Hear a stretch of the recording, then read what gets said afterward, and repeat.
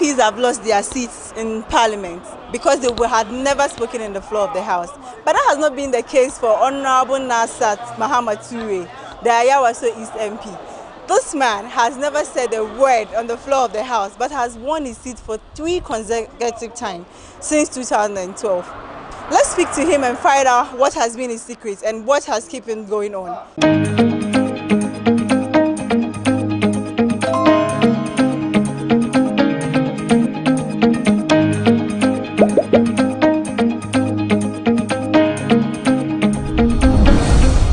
Some of you who comes to Parliament always, you know how the parliamentary procedure is. You can't just wake up and start talking. You talk when the matter arise, when there are some reasons to talk. Yes, then you wake up and talk. Or most of our talking also is at the committee level. Yes, for as a member of Parliament since 2012, and we started working 2013 as an MP. For me, today, all I believe is to make sure I work in my community. Today, people are saying, but the MP doesn't talk, but these people, they like him. They like him because of what? Because they like me because I do the right thing. Because I'm a servant who came to work for them, to make sure I change the life of my people. Today, if you enter my constituency, it's not about just talking. Some people, you come to Parliament, you see them, they make noise. But when you enter their constituency, you won't see much projects. You can't notice some changes. But today, when you come to my constituency, you can identify the number of projects that I have done in my constituency today. I'm sure that is the reason why my people continue to vote for me. My people thinks I'm the best person to lead them. So I'm sure that is the reason why. We know that for you to be retained, it means you are doing something right, and it means that the people like you. What are some of the things you do in your constituency? I heard you attend a lot of their gatherings, whether RA, funerals, you show up all the time, you support them. But I just want to know, what are you identified for? If you enter Nima today, if you start from, I don't know if you know Frankies, all the way from Frankies down, Nuria down, especially the Nima market. There you can see the paving blocks that before I became MP, or the whole area is muddy. When it rains, to become muddy. It takes 2 weeks. You can't even walk to that area. I remember the one pastor at the Roman church said, Saint Kizito said, today, because of the good work that I did there, before when it rained and their members are coming to church, from the station, before they got to the church, they have to put water there. People have to wash their legs, people have to wash their shoes before they enter church. But today, the whole area is paved, it's clean. So from the Nima market, going to the Ashama station, when you enter there, you see the difference. You come to the hot coffee, even before I was born, especially when it rains, you can't walk there. You can't pass there. Even cars cannot enter and connect to Kanda Highway. So I did the project from Hot Coffee all the way to Kanda Highway. And there was a mosque that closed the road from Kanda Highway. I was able to negotiate with the owner of the mosque, and I demolished the mosque and then opened up the road and then put up a new mosque there for them.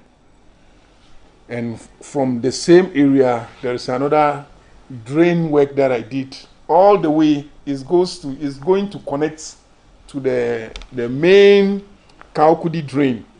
So the project is there. So when you go to downside, I don't know if you know Nima, downside there is a bridge. It's called Naza Bridge. They named the bridge after me. So when you go there, you see the bridge there. When I came, I said, so if we can put up a bridge here, so it will be easier for us to connect to Newtown Timber Market. So I started like joke. Today it becomes the major road, major bridge that will link you from my constituency to Newtown Timber Market. So, and then I said, oh, so why not we brought the idea of Operation Cement all your lungus, all the lungus.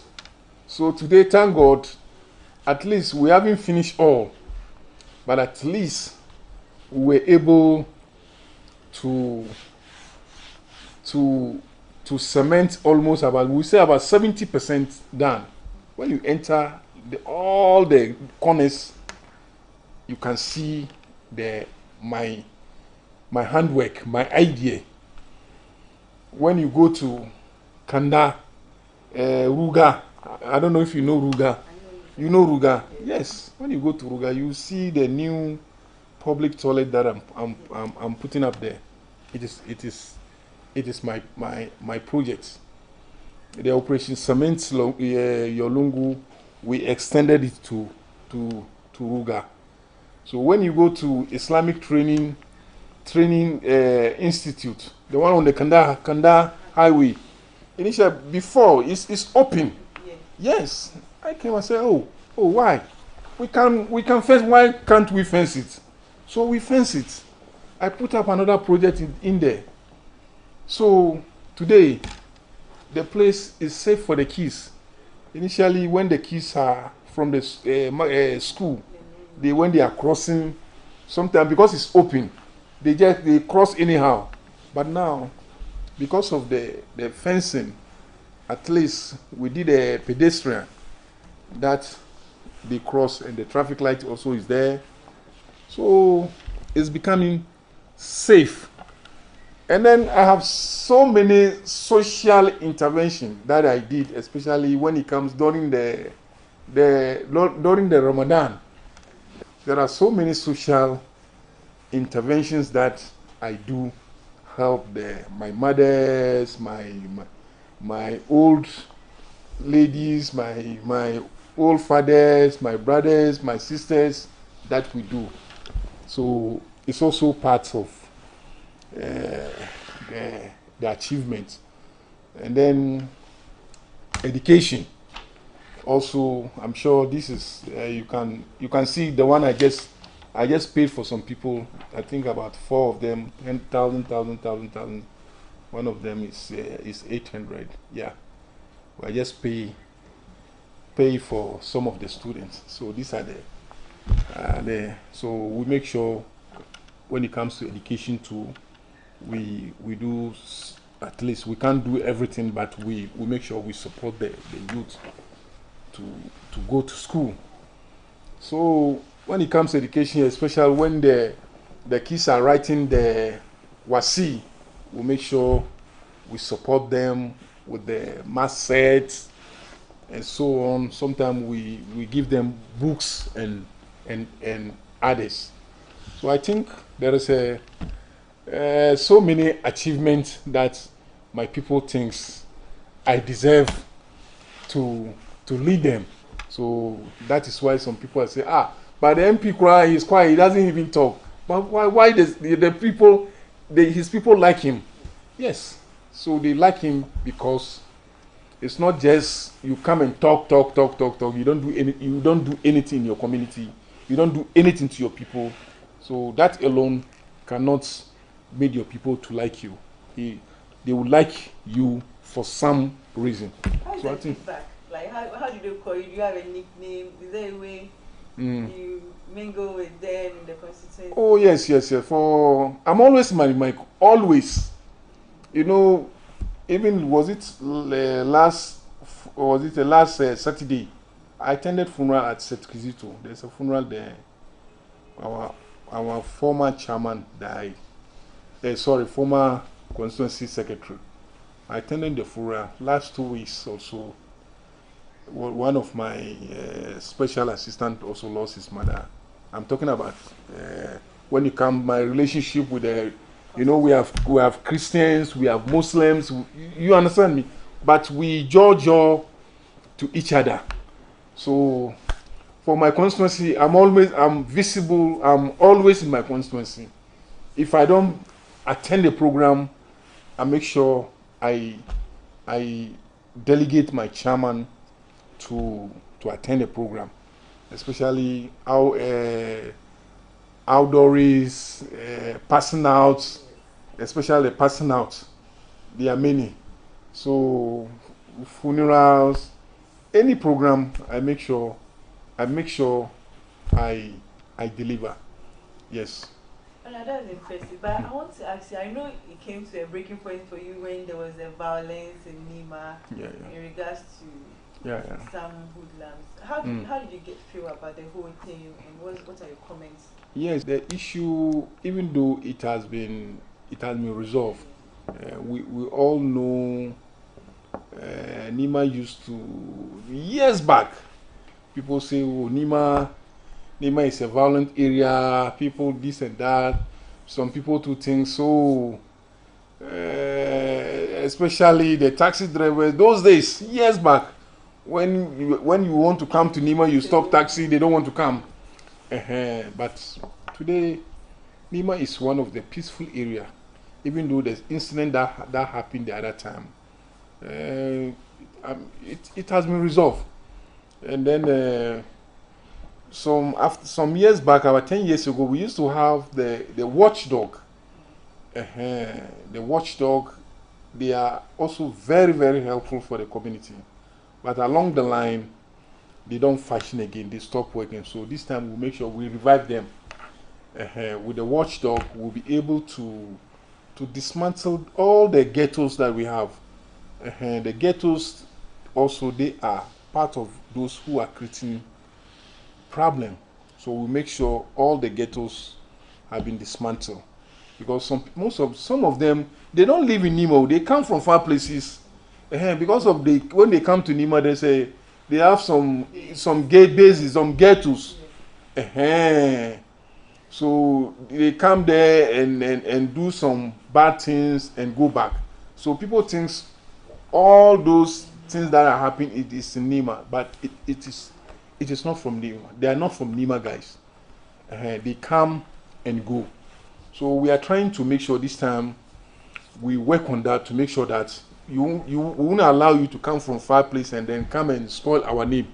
So we are making sure that we stop all those things. We make sure that all the ghettos have been no more, doesn't exist anymore, so that you won't come there and get any bad things to smoke or whatever. So we are working on that. Everything in Nima has improved, from roads to education to... How did it happen? How did it work? I know you coach for being in Parliament for close to almost 12 years. You've been in Parliament for the next 12 years. How did you resolve? Did you engage people, chief imams, stakeholders, and how do you? I do hold meetings with the chiefs, because our chiefs also, they are playing a very, very wonderful role, our chiefs. Because most of the intervention that we do in Nima, like forums, we do involve chiefs. They come and they also talk to the mothers, the parents. We do talk to them through the forum or any gathering. We make sure we give the chiefs the advantage, some little chance to talk to the parents. I think it has also played a very good role. That's why we are seeing some level of changes in Nima, not like before. Now most of the youth today, I think, they want to go to school.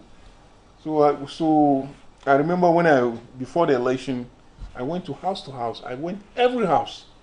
So every house we go, I tell them, I educate them. If you have a daughter or you have a son who wants to go to school and you can't afford it, come to my office. Yes, I will support you to make sure we pay the fees for you.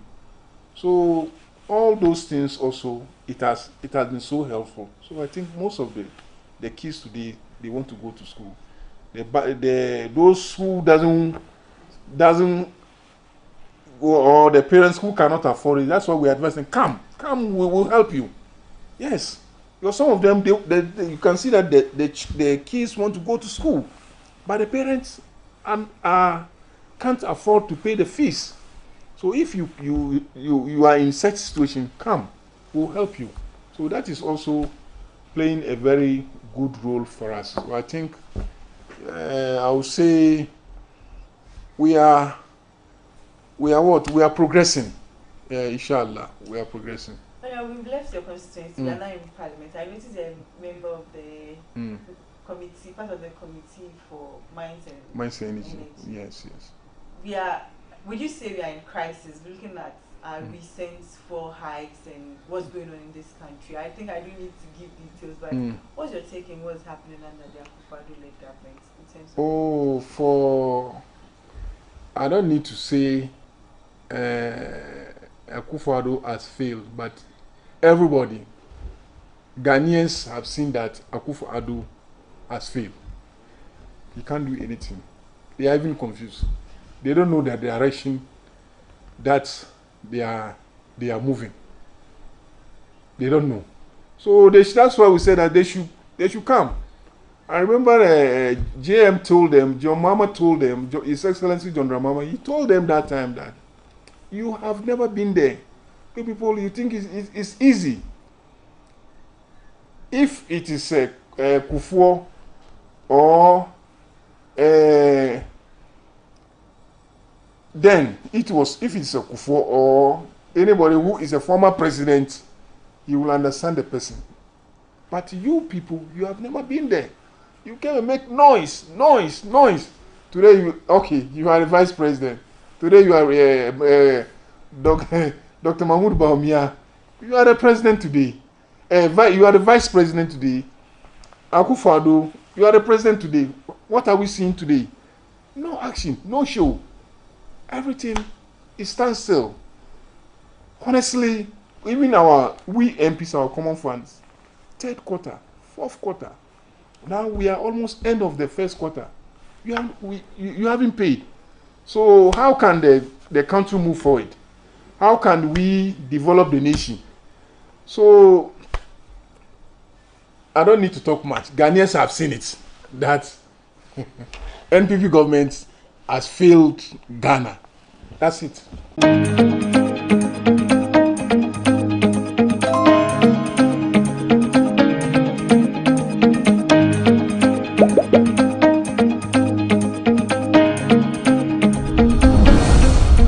We are currently at the Ayawaso East constituency. We want to speak to the constituent what they make of their MP silence in the chamber. Is it working on the ground, or they are worried about his silence? Join us as we speak to some of them. Ayawaso East today. because of your MP. He's been in Parliament since 2012. He hasn't spoken in the floor before. But you keep voting for him. He's been there in 2012, 2016, and in 2020. We want to find out what's the secret. Why do you keep voting for him even though he's not actively speaking in Parliament? You know, Honorable Nasser Muhammad Toure is somebody, he believes in action. And since he came 2012, 2013, Makaranta, if you go to Nima market, he came there and he put pavement blocks.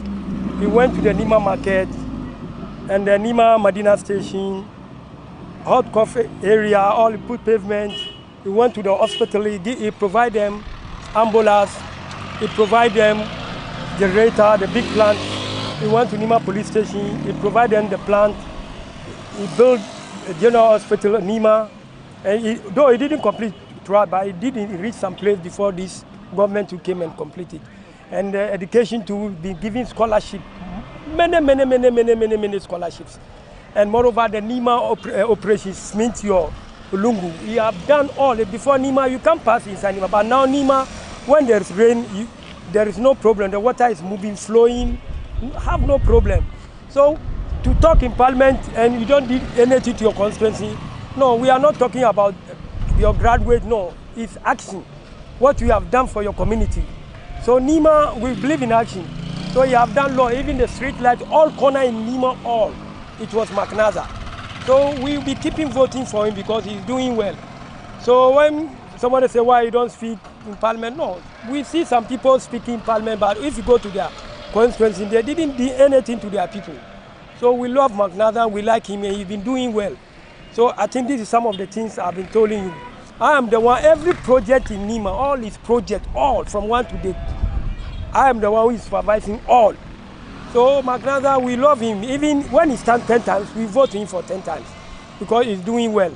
We don't want somebody graduate to know. Just do what we will like. If you do, then we'll be voting for you. It's not about talking in the Parliament. When in your area you are doing well, that's all. So if people are saying he's not doing well at Parliament, it doesn't mean he's not doing in his electoral area. He's doing well in our electoral area. He introduced Lungu and some many things to the assemblymen, and we use that opportunity when taking his step. So if somebody said Makaranta is not speaking at the Parliament, it's not about speaking at the Parliament with the issue. Working in your community, that's the issue. What are some of the projects he has done apart from the operation? Or even when you go to our streets, he has done well to us. And normally when there's rainfall, we can't work. So Makaranta came, so we saw the big difference. If he contests again, do you think he will retain him? And when can he lose his vote? Nothing will let him lose. Nothing. Forward advice, backward Nima. I'm the assemblyman of Nima West electoral area. My name is Awule Tolo. Nothing will let him lose. Because we have voted for many people, nothing we see. But for Makaranta, at least we can show 1 or 2 things on behalf of Makaranta. He's not here for me, but I can show the project for him. But the many MPs who pass, who can show their project. So if they say he's not talking, we don't need his talking at the Parliament. We need the effort in the electoral area. Honorable Nasser, me, I don't call him Nasser, I call him MTN. Everywhere you go, because his name is Mohammed Toure Nasser. So I short it MTN because of the phenomenal job that he has been doing for us, the development that he brought in our community since he became the MP. First of all, Honorable Nasser is a listening leader. Listening leader to the extent when you see something at the grassroots level and you draw his attention, he will tell you, go check what do we need to get solution for it, and then you will do it. You understand? So let's make a little analysis. When you have MP that talks and speaks louder in Parliament, and then it doesn't bring any development in his community, and the one that brings development in the community without talking in Parliament, you yourself, which one will you choose? You go for the one who always have development in the community. One thing people don't know or have to know is everything in Parliament is about whips and committee. If Honorable Nasser happened to be the Vice Chairman of Mines and Energy in Parliament, then we should thank God that we and then be proud of our MP being the Vice Chairman. He has a recognition. But the fact that you don't talk in Parliament, talking in Parliament, we have sector of people who does it. We have the chief, we have the majority leader.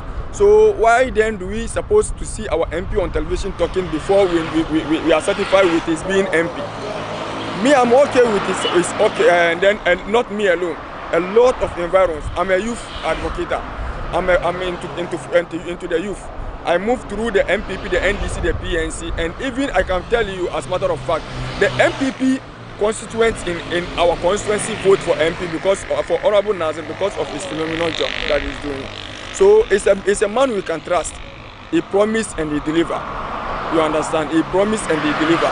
So Honorable Nazir, I think, unless he decide not to go, he is our best choice as MP because ever since he became the MP, we've seen a lot of development compared to the previous MPs that we had in this constituency. If he doesn't speak in Parliament, it doesn't mean that he doesn't do the good work at his area. He has been doing the good work at his area. That's why he has been winning always. So what are some of the things he has done for you people in the especially when you come to Nima, first of all, when you pass the corners, you can see, first it was very dirty. They put baller at any place. But now, if rain falls, you can pass anywhere at any time. You are not afraid of anything. Yes. So with this, if he stands again, is this someone you he has a chance to win. He has a chance to win because of the good work he has been doing. That's why I say he has the chance to win. So if you vote for him again? Exactly. Exactly. I mean, at his back. But when he doesn't do the right thing, I'll say he knows me already. Kasa de enipa ye adwuma na on kasa eno de nkyere se wonye adwuma.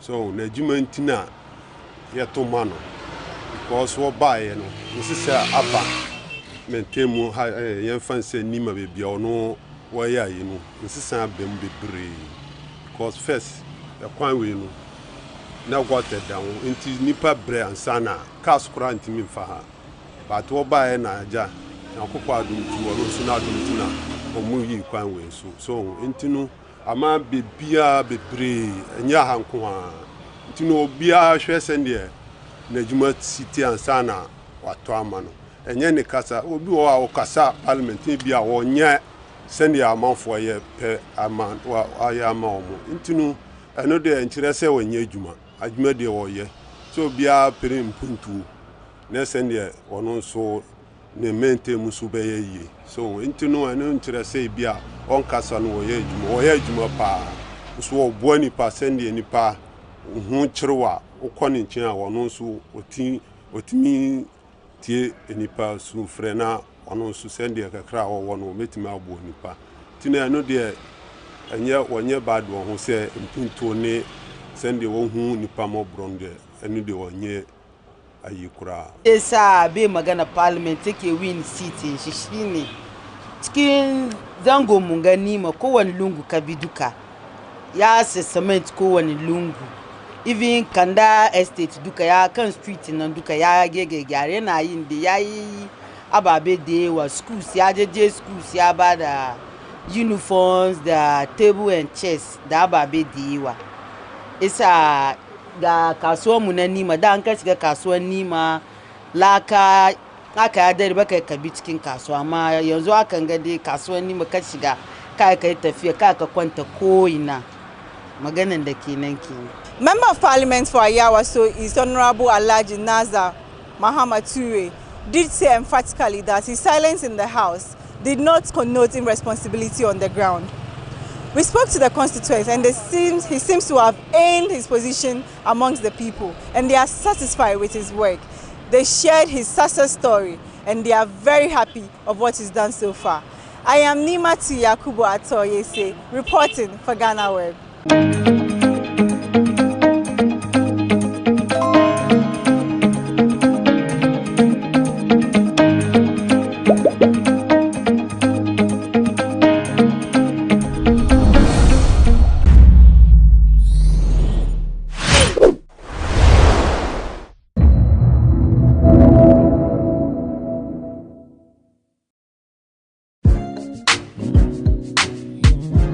You're doing great things around the world. You're doing great things.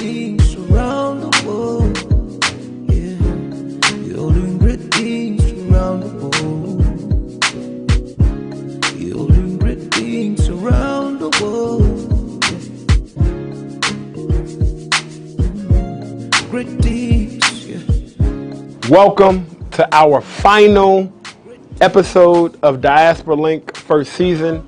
My name is Diallo Sumbri. I am your host. I'm super excited about the episode today.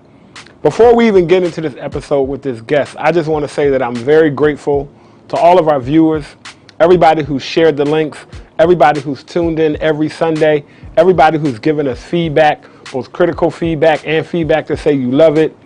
We do this because we want to share successful stories. We want to share challenges. And we are serious about linking up the diaspora. We are totally in love with our team and our partner here at GhanaWeb. Again, this is our final episode. So we believe in celebrating the small victories, right? We've been able to do 20 episodes with all amazing guests. We want to thank all of our guests who've appeared here on Diaspora Link. And today, on our final episode, I have a very, very, very, very special episode, and I have a very, very, very special guest. I'm not even going to tell you her name yet, but we're going to get into this episode, and we're going to take her through the same thing we took all of our other guests to. So, again, thank you so much. My heart is full. Thank you for the support.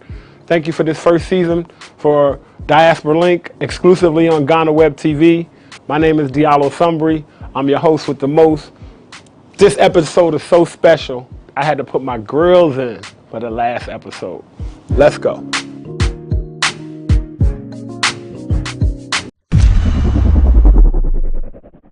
Welcome back to Diaspora Link. Y'all know I'm super excited. This is our last episode of our first season, and I'm going to say that I saved the best for last, right? So I've had to pull her from behind the camera and put her in front of the camera. So we're going to find out more about somebody who's been behind the camera and who's helped us design this show and has been working on all 20 episodes. I'm not even going to tell you who she is yet. I'm just going to get into her choices and her top 5. Welcome, madam. Hi. How are you? I'm good. Are you nervous? I'm nervous. Are you nervous? I'm Good. nervous, Good. I want you to be nervous because, because now you're on this side of the camera. Mm-hmm. Okay. I don't have to explain the game to you. You know what choices are. Yes. Okay. So, choices. I'm going to give you your choices. You come back to me. Okay. Long hair versus short hair. Short hair, because it's hot outside. So even if you're someplace when it's cold, short hair. I still prefer short hair. I really love hats. And hats look so good on like short hair because they always get the right shape, especially like the the Russian kind of hats with the long ears. Okay. Next question. London versus Dubai. Oh wow, that's interesting. Why did I have to think about this? I think Dubai. Dubai over London. I think Why? Dubai over London because I know London and the United Kingdom so well inside out. I'm no longer excited by it, whereas I've only been a resident of Dubai for about a year, so I'm still quite excited. There's still so many things to find in the whole of the Emirates, so I'm still just figuring out Dubai. So I think that's why. That's why. Okay.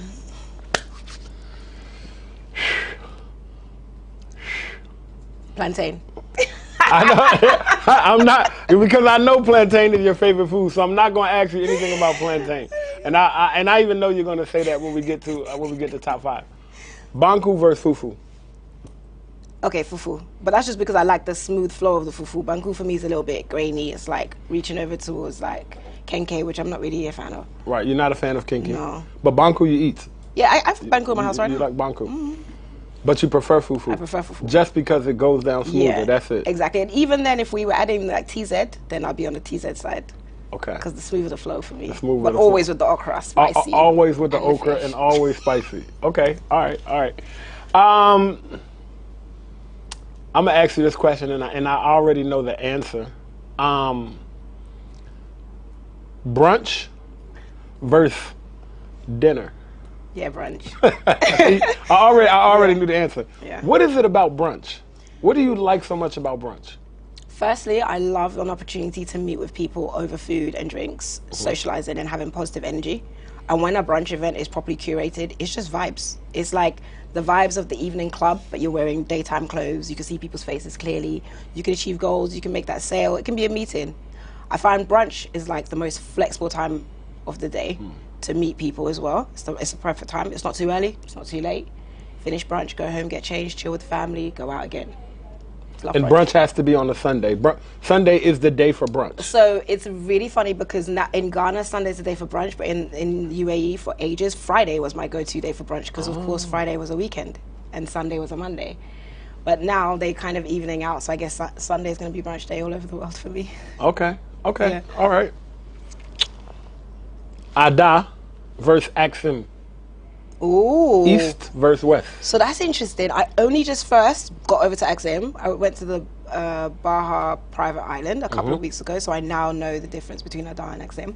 I will say XM because with Ada, of what I understand of it, it's beautiful, it's lovely. Of course, you know, it's my favorite place to be. But actually, XM, like when we were going to the private island, there was this point where the boat was going over a portion of the ocean that was lowered. So people were walking, but then when we came back in the evening, it was like a full-blown like waterbed, and the whole thing about it just fascinated me. Also, the way that the fishermen have their fishing things like positioned, like you know, you can't get those stories in Ada, right? Our boat guy, he drives us around, but there's not much to tell. Right. With an Axim, you know, the guy was like, yeah, and then this happens, and you know, this part of the water will be raised later, madam, please look here, and when we came back, he gave me such amazing stories that I'm now fascinated to go around Axim a lot more. Wow. In fact, go around the whole of the East a lot more. I need to do that. You I do? need to check that out. Yeah, take you. You're not good. Really? You want to take me? And he's a good DJ. Witness. I have a lot of witnesses here. Okay, last one for your choices. This is an easy one for you too, but I'll tell you why I'm saying this. Entrepreneurship versus being employee. Ah, that's not an easy one. I think you thought I was going to say entrepreneurship. Yes. But that's because you forget that I equally care about my career as a dean. No, I know. So I know. I will always do both. I actually am a hybrid. I always do both. You got to choose one. If you could only choose one. Okay, if I could only choose one, I'll choose entrepreneurship because I can always be well-fed and extremely wealthy. Okay. Well-fed and extremely wealthy. With entrepreneurship. With entrepreneurship. With academia, not so much, you know. Right. Well, I mean, academia is not the only salaried, employed position, but for you it is. But for me, it's where my passion goes when it comes to my career. Yeah. I want to thank our guests for playing choices, and now we're going to move to something called Top 5, and then we're going to dive into the interview. This is a special show. This is our 20th show. This is the final episode of Season 1 of Diaspora Link, so you can expect something a little bit different. Top 5. Yes. Favorite food. Plantain. Plantain. So plantain. we're not talking about appetizers. Favorite food in the whole world. Plantain. Do you realize plantain? I think I know 15 different ways to eat plantain. Okay. And this is across breakfast, lunch, dinner, brunch, snacks. Plantain. You know what? I'm going to share something with the world who's watching about plantain. No. Because I can have plantain with nuts. No, so it helps. Listen, I wasn't even going to talk about how much you love nuts. Yeah. Right? I was going to talk about something else, about plantain. Yeah. And you know this because I shared this with you. Kelewele is a beautiful thing. And I want to thank you all for leaving the domain for me. Oh, yes. Is you own kelewele.com, right? Kelewele.com. I'm one of those guys. I'm crazy. We wake up in the middle of the night and buy domains. We do crazy stuff. I think we should do something with that one, though. No, we are. Okay. We are. We definitely are going to do something. Yeah. And and what you just said in terms of 15 ways to make plantains, I'll share more with you. Okay, favorite food is that. Favorite artist, if you only can choose one artist in the whole world across musical genres, what artist is that? Ooh. You know, lately, I'm just going to stick with what I've been listening to a lot lately and who I'm just fascinated by. Give me one artist. Buju. Buju. Oh. Yeah, he's really stolen it for me. Driver. Don't stop at all. So, yeah. Wow. Oh, no, not Banton. No, Buju who? Nigerian Buju. Oh, I'm sorry. Yeah, Phoenix, and literally every other song that we sing now. Got you. Oh, I thought this. I know, it would have been, no. That's Look, because, you know, I I was love all the bashment, wrong. the She reggae. let me go. No, because, you know, I love and that. I know you love reggae, so I thought. Nah, but he's stolen really? it. Yeah. Of all artists, I'm you in get shock. one. You get to choose one right now in the whole world, and you currently. Wow, I'm currently in shock about it. I do wake up in the morning and I do have a playlist that is mainly Buju at the moment. Wow. Okay, I'm gonna get into it. Yeah. Favorite book or a book that's had a serious impact on your life? The Art of Seduction. The Art of Seduction. Tell me Robert why. Greene. Well, 48 Laws of Power was my first Robert Greene book, and that stole my heart for Robert, right? And luckily, I was able to meet him. And then when I met him one day, he told me that I'm one of the characters in The Art of Seduction. It's called a siren. And I didn't really get it, but he explained it to me live, and then I went back and I read the book, and I got it, because The Art of Seduction is mainly a business book, but people usually read it for more manipulative processes outside of business. But in actual fact, yeah, I just fell in love with that book, because suddenly I could see my clients, my business partners, you know, in this book, and I just suddenly, it like opened everything to me. I was like, oh, that's what I have to do next. Right. So, Art of Seduction. Art of Okay. Seduction. Next, favorite sport. I'm not really into sports, but when I If was, you have I to was an choose athlete, one. so track and field was my thing. You were in track and field? Did I know that? Last run a relay, 100-meter sprints, 1800-meter run, high jump, shot put, and This was high school, university? yeah, high school till about 20. Really? I didn't know that. I learned something new. Track and field. Because my grandfather was like, he ran for Scotland in the Olympics or something. Okay. So when I was young, he just kept going, oh, you know, you should do athletics, you should do athletics. So yeah, I just did athletics. Wow, I would have never guessed track and field. Dope. Last one is favorite place to vacation. This, you know, as you know, can be a place that you've already been or a place that you want to go. But this is a vacation. Okay, and so I always this have to excludes say Ghana. It doesn't exclude Ghana. Okay. But I just have to say this for people like us because We don't know how to leave. well, we don't know how to vacation I know. sometimes. Right? So this is your favorite place to vacation. Okay, so the best vacation I've ever had was in Egypt. Egypt. Because at first I thought I was going there for the whole find my people, you know, pyramids and stuff. But then we got this amazing driver. He took us to this place. There was 7 pigeon. I was like, who eats pigeon? Okay, but it was interesting. Took us on a long drive to Alexandria. Stopped us off in like a bee farm. We got fresh honey. Got to Alexandria. wow. Like it was so much. And like it was an a true overload. vacation. It was literally a vacation. I had no laptops, no phone, just me and 2 of my friends, and the best driver. And Egypt became it for me because now even my driver in the UAE is Egyptian. Just Egyptian drivers are just the best. They just seem so enthused. And so he made Egypt like the best holiday ever. The best place. Yeah, he took me to meet his fam. Took us to meet his family, his friends. He was like, he was doing the Everything. most. Wow. Yeah, it was really nice. That's our top 5. As you know, one of the reasons why we do top 5 is we want to get to know each other better. Like I've known this young lady here for a little while, but I've just learned something new about her that I had absolutely no idea existed. Track and field, like really, like word. Okay, now let's actually get into the interview. Great things, yeah, around the world. And we are back. Now let's dive into this interview. I told you I wouldn't tell you this young lady's name, but now I will. Today I'm interviewing Miss Tanisha Tego. Tanisha is someone who's become a really good friend and a business partner. She's actually the co-executive producer of Diaspora Link with me. And you won't normally get a chance to have the host interview the producer, but we different. We different. So today I actually wanted you all to meet her and interview her the way that I've interviewed everybody else, because I'm also inspired by her story, and I wanted her to share her story with you all because I think you'll also be inspired. Tanisha. Thank you, the homie. Tele. What's up? I'm good. All right. So we've done top 5. We have. We've done choices. Now, tell me about Tanisha Tego. Tanisha Tego is of Ghanaian descent and heritage. You're a Ghanaian woman. Yep. Right? From the first day I've met you, you've been threatening me about the powers of a God woman, Yes. right? And that I need to act right and be right. So tell me a little bit about your history. Where were you born? Where were you born? Your family, and a little bit about how you were raised. And came Okay. So I was born in Ghana to my parents and my family, and then they traveled extensively. So we lived in Zaria, Nigeria, for a while. We went out to Europe, spent time with my grandmother. Then by about age 5, 6, we ended up in Maryland, living on a military base out in Severn. And that was who was in the military? my aunt, my mom's sister. So my mom has this passion about helping everyone.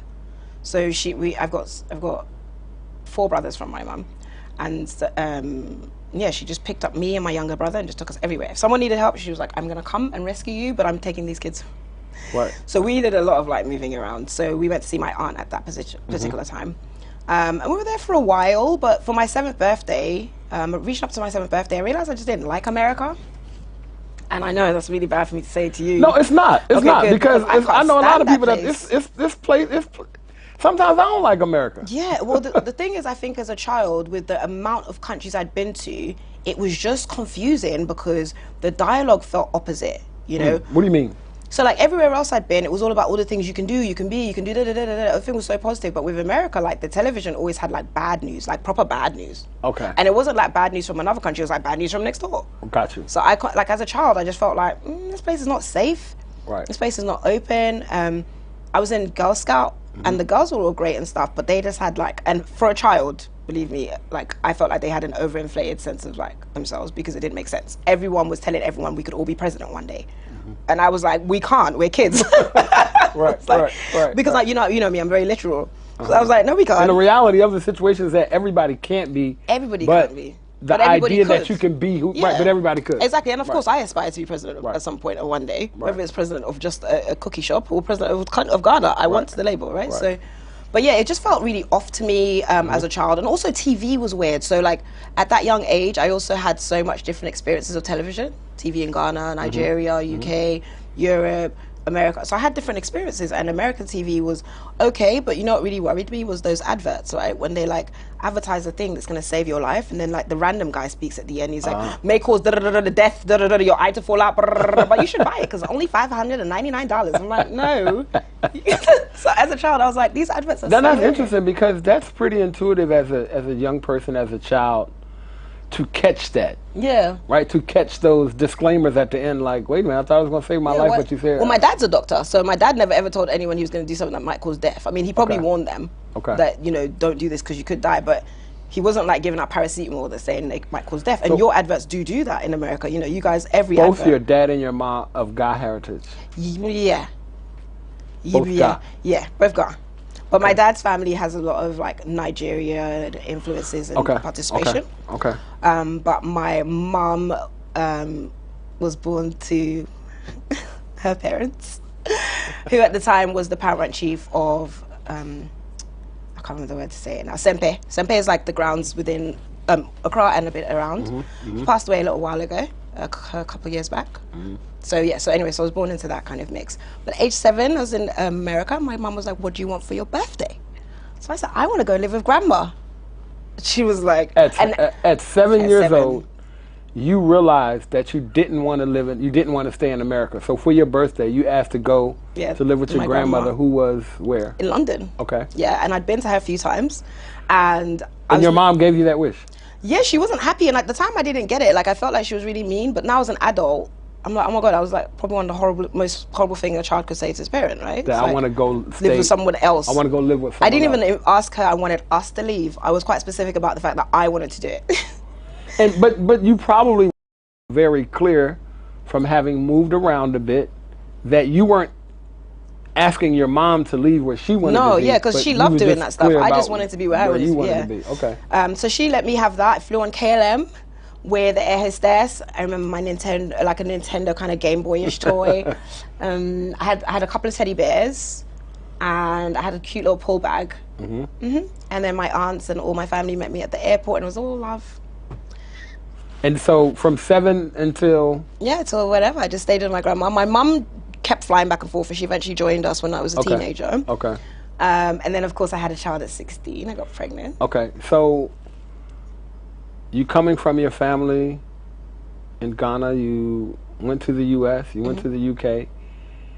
When young women get pregnant at a young age, most of society says it's over for you. Yeah. Not only do they say it's over for you, there's a large judgment. Exactly. Right? Whatever happened is your fault because you have to carry the baby. So you went out and got pregnant. Yeah, I got pregnant, yeah. You went out and got pregnant. Yeah. The guy didn't do nothing. No. Yeah, I was just me. Like, Mary, Immaculate Conception. Right, you didn't get married. Yeah. So what was your family's reaction? What was their response to you getting pregnant? And was it something were you ashamed? Did you just, or were you just like, it is what it is, let me tell them? So first of all, there was, for me personally, I mean, I didn't know I was pregnant for the first 23 weeks. So I had 23 weeks. So like nearly 5 months pregnant. Really? Yeah, I had everything as normal. So I didn't actually know I was pregnant. We only found out I was pregnant because I was very sick at school, and then the teachers took me to the hospital. They did a whole bunch of tests, and eventually one genius said, how about a pregnancy test? And then it turned out I was pregnant. Wow. And I was 23 weeks. And I had to, of course, decide, they were told me that abortions couldn't happen after 25 weeks because it's illegal. So I was like, okay. So I just took a week to think about it. I've always been very strategic. I've always known that I need to figure out what I want to do first before I start announcing myself. Right. Mainly because I've got so many brothers who are quite overpowering, overbearing. But also just because it's just always important to me that I'm good before I walk into something. Right. So I was like, I wanted to make sure. I did a lot of stuff like to research and figure things out or whatever, spoke to my teachers, went to the school counselor. And after a week, I was like, yeah, I'm going to have the baby. So I just waited another week. I told my mum after the deadline, after like the 25 weeks had passed, because what's the difference, a week is a week, isn't it? Right. So that's when your mom found out? Yeah, so I told her from school, I called her from the school phone to tell her I had something to tell her, because the journey from my house to school was like an hour 15, hour 20. So by the time she'd get to me, she'd already been too late. When did you tell your grandmother? Oh, so no, I mean, come on. I told my mom on the phone, the whole world knew. So you didn't tell your grandmother, you didn't have like a grandmother or aunt or somebody who you could confide in? No. I mean, my grandma would have been who I confided in. But the thing is, we're Ghanaian. And so the gossip tree is fast and strong. So it's like a flame. So I called from school, and by the time my mum had arrived, I'm sure everybody knew. In the deepest, darkest villages of any country, they all knew. They all knew. She was livid. But of course, we were at school, all these white people around. What are you going to do, Mom? You got to be calm. You got to be easy, Mommy. And like, of course, the school counselor was like, come, let's step into the room. Let's have a conversation about this. Make sure everything's okay and stuff. Did she feel like you just ruined your future kind of thing? No. So that's one of the good things. So the whole thing about telling her in that whole event was very, like, I orchestrated it to just to make sure that the question of abortion couldn't come up, right? As in an option. But after I told everyone, yeah, everyone had different responses, but in the most part, because of the nature of just the people in my family, how they are, how they've built themselves up, how they understand the world, everyone was actually the opposite. So at one point, my grandma said to me, so what are you going to be when you grow up now? And I was just like, a good mom. She was like, a what? She said, what are you going to be when you grow up? I was like, a big, good adult.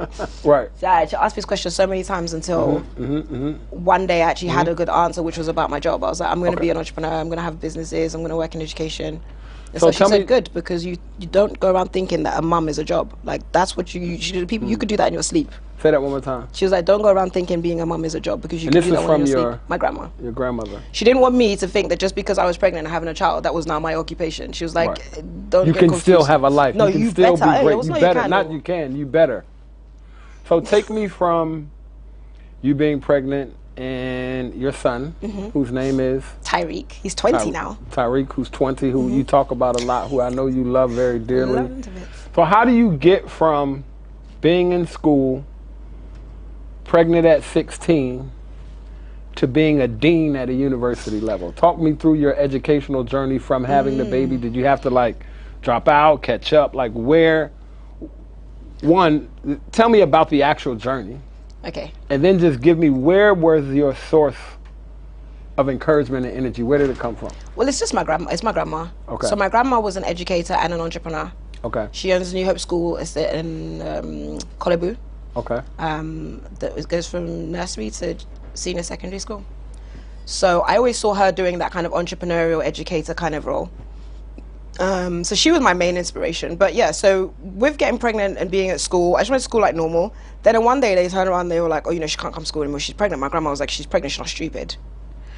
And then these teachers were naive, they didn't understand my grandmother, so they continued to persist. So I don't know how she did it, but she managed to get the government to fund the teachers that teach me to leave school and come to the house to teach me at the house. So everyone at school lost maths teacher in maths class and stuff, like one lesson a week. And then she got me this amazing tutor, this blind guy, and he was teaching me English lit. And I'm dyslexic, right? So it's just my relationship with words is just awkward and different. And this blind man knew every single word in every single book and was telling me when I was reading it wrong. And in the beginning, we had a very difficult relationship because I would get very annoyed with him because in my eyes were telling me that's what I was seeing. And I know he can't see it. And he was telling me that's what I was seeing. A blind tutor for a dyslexic person is an interesting combination. So between him and her, my grandma and this guy, I can't remember his name right now, Anthony, but I can't remember his name. Like between the two of them, I was like, no, I can never complain about being a mum, being disabled, being this, being that. I can complain about nothing. Like, it's not even going to run. Right.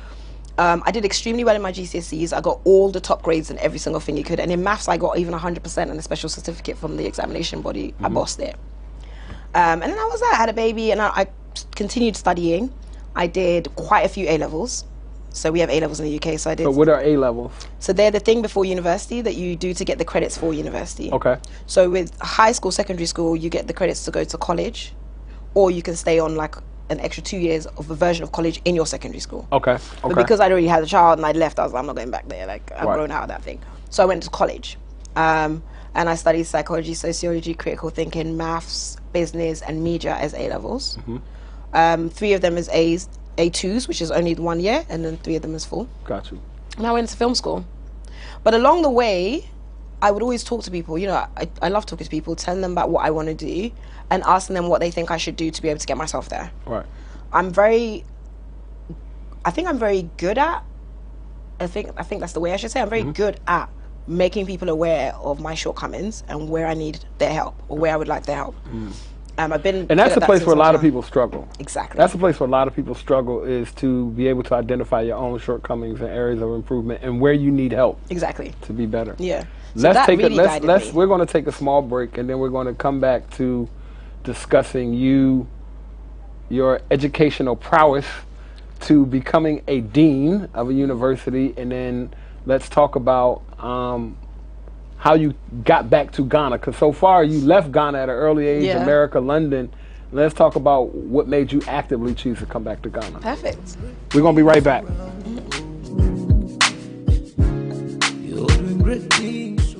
Peace, global African family. My name is Diallo Sumbri. I'm a co-architect of Ghana's Year of Return 2019, and I'm the president and CEO of the Adinkra Group. For the past 5 years, we've been bringing loads and loads of people to Ghana. Many of them, their first time on the African continent, their first time putting their toes in the African sand, in the African soil. And so many people have had their life changed. Our Birthright journeys are curated cultural immersion journeys centered around reclaiming cultural identity, exploring your ancestral heritage, and celebrating African resilience. It gives me great pleasure to introduce our Birthright Journey Partner Program. It's really simple, and you really don't have to do much other than email us at info@theadinkragroup.com. Now, what makes a great Birthright Journey partner for our program? Are you a leader? Are you an influencer? Are you that person that your family calls on to organize, or do you automatically know that that's your job? Are you somebody of status in your community? Are you a community leader?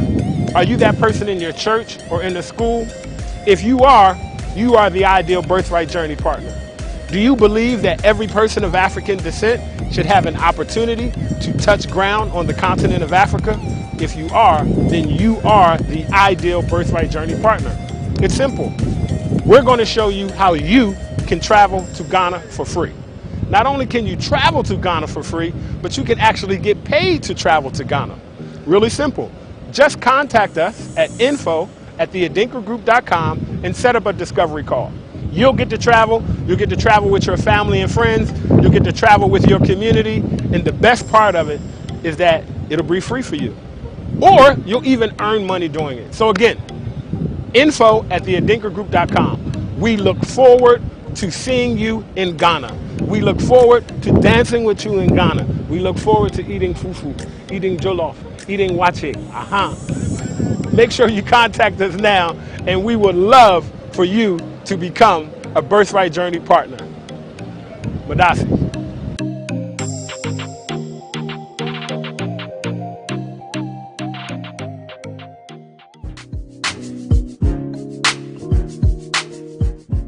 Welcome back. We are here with Tanisha Tego. Let's get back into the interview. So, you're obviously one of those people who are naturally talented educationally, right? Not to take away anything from anybody else, any of your teachers, your parents, your DNA, but there was a natural talent in you that allowed you to be able to have a lot of success, absorb information, absorb knowledge, regurgitate it. So eventually you went to school, you got your degree, and then you went to graduate school. Actually, no. What? Okay. So first I was a film and television producer. I went to film school. You went to film school. I worked on quite a lot of film and TV projects. I was the BET UK producer. So BET UK producer, okay. So like a lot of the It's My Thing, you know, BET has those It's My Thing Wait segments. a minute, did you include all of this on your resume when I was interviewing you for producer for this? No. So I must have been so in tune and smart that I just knew. Is that what it was? Yeah, you must have. Okay. Because I remember when you asked me, I was like, and I said to you, Diallo, I'm not sure about this, but then I was like, okay, whatever. He doesn't know, BET UK. Yeah, BET UK, but also like cinematic films. I've made documentaries like The Story of Lovers Rock. I've worked on massive blockbusters in the UK like Adulthood. There's loads of stuff. Even music videos. For example, everyone loves the Azonto video, right? Right. But few people realize it's my video. It's on my channel. When you watch Azonto video, there's a cartoon of me. I produced that. Really? Yeah. I need to go back and check that. You need to go back and check that. So that that Azonto YouTube video is on a your channel called Tanisha Tego with the 40-something million views, 30-something million views. Wow. Yeah, because there was a point in time where I was moving away from television into the internet space. Okay. YouTube had come up, and I hadn't yet, and they didn't have content ID, they didn't have like monetization processes, so it was like super early to the game, and I hadn't figured out exactly what I wanted to do yet. But the partner I was with at the time, he loved dancing, and he had this like mask, these masks in the back of the car all the time. So we already came up with the concept of Afro mask, like, I'd pick songs and they'd dance to it and they'd upload it on YouTube, see how it went. And it went viral every time, like hundreds of thousands of views every time. Right. And we'd actually planned that particular video to be for Sarkodie, the one that became Azonto. And Sark ended up doing another video somewhere else. And a friend of mine, Ricky Davis, told me about this guy she knew called Michael. Michael, of course, became Fuse. And we'd never met or anything, but he was really eager to have that done with the song, because I think at the time it had been shelved. He'd made it a while back, but nothing had really happened. Right. And we had a whole choreographed dance routine. We had a whole plan. Right. So we were like, yeah, cool. And then he jumped on, went along to the shoot with the guys. He also filmed some bits on his camera as well, sent me some shots, and put together the video. Wow. And that was Azonto. Went viral overnight. The boy lost his mind. He thought I deleted the video for it. But back in the day when YouTube videos went viral, there were a few signifiers, right? Right. One, the video looked like it was gone. To you, if you're like a regular viewer, it looked like it was gone. Or two, it was stuck on like 301 views. I think 301 views is the most popular version where you know you're viral now. And it was like this for a couple of days. So he didn't know what was going on. He thought I was like stalling his video. But really the video was blowing. And then one day, few days later, we look on, finally it just said 1.5 million views or something like that, and I was like, I told you that was the problem, because I'd seen things go viral so much. Right. But it's interesting because even from the US, Azonto was probably, and I'm gonna be bold enough to say this without having as much Afrobeat or Afrobeats history, but Azonto was probably the breakout Afrobeat song that really started and pushed this wave of Afrobeats that's happening now. Yeah. Because of the dance. Well, it was not just Azonto. So the thing is, it was actually Sarkodie, You Go Kill Me. And Sark was doing a lot of media work, traveling. Because we even he came to the UK, we put him on Tim Westwood, a lot of stuff, put him on Radio 1. So You Go Kill Me was the song that was supposed to be the Azonto video song. Okay. But then at the same time, we had this great other song, Azonto, and he already had the video. So it was kind of like both of them, I think. But because You Go Kill Me was also big. You know, from the American side, it was the dance. It was yes. It was the Azonto dance that, in that video of the dance that took people, when people started to say, oh, Afro beats. Well, what's the difference between Afro beats and Afrobeat? That's when people kind of started to see, oh, well, Afrobeat is political, Afrobeats is this. And it's funny you should mention that. My company was called Afrobeats Limited at the time when I produced that. Exactly. Okay, so you music videos, documentaries, films, you did that. So how did you go from there to academia? Yeah, so my grandma just kept saying, and when will you go to school? I was like, but grandma, you watch my shows, you watch my films, like you see me in places. Grandparents and older people in your families, they don't care about nothing unless you go to school. Like school. As I went to film school, I have certificates. No. When we were you were playing games. Yeah. You didn't go to school. So you didn't. So in London, we were in London at the time, and I was in a place called Greenford. I can't remember why I was there, but I remember I was in a place called Greenford. And there was this university there called GSM London. And I was walking past and I was like, oh, yeah. So I walked in. Oh, yeah, I remember because my friend had lived next door.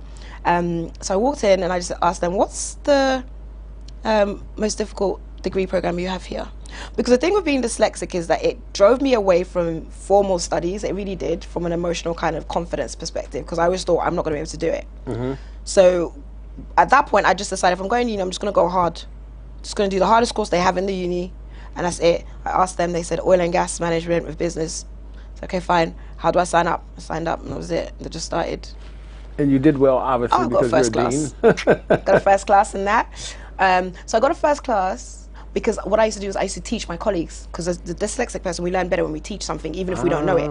Okay, okay. So I would learn, have a class, and then a few of my colleagues would always promise to come and do a study time with me after. We all got firsts together, so that was lovely, like our little study group. But yeah, I did that. Then the university hired me because one of the teachers, Maurice, had seen me Prior teaching. to you graduating? Yeah, like literally like a month before the final dissertation deadline, they were already like, yeah, Tanisha, we want you to come and work with us when you finish, which was lovely. And yeah, so I became something called a teaching fellow. Now, the whole way through, I'd always been teaching, by the way, just so you know, like I'd always had little teaching jobs, with the local government, local council, whatever. But this was my first time teaching in higher education in universities, which is very hard to get into.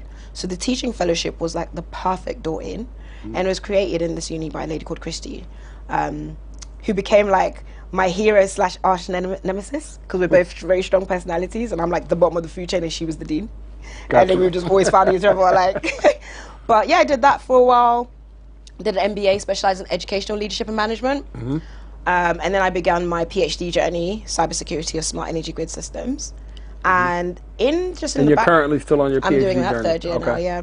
So in the whole kind of academic journey that I was continuing, of course, every new thing I studied, every new time I got better, I just got promoted. So I just got in this thing where I was always promoted in January and August, to the point where my teaching fellow colleagues... Middle of the year, top of the year. Exactly. And it was just coming at me.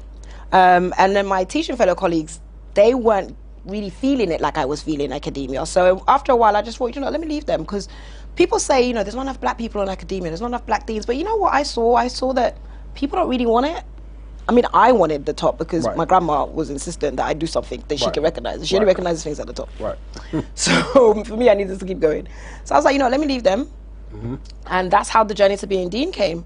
Like, I have a rule. I do a job for like 3 to 6 months, and if the 6-month line comes and I'm not like super in love, I just start going for the next job if I haven't already been offered promotion. So there's only so many levels to go through before you get to dean. So literally, it's like teaching fellow, lecturer, module leader, head of the program leader, head of department. Then there'll be some managerial word or something like that, and then this is associate dean, and I'm associate dean. So I haven't heard you mention or say that you ran into any roadblocks because you're a woman. I haven't heard you mention racism, white supremacy. There are a lot of things that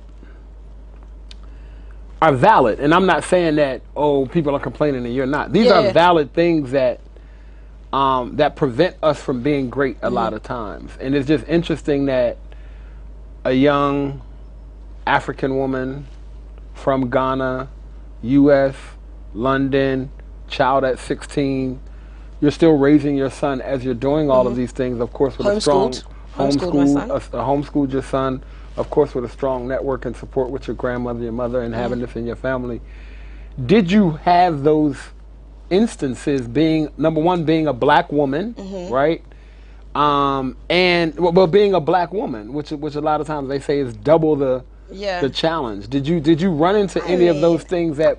So I think I run into them so often I'm like desensitized. Like I'm always offending someone, putting someone off, making them feel awkward. You know, like I'm over it. Like one thing that I'm really glad about from my upbringing with my grandma was like she didn't really accept when my excuse was someone else made me feel away, or someone else, or it was because of someone else.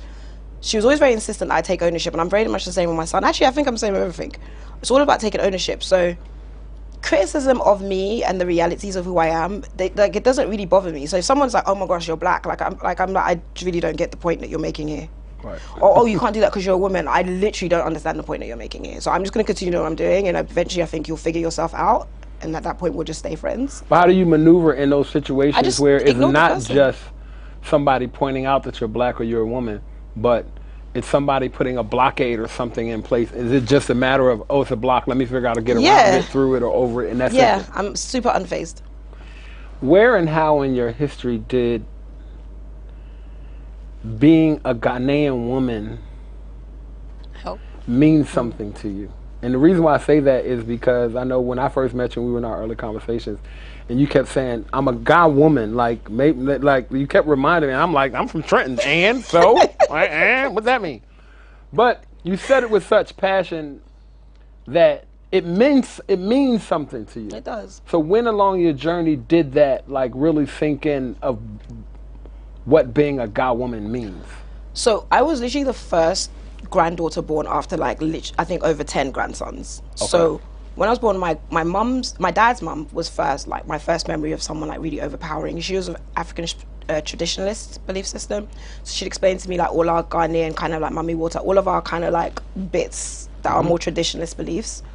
Quite a lot. She's really into like meditating. She's into like this whole different world of being a person. And we're from Jamestown, right? So, okay, our house is in Mampobi, but we're from Jamestown. So we got family houses in Jamestown. So growing up, something like Jamestown was very normal for me. And just like my people there, they really like, they hustle hard, like they move hard. And I'll meet people from Jamestown anywhere, you know? So I think being from there, having her first was like the first kind of foot in that I could survive most things because not really much else left when you can already survive on the minimal, right? And that's literally. And then of course going to my mum's world when I was 7 and being with her most often, that gave me the strong Ghanaian woman mentality because my grandma, she would always warn someone before she fucked them over. Like she'd be like, listen, you're about to annoy me. You're about to That's a warning. Just a warning, okay, which I always didn't really understand at the time because I was like, if you're gonna do it, just do it, innit? Like, why would you give someone a warning? But now, as an adult, I really realized that whole kind of, the reason I always go on about being a Ghanaian woman is because we have a limit and we're extremely expressive.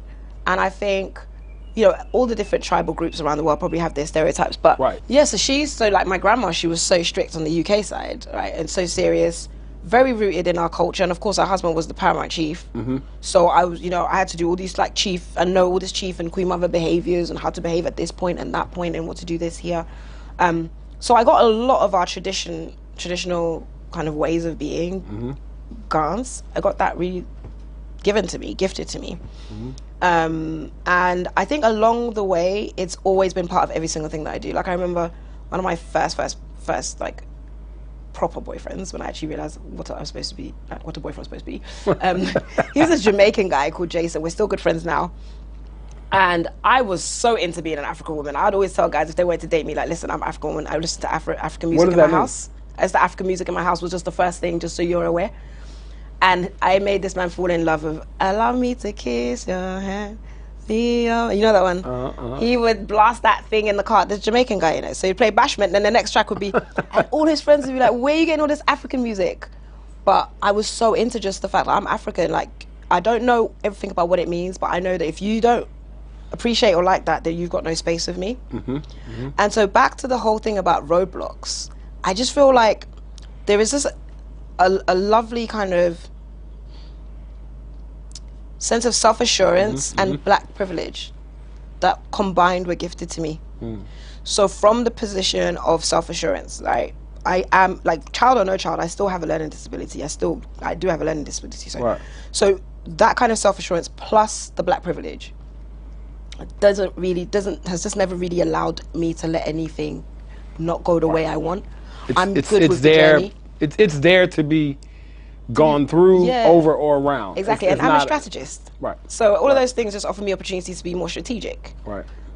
So so now you're in Ghana, right? I know that your company Apples and Pears, you have an office in the UK, you have an office in Dubai, UAE, and you've done a lot of work in terms of helping other entrepreneurs. You have a lady entrepreneurship club and camp. You have a lady entrepreneurship club. You have a boot camp for entrepreneurs. You've been in Forbes, CNN, like you know, and so I think it was really important for us to go through the early part of your life to land here, right? Because right now you're in Ghana by choice. You could be in the UK, you could be in the UAE. If you want, you could probably leave tomorrow, right? why are you in Ghana? Like, why now are you coming back here? And is it like, you know what? Well, why was it important, or was it important for you to come back here? So so my father passed away February last year, and rest in peace. So, exactly, he's good. He's good. I know he's good because he keeps meddling in some stuff. Like the other day, we need to have a meeting. He's one of the ancestors now, using his powers. But he passed away last February. So I came back around March, April time to support and sort out funeral things, and that was really emotionally taxing. And then I just ended up staying longer, and I actually left the last associate dean job I was at the time there, around that time. So I just came, and I was just here till like May, and then I went back to the UAE because I needed to sort out bits for my bank account and just things, you know, because now I lived there.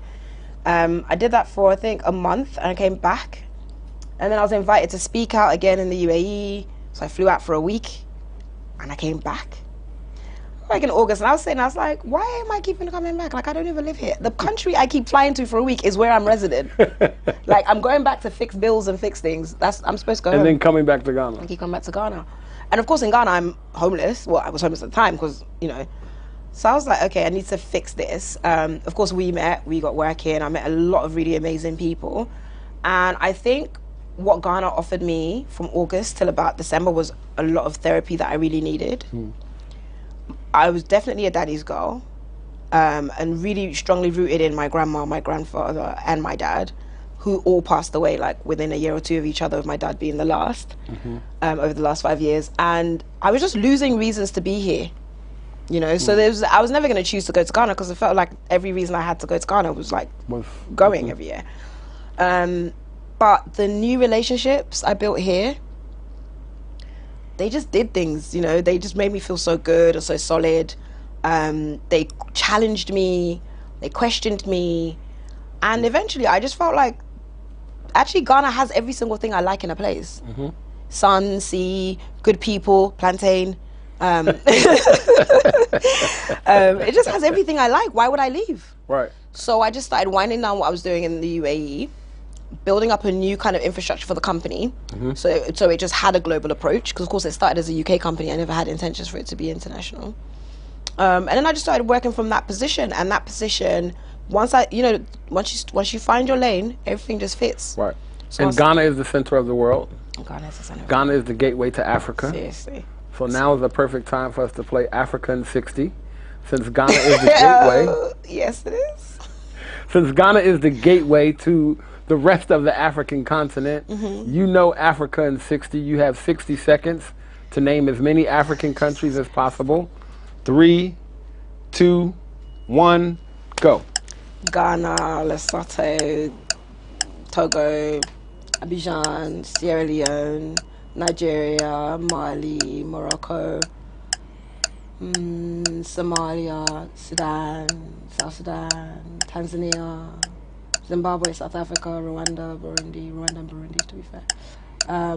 Guinea-Bissau, Cote d'Ivoire. Did I say Cote d'Ivoire? No, you said Abidjan. You said Abidjan. But I let it slide because, but go ahead. But now you said the country. But now also thinking about the islands, our little islands. I'll remember them in a second. Okay, where am I? Then we have something central. So DRC. Swaziland, still called Swaziland. There you go. Take it. South Africa. I'm good. We got more time. I thought you were saying I thought you were nodding. Okay. I don't know. I can't think of anything else. Okay, done.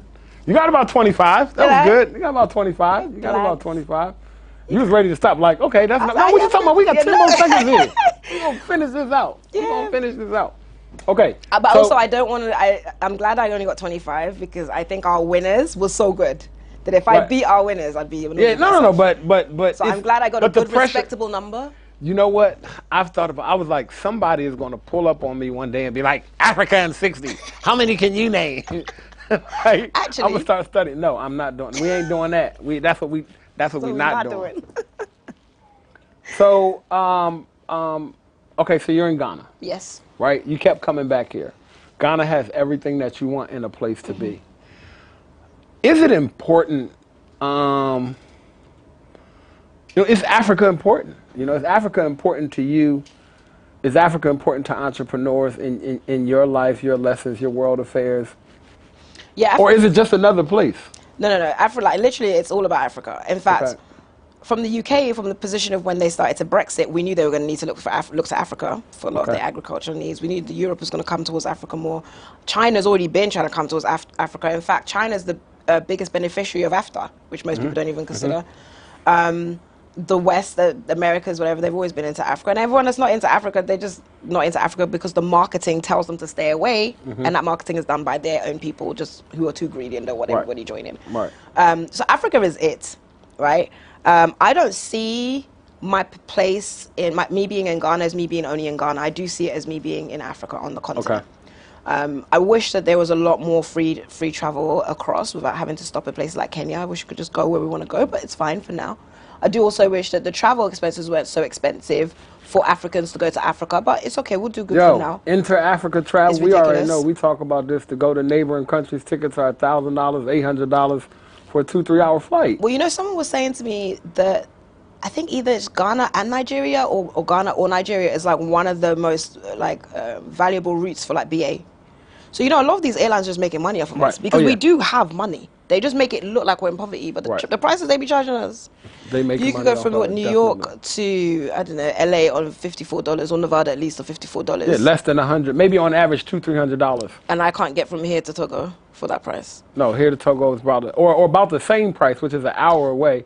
Definitely here to Senegal, here to Sierra Leone, here to, you know, and you can probably get from here to East Africa for less than you can get from here to other West African countries. We got to find out what's up with ECOWAS. They need to get their act together. They definitely do. So, I mean, that's why I'm here. I'm here because I definitely want to be in the African continent. Of course, I'm really proud to be in Ghana. I'm proud as a Ghanaian, but I love a lot of African places. I love Zimbabwe. I love Mozambique. I love South Africa.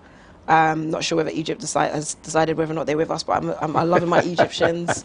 Egypt is a part of Africa. It is a part it's people on the outside who keep trying to take Egypt from us. You know why?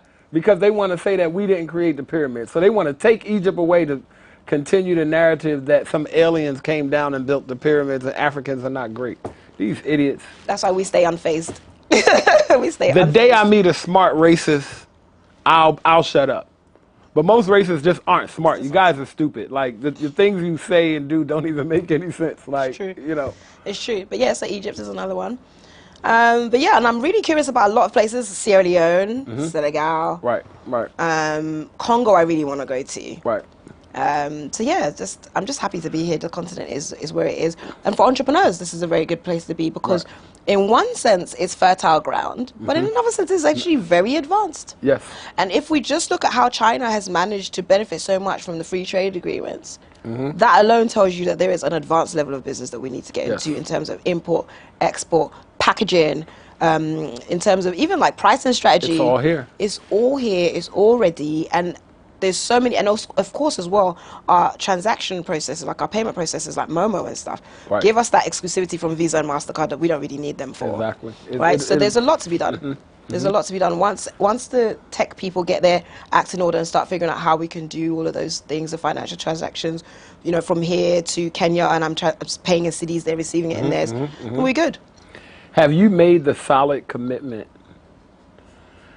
to be a part of this future of Africa to the world?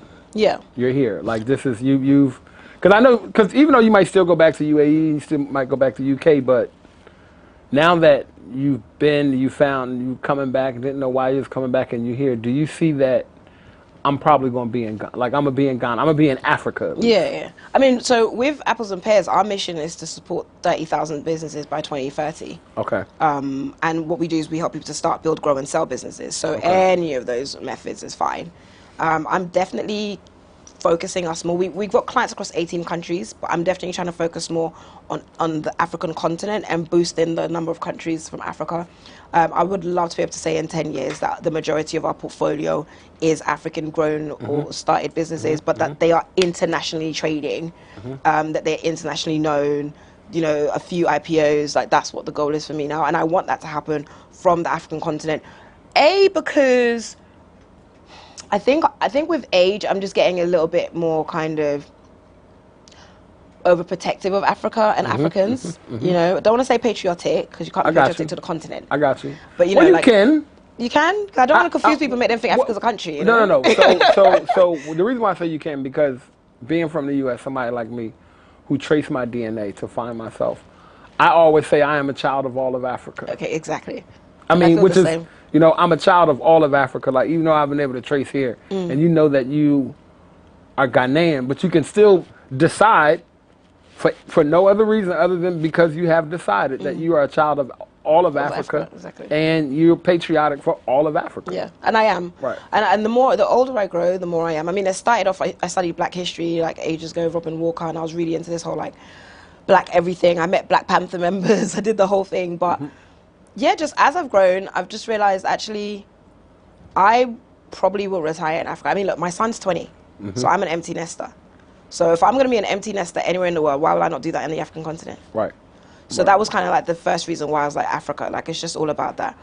But secondly, because the most potential is here, right? So youngest continent. It's the youngest all continent. the natural resources, the best weather. The best minds. The best minds, the best energy, the best vibe, Charlie. All of it. Ghana enjoyment capital of the world, Charlie. And you know, I'm trainee chief enjoyment officer. So until I get my full badge. No, but like for real, like I love soft life in the day, enjoyment in the night. Like Ghana and the African continent gives it all to me safely. Yes. Right? Yes. With respect. Like I feel like I can do anything and achieve anything from the continent. So those are the reasons why, yeah, I'm rooting myself here, and I definitely think entrepreneurs should as well. So this is our final episode of Diaspora. It is. Right? We have successfully done all 20, and we saved you. I said to save the best for last. Thank you. So why don't you tell everybody on a scale of 10 to 20, with 10 being incredible and 20 being unexplainable, just how good has it been working with me on this show? So if 10 is incredible and 20 is inexplainable. Right, if 10 is incredible, like how just... I mean, in the most part, working with Diallo has been pure perfection, and I'll say that because I like variety, I like a bit of spice, I like comedy, I like joking around, but I also love travel, I love meeting new people, seeing new things, hearing new things, and we do that. Right. So as you working with you, it's probably like more like a 30. Hey, look at you. You're welcome. Look at you. You're welcome. Look at you. It is probably more like say 30 one more time. No, I'm joking. No, but it really is, because the thing with being a producer and producing content is technically it's very technical. Right. Like it doesn't need to matter to me who you are, who's behind the camera. I want to shout out two people. Kevin Swain, Chris White. These are two gentlemen who showed me what it means to have a technical team and what it means to be an executive producer, right? These are two people who I listened to, experts in their field, who told me, shut up, go do your job as an executive producer. I'm the director, film, I know what I'm doing. I'm the sound guy, I know what I'm doing. You go, get out our way, like you're in our way. Yeah. When I met you, and I asked, who are you? You said, what did you tell me, fairy? I'm a fairy. I'm a psychic fairy. You're a psychic fairy. But I am a psychic fairy, right. You know that. You told me you were a psychic fairy, and I was like, okay, but when I met you and I saw you, it's interesting because I looked and I just said, like, you weren't dressed particularly spectacular, or it was an average day, you know. And I was like, who is her? Who is this? Like, I felt that you were different, and I felt that we were kindred spirits. And I came up to you and I asked you, who are you? And you said, psychic fairy. And I love that response. And then one of the other things that really attracted me to work with you and find out more about who you are is you said something very clear in the open about, I talk to my shrines all the time or something. And I haven't found a lot of people who openly speak about ancestral veneration, communication, even in a joking somebody who you just met, because it scares a lot of people away. It's spooky. And I'll say that I'm very happy that I've had an opportunity to meet you and work with you here, as well as to learn more about apples and pears. I will say that you have helped me to step my game up professionally in a number of ways, and I absolutely enjoy working with you. And as much as I absolutely enjoy working with you. but I'm sure you enjoy working with me more because I just have to say that. I was like, is he gonna cry? Is he gonna say something silly? That's No, what I'm not gonna cry. I'm not gonna cry. But no. But no, seriously. So let's end this. We've gone a little longer than all of the other interviews. I mean, I asked you to join me on a journey that we were beginning with GhanaWeb, and this is the end of our first season. What made you say this is the project I want to work on? Or because people come to you all the time, right? You have other opportunities, but you say, you know what? I'm gonna take my time to do this. I believe in this. Yeah. I mean, outside of the obvious, what? Like he's a trip. Yeah. So now y'all actually get to see how we are off camera. This is the real Diallo. Well, no, seriously. Like, what made you? What made you say this is important? Well, firstly, from a production perspective, the day that, of course, we were talking about this, we happened to already be around the crew who's now actually our crew. Right. And I could feel their competence. It was very obvious that they knew what they were doing. When the concept of the show was shared, it was instantly like, Diallo has to do that. Like, you have to do that. That makes so much sense. It's perfect for you. And I think it's just a combination of like the GhanaWeb team are clearly very competent in everything that they do. You're extremely competent in everything that you do. And I'm competent in everything I do. Sometimes perfect formula. Perfect it's formula, a perfect, right? So Everything works together. It was kind of like, Diallo should have a show. It should be on GhanaWeb. Right. And of course, then you remember I went into how it should look. And I obsessed about that for like a month or two. Right. And production values and stuff, remember? But once we got there, it was just so obvious this is what the world needed. And the moment we launched and released the first episode, like the feedback, right? Perfect. It's exactly what I could feel when I thought about the combination of things. And that's why it was easy to pick this. There are, of course, other projects where people might have more budget or more this or more that. But getting that energy right, I think after all my different experiences as a producer, that I can tell straight away when something's the right thing to do, whether or not it's high ticket. And we actually, like, I get a lot of feedback from people who are like, thank you. Exactly. Right? A lot of it is just gratitude, like, I need this. Yeah. You know, and I know that by the time people get a chance to view this episode, they would have seen all 19. And for me, it was really important that people get to hear your story too. Thank you. So not just a producer, but for people to be able to see that it's not just me sitting up here hosting. You know what I'm saying? There's being from the diaspora, but our team is people of the diaspora who believe in this and what we're doing. Yeah. I want to say thank you for joining me on this journey. Thank you. We want to tell everybody that season 2 is coming. Season 2 is going to be amazing. We will be continuing to bring you Diaspora Link with different looks, feels, and flavors.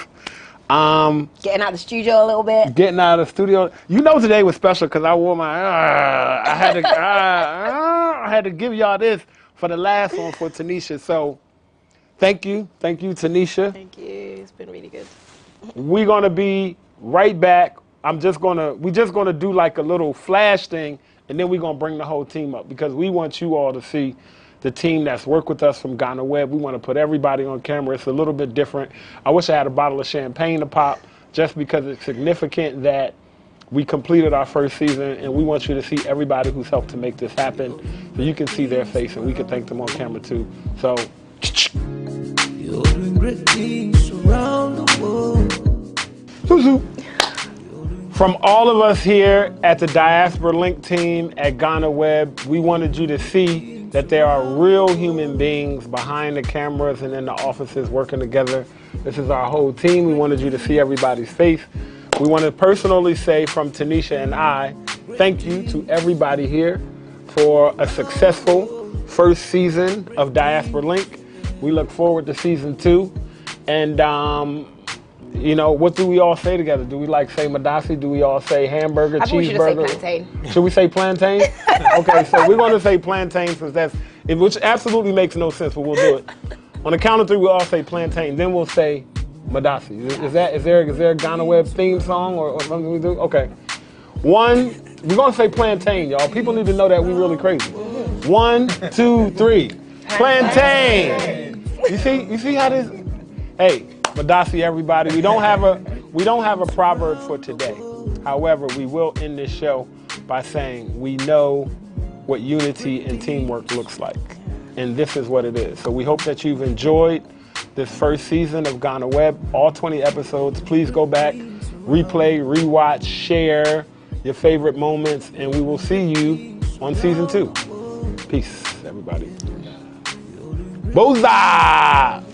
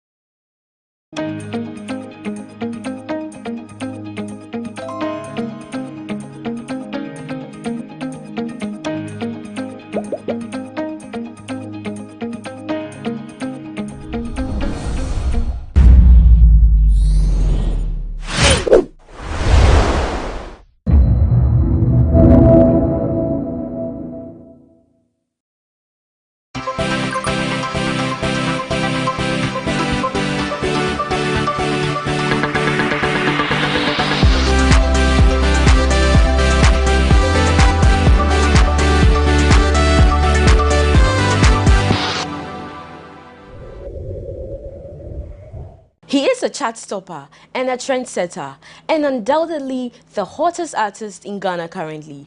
In his early 20s, he has been able to chalk back-to-back success, and it's something that is rare in our entertainment industry. The whole world is singing his praises, but if I want to keep talking about this gentleman, I'll go on and on and on, and I might not finish. Let's take this quick breather. When we come back, I'll unravel my guest for you. This is Talkatainment, and I'm yours truly, Elsie Lama. We'll be right back. Welcome back from that quick breather. If you just joined in, this is Talkatainment on GhanaWeb TV, and we have here the new Artist of the Year at the just ended Vodafone Ghana Music Awards. We have here the Sad Boys President. Did I get it right? Yeah. Blacko. Yeah, 100%. You're welcome. Blessings. Hey. Thank you for having me. You're welcome. You're Bless. welcome. Charlie, Bless. the I love to bola, you, man. the bola dressing, no, it's part of your branding because most times me who are now trousers. The oversized. Yeah. I'm just how come the bola.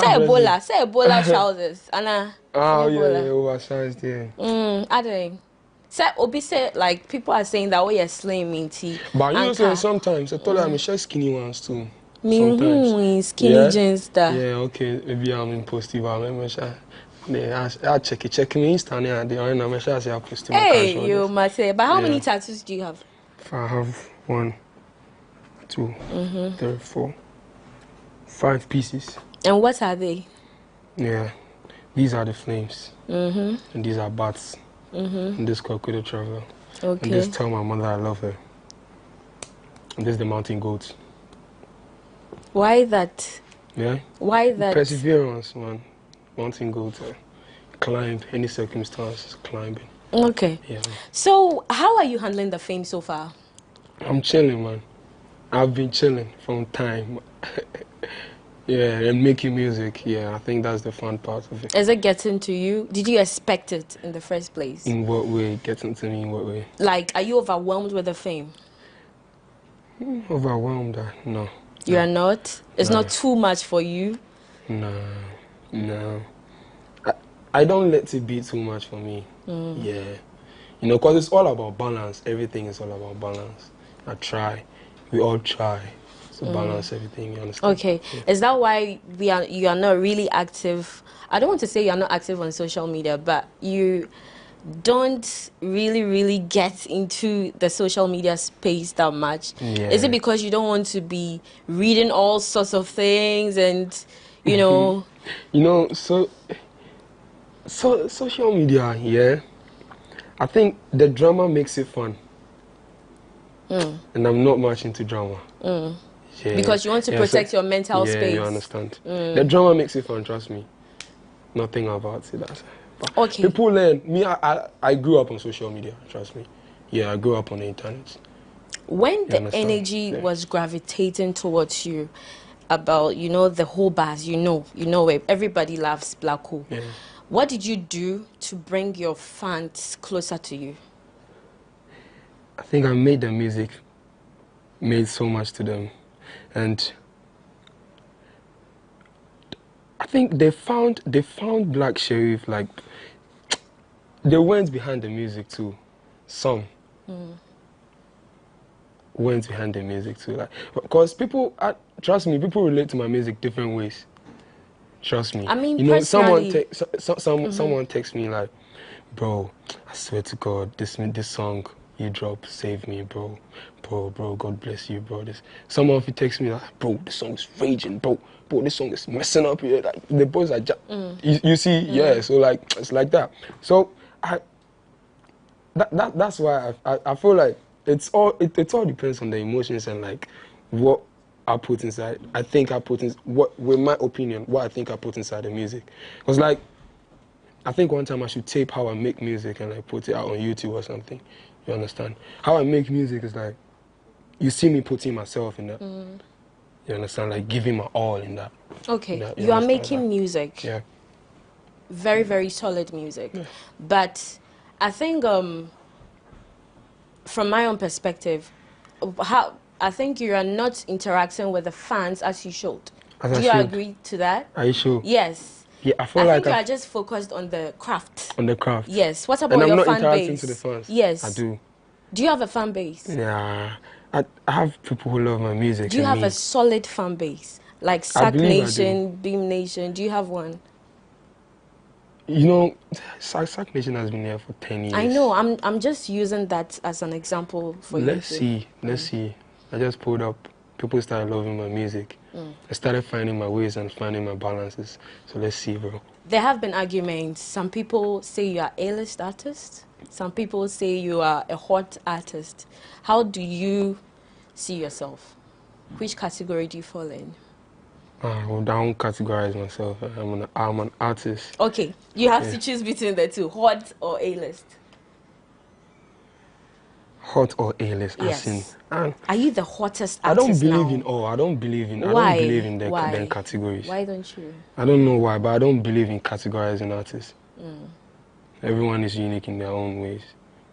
You see, these A-list and categories things you do are like things that we create in our head. And we think this is, you think this is, you think this is. Same A-list and things, someone has different A-list and things in his head, you understand? There are things that we create in our head. This is hot, this is this, this is this, this is this.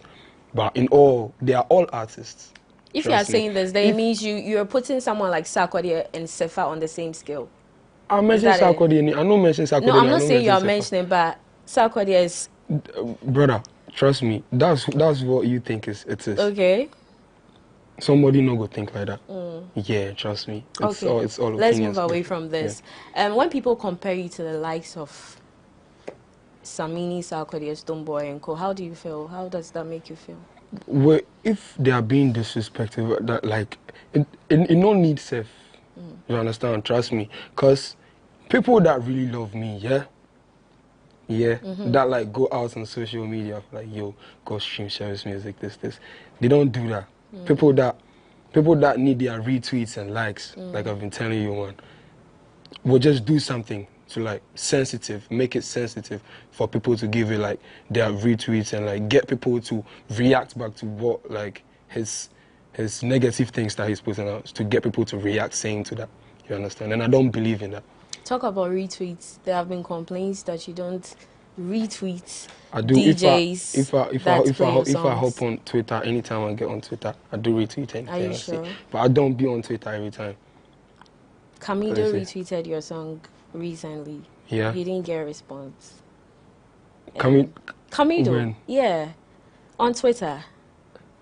Charlie, one or two the pretties now for complaints and radio stations. I've just not been on. Trust me. And I know why I've not been on Twitter, man. See, you man don't know how that I wish you would feel like I'm I saying wish all you feel this like, because trust me, you hop on social media. I go on social media for different kinds of things. You go, you see your things, your heels and stuff, your distance, you screenshots and you understand. Now I pull up, I see Bearman pouring out there like that negative stuff about me and stuff. So you think I'm that?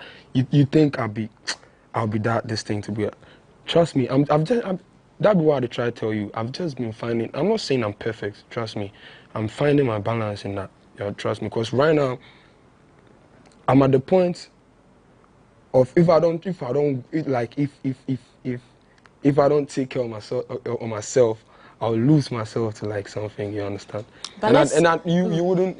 I wouldn't love to lose myself, because if I lose myself, I lose my music, I lose my everything. You're certainly so not going to lose yourself. Yeah, but let's look at this long-term effect. I'm just giving you like I get it. I totally get it. Yeah. But let's look at this long-term effect. Don't you think that when you don't mobilize your fans now, and you don't interact with them... Don't you think I interact with my fans? Because I feel like I do interact with them, man, a lot. Not as a should, because now it's like, sure? Not as a should? Yeah. Okay, I'll try. You should. So that one day we'll not hear on the airwaves that you people have not been promoting my works enough, as some of the A-list artists are saying now. That's just why. Hop on my Twitter from 2019. I never complain about nothing. Okay. So, do you have an EP or album coming up? My tape is coming soon, very soon. Tape? Yeah. What's could that? Be an EP, could be an LP, could be an album, but it's a tape, it's coming. Your outfit at the VGMAs. Yeah. It was nice. Yeah, thank you. It was really nice. Appreciate it. But there were concerns about the color. You heard about it, right? Yeah. MTN and Vodafone clash, sort of. What's your opinion about it? Yeah. Oh, me, I didn't know about it.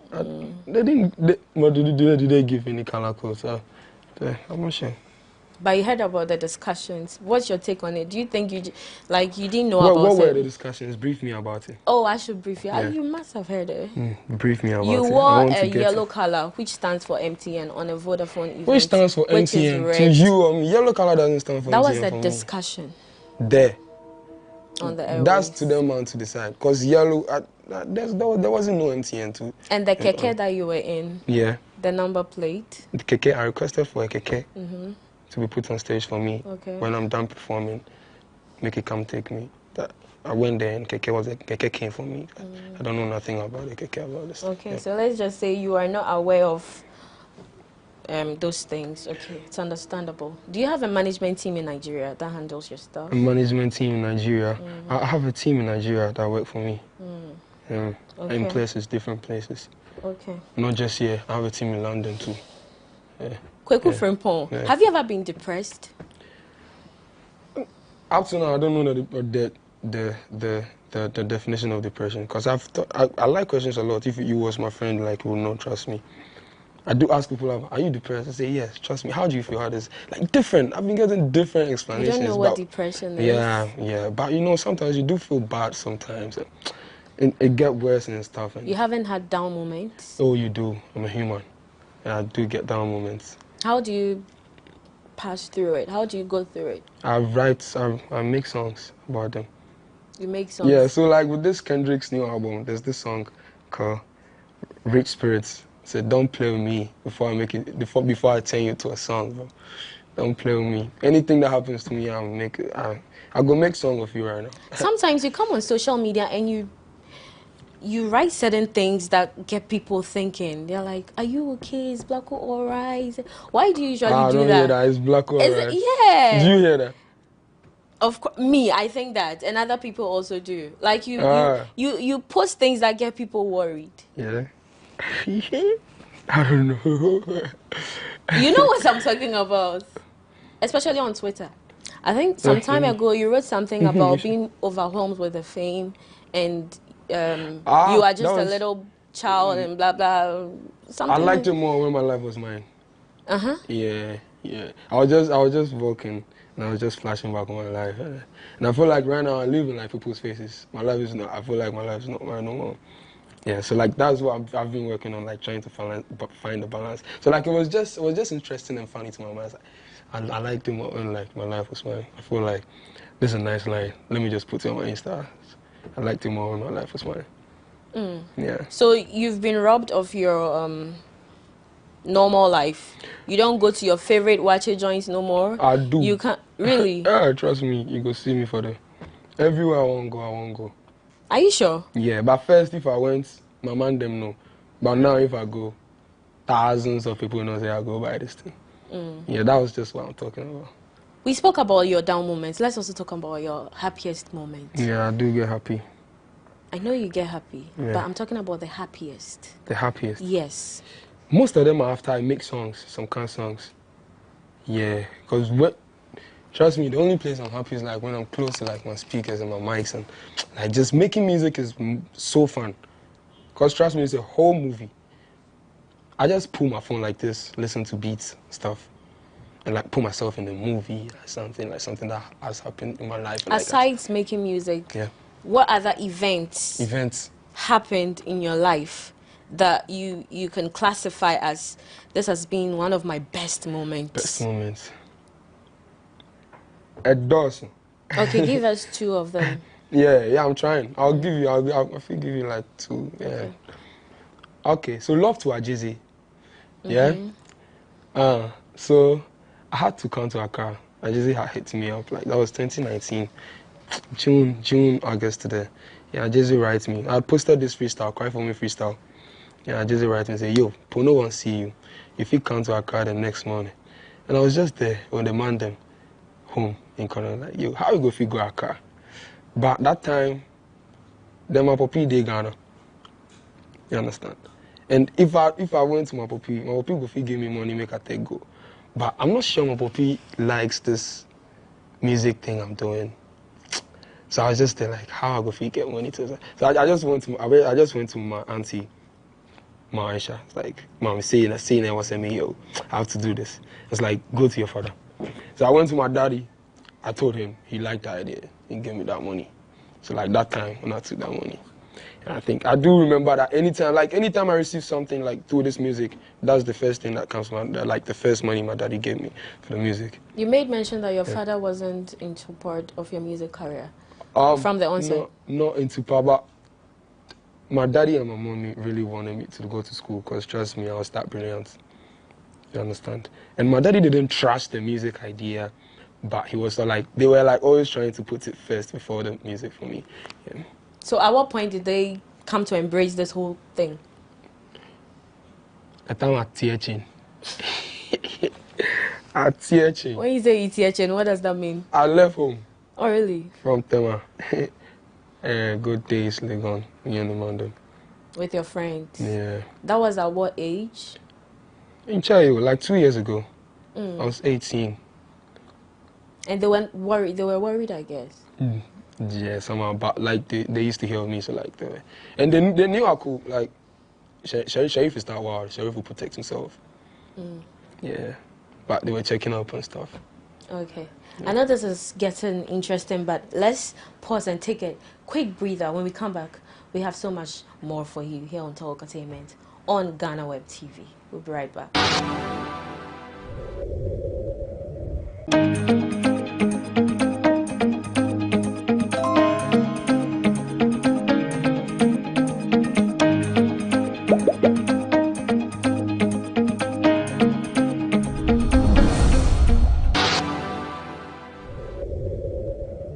Welcome back from that quick breather. We are still here on Talk Entertainment, and I'm chit-chatting with Brakweku.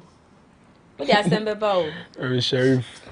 Black Sherif. Blacko. Yeah, I like Blacko. You like Blacko? Yeah. Hey, so be afro Blacko. Yeah, I like Blacko. Hey. Blacko is fine. You met Kendrick Lamar. Yeah. What did you guys discuss and how was the vibe? Oh, I just asked him how did he like it. Cool. How if it was cool, and how he likes it here in Ghana. Yeah. And he told me he liked my music. Oh. He told him I liked this. That new album. So even Kendrick listens to your music. Hey, when you need packets to a crowd. Oh, like, and you know, Ghanaians, people they watch we, and like if they come here, they try to like get much of us. You understand? Like when they drop Ghana, they listen Ghana music and stuff. They get put on new music and yeah. I told them congrats, brother. It's blessed. Like that. It was very short. Like, yeah. Oh, so you didn't have the opportunity to do any business, ABR with him? Oh, it's a party. It was a party that we share with everybody. Bro, I'm gone. Yeah, like that. So the setup for the 3 Music Awards, everybody liked it. I liked it. Everybody liked it. It became a challenge, and everybody was, doing some of it. Yeah. And Sadiq came to state that it was meant for Sarkodie. How did you? People were criticizing him that he shouldn't have said some stuff like that. But do you actually think that?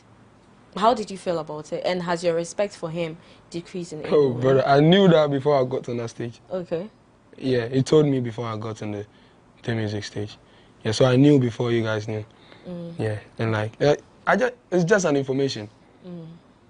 Oh, then we did try bill for SAG Barriers. Just an information, just to know about that stage.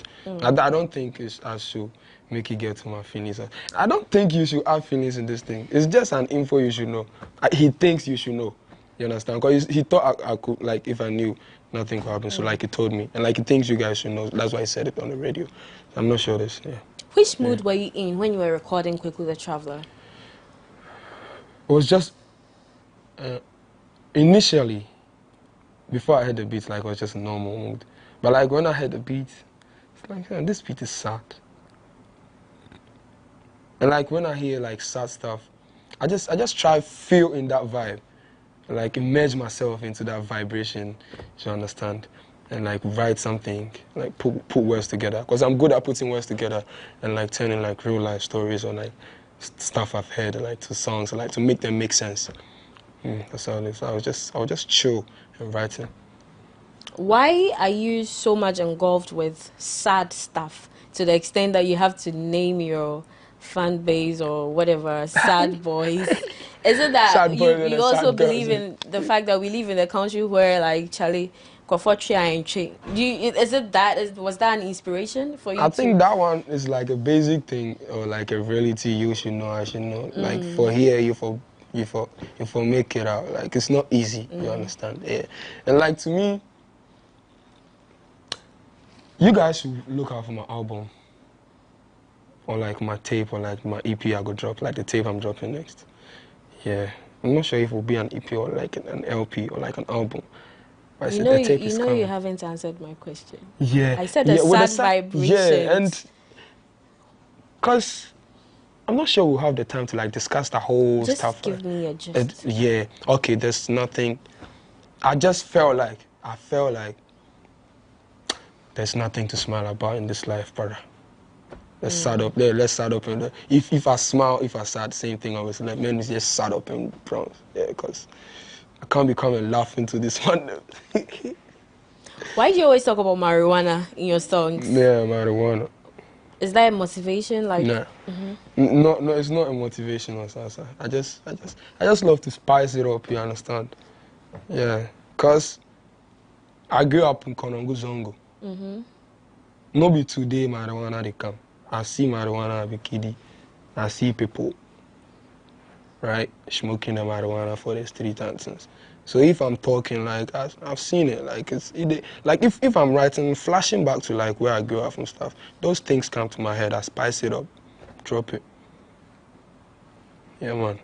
Some people say you are overhyped. What do you have to say about that? That's their belief. That's not my reality. I don't believe I'm overhyped. That's what someone believes. I can't trash it. I can't trash it. You lost the Artist of the Year to Kitty. I didn't lose it. You didn't lose it? Yeah, I didn't lose it. Mr. Kitty deserved it. I deserved it. Everybody for that side deserved it. I'm a big fan of Lord Sugar. He knows. Big love to you, Marshalla.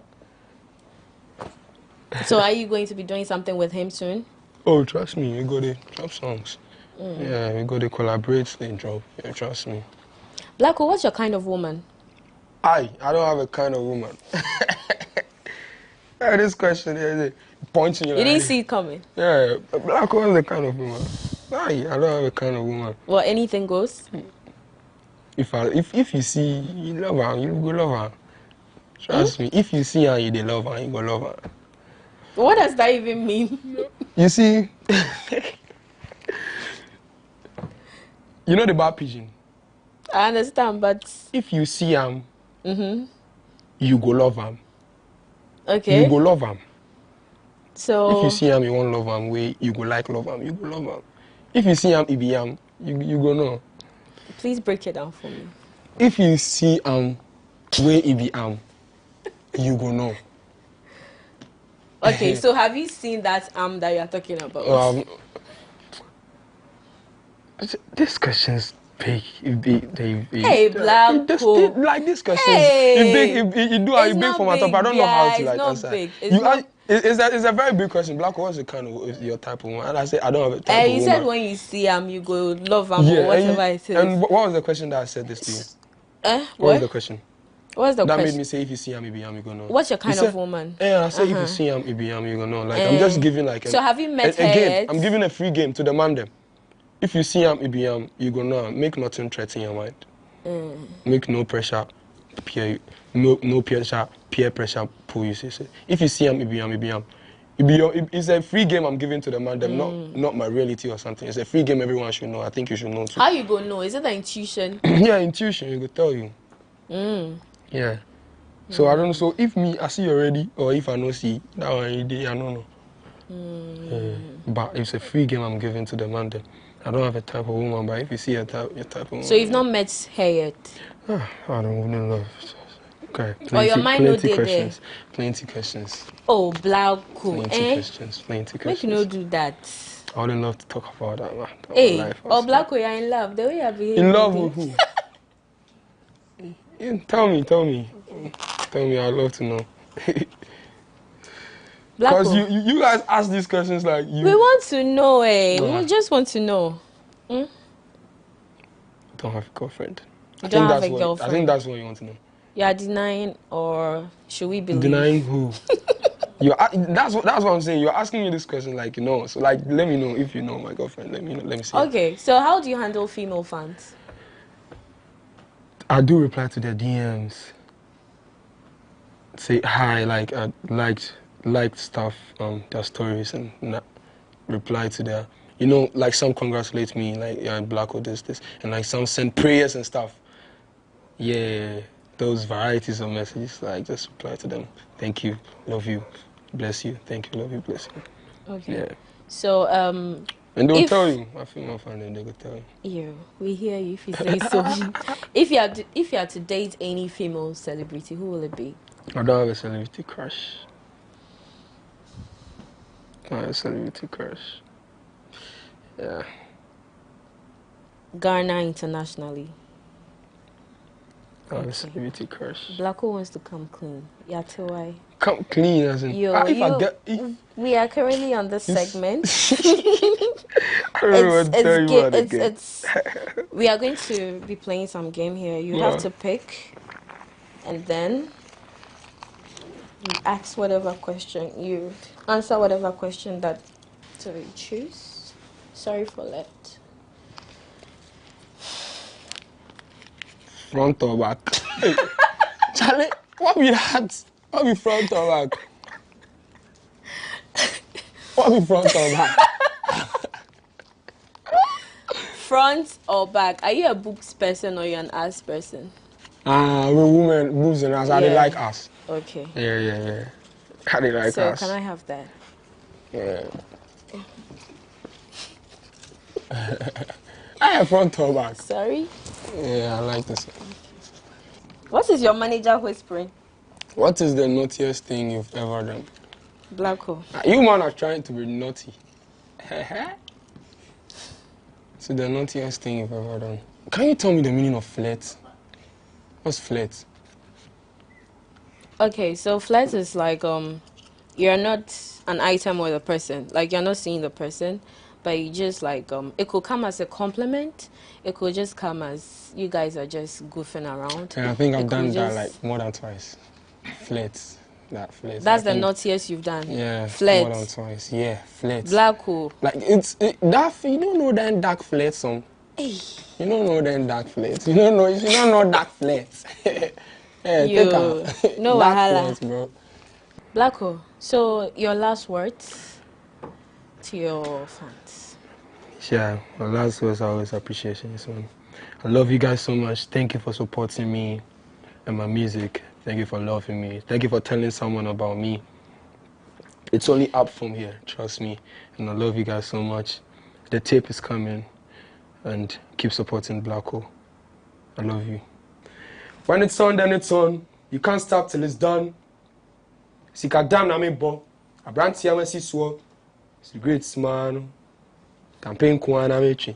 It's a great man. It's a great man.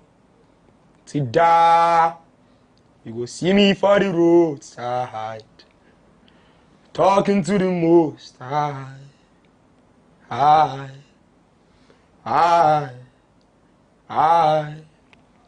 Wow. Remember, you know a traveler. Yeah, you so. I Remember, am you know a traveler. The name is Kweku the Hustler.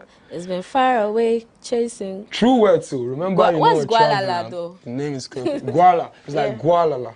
Oh, okay. Yes, Guala and La. Okay. Guala. That's fine. Guala is dough. Oh, it's money. Guala is dough, yeah. Oh, okay. Yeah, I'm chasing Guala from time. Okay, so here's where we wrap up on this edition of Talkatainment. I hope you liked every bit of it. We come your way another time. Until then, stay blessed and stay safe. We are out.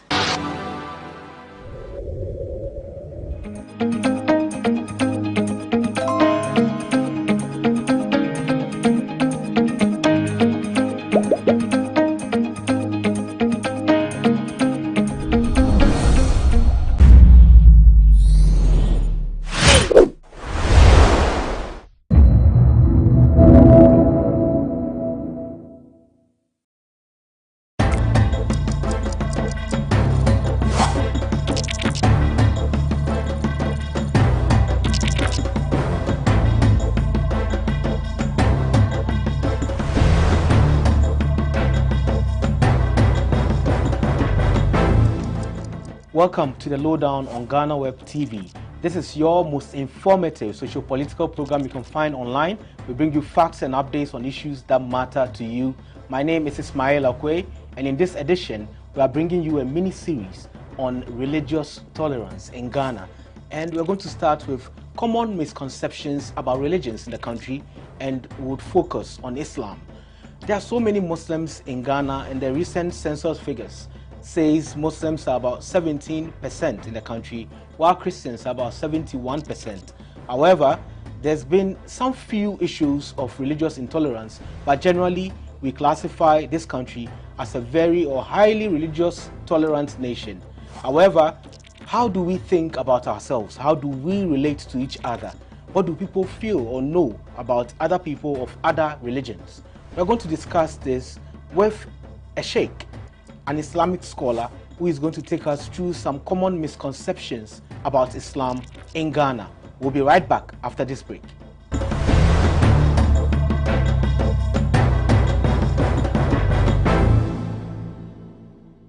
Welcome back from the break. This is the Lowdown on GhanaWeb TV. My name is Ismail Akwe, and our guest is Sheikh Kishk Bashir Yandu, aka Ku Imam. He is also the founder of Al-Islah Center and an Imam. Welcome to the Lowdown. Thank you. How are you? I'm very fine. Good. Well, looking at you and also your status, everyone would agree that you are a true Muslim, and you were born a Muslim, I must say that.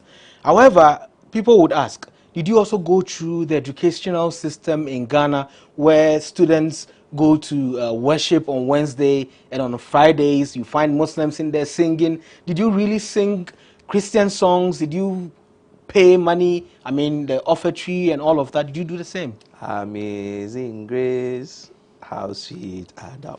In the youngsters, you remember back in the youngsters, Wednesdays was for worship and Friday was for singing, and we had singing notes. I think some few years ago, I saw my old singing notes, singing notebook. So, growing up in such, a dominant Christian, society, and you go to Christian schools, definitely you'll go through all that. So there's no Muslim in this country who has gone to, through the normal Ghanaian educational system, and then he doesn't know worship, he doesn't know singing. Fast forward from the youngsters, primary JSS. I went to St. Augustine's College, a Catholic school. And I can, there's Angelus, Hail Mary, full of grace, the Lord is with you, blessed are you amongst women. So, as a Muslim in this country, definitely you will know Christianity. It's so profound that I believe Muslims know Christianity more than Christians know Islam in this country. Because we go to your schools and we sit with you, and it's quite difficult for you to find, a Christian, coming to the mosque and stuff like that. But because we've gone to school together, and most of the schools are Christian schools, you find out that Muslims, know Christianity a lot. But how was the feeling like? Because you already started preparing to be an Islamic scholar from early in your life, but you were going for the worship services, which are compulsory. And we went to St. Augustine's, we were going for all the, the activities, the Catholic, is it Catholic? Yes. Catholic activities. What was the feeling like? Did you feel you didn't belong? Did you feel it was too much for you as a Muslim, or you just accepted it? No, you see, in the youngsters, we're young children, we're kids. So we're just following authority. You go, and even sometimes you find some of the Christian kids not even interested in worship, not even interested in singing, they complain. So if as a Muslim you realize a Christian is complaining about Christian activities, you get some respite for thinking that you don't belong. But in actual sense, you don't belong there.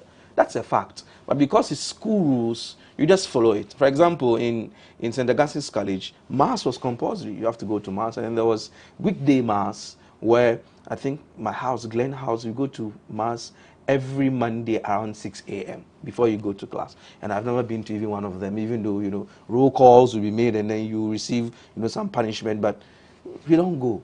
The issue is you are within that enclave, and the enclave has rules and regulations. You just follow. And because most of the schools also know that we are Muslims, we are not pressured as much. But sometimes too, when there's a whole roll call in a school and then you're absent, you know what was going to face you. So we go to Mass, sometimes we sit at the back, sometimes we sit in the front. You sit wherever you want to sit to, we sit, but we don't join in the main religious activities.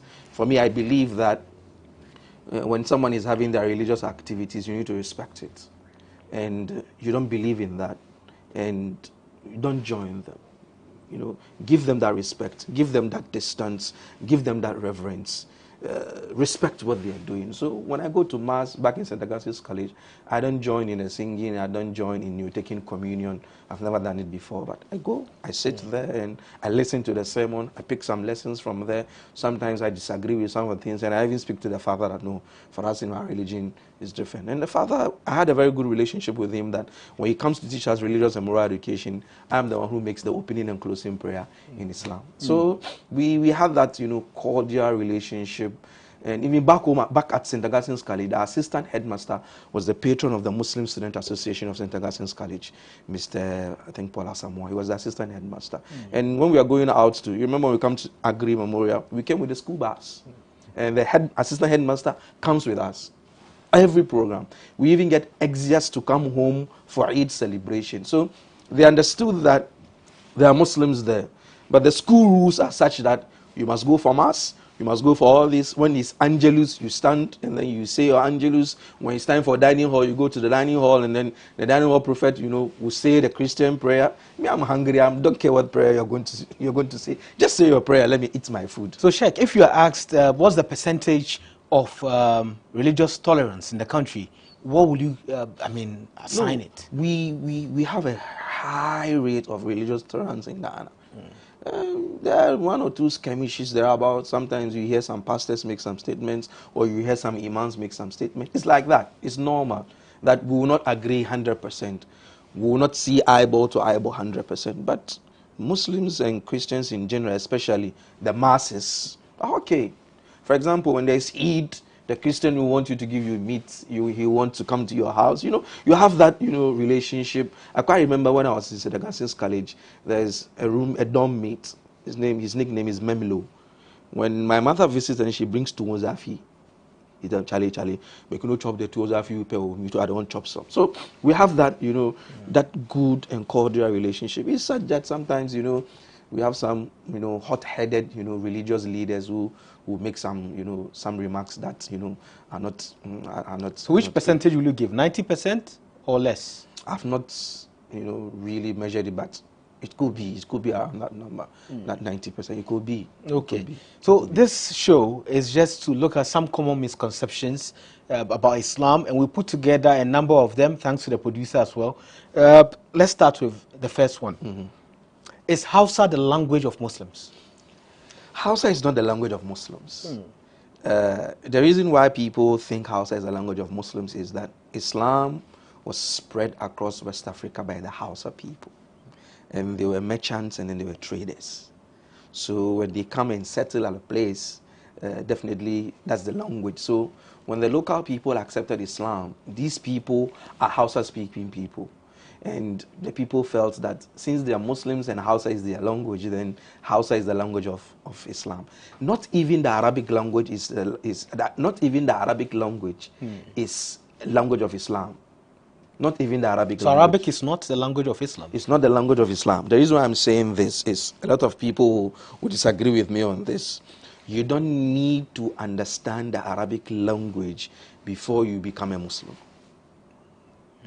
But the Arabic language is the language with which Islam has been revealed. So if you want to be a Muslim scholar, you must understand the Arabic language. But you don't necessarily have to understand the Arabic language for you to be a Muslim. I hope you get the distinction. Because when my people hear me say Arabic language is not the language of Islam, I'll be bashed, and I know that. But so you have to learn Arabic to be able to read the Quran, to pray. Yes. But you don't necessarily have to understand the language to be a Muslim. Otherwise, 90% of Muslims on the surface of the earth are not Arabs. They don't speak Arabic. So does that disqualify them as Muslims? That is why I explained what I mean by Arabic language is not the language. Let me even qualify it more. The Arabic language is not the language of the Muslim, but the Arabic language is the language of Islam. Okay. Because the difference between Islam and then the Muslim. The Muslim is the one who's supposed to follow these rules of Islam. And the Muslim might fall short. So Arabic language is not his language, because you find a Chinese Muslim, you find a Hausa Muslim, you find a Ga Muslim, you find, an Ewe Muslim, you find a Frafra Muslim, and they might not necessarily even understand anything in the Arabic language. Well, let me bring another perception. It's said that any Northerner who is seen, they say he's a Muslim. Then a Northerner. It's also a misconception. The Speaker of Parliament is a Northerner, but he's not a Muslim. We have all that. Some time ago, I think, the chairman of the new Petroleum party, Paul Afoko, he's a Northerner, but he's not a Muslim. So you have that. It's there. Being a Northerner in Ghana doesn't necessarily mean that you're a Muslim, even though the North is predominantly Muslim. It's the same way as being a Southerner doesn't necessarily mean you're a Christian, but the South is predominantly Christian. So can someone be born a Muslim, or the person has to, ascribe to the Islamic religion before they become a Muslim? No, in Islam we have a belief that every person born is born a Muslim. Every person born is born a Muslim. And you see, the idea is that when people don't understand when we say Islam, what is Islam? Islam is a set of rules and regulations between you and the Creator, between you and yourself, and between you and your fellow human being. And Islam is a lifelong religion from Adam to Muhammad. Muhammad is just the seal of the prophethood. So in Islam, you find as we have Abraham, we have Moses, we have Noah, we have Joseph, we have Benjamin, we have all those prophets that are found in the Bible. And Islam is just a final continuation of all these other prophets' message. So for us Muslims, the idea is that everybody is born a Muslim. And Muslim is someone who submits his will, his desires to what the Almighty wants. So basically, everybody is born a Muslim. But then the environment and then the society that one might be born in might influence that. So if someone is born in a Buddhist home, definitely he's going to pick that. If someone is born in a Taoist home, in a Confucian, he's going to build that. So if someone is born in a Judaism home, definitely he's going to pick that. If someone is born in a Christian home, he's going to pick that. Will a non-Muslim die if they touch the Quran or the Buddha? If I have the Quran and I'll have, you know, 1 year touch the Quran. You know, the Quran is not, you know, some magical book or, you know, some some strange book that if you touch. I think apart from the Bible, the Quran is the most published book in the world. And that's been translated into many languages. But the Quran itself in the Arabic language is there. We have Arab Christians. There is one Arab Christian who is a debater. He's called Anis Shorosh. If he comes to debate Muslims, he's a Christian. If he comes to debate Muslims, he brings the Arabic Quran and then he reads it in the Arabic language. So there's nothing wrong with, a non-Muslim touching the Quran. You won't vanish, you won't die, you won't be struck down by anything, you won't get lost, you won't fall sick. There's nothing like that. And the Buddha? Yes. I hear if you touch the Buddha, something might happen to you. That is going to happen to you. I have a lot of Christian friends who have Buddha in their homes because if they go to the toilet, they use it to wash themselves. So there's nothing. The Buddha doesn't have any religious significance. You can just get a tin for you to perform your ablution with. If you have a tap, you just open the tap and perform your ablution. But the Buddha doesn't have any religious significance. And what about the counters? I don't know whether to call it rosary, but the Christians have one, the Catholics, they call it rosary, and then Muslims also hold some. We see others having it around their necks. Is that a religious symbol? The rosary is not a religious symbol. It's just a counter that helps you to count when you are saying your incantations or you are saying your prayers. But it's in itself, it's not a religious symbol. I don't use it, and there are a lot of Muslims who do not use it. But the ones who use it, they use it. But then it is not considered as a religious symbol. It's not considered as a sign of piety, that if you hold it, you are more pious than someone who doesn't hold it. It's not a religious symbol. Okay. There's one other popular one I heard. I'm told that when Muslim children are born and a ram is slaughtered, the blood is used for a ritual to protect the children from evil. Blood in itself in Islam, animal blood in Islam is prohibited. Prohibited? Yes. The Almighty Allah says in the Quran, قُلْ لَنْ يَنَالَ اللَّهَ لُحُومُهَا وَلَا دِمَاؤُهَا وَلَكِنْ يَنَالُهُ التَّقْوَى مِنْكُمْ. When you slaughter those rams, the Almighty doesn't need the blood nor the meat. He's only looking for your God consciousness. So we slaughter the rams in open space. We don't hide in the kitchen to slaughter the rams for us to collect the blood.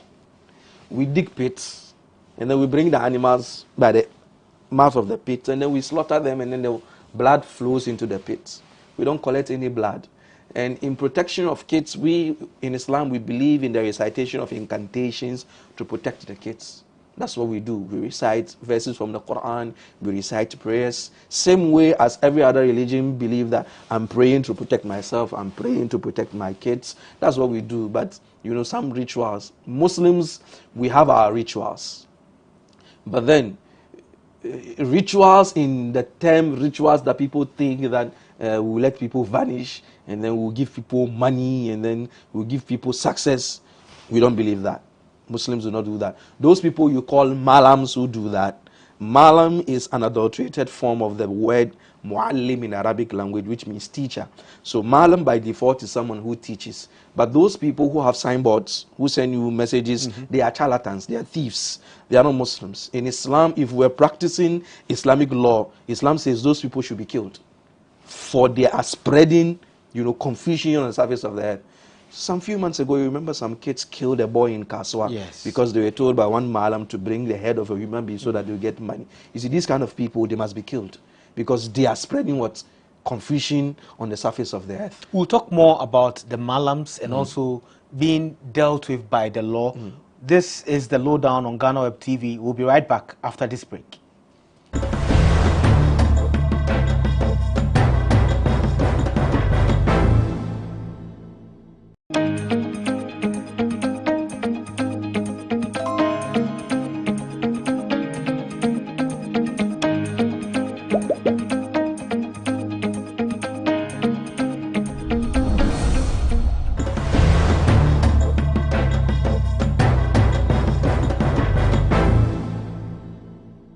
Welcome back to the Lowdown on GhanaWeb TV. My name is Ismail Akwe. We are discussing common misconceptions about Islam. And our guest is Sheikh Bashir Kishk Yando, and he is the founder of the Al-Islah Center.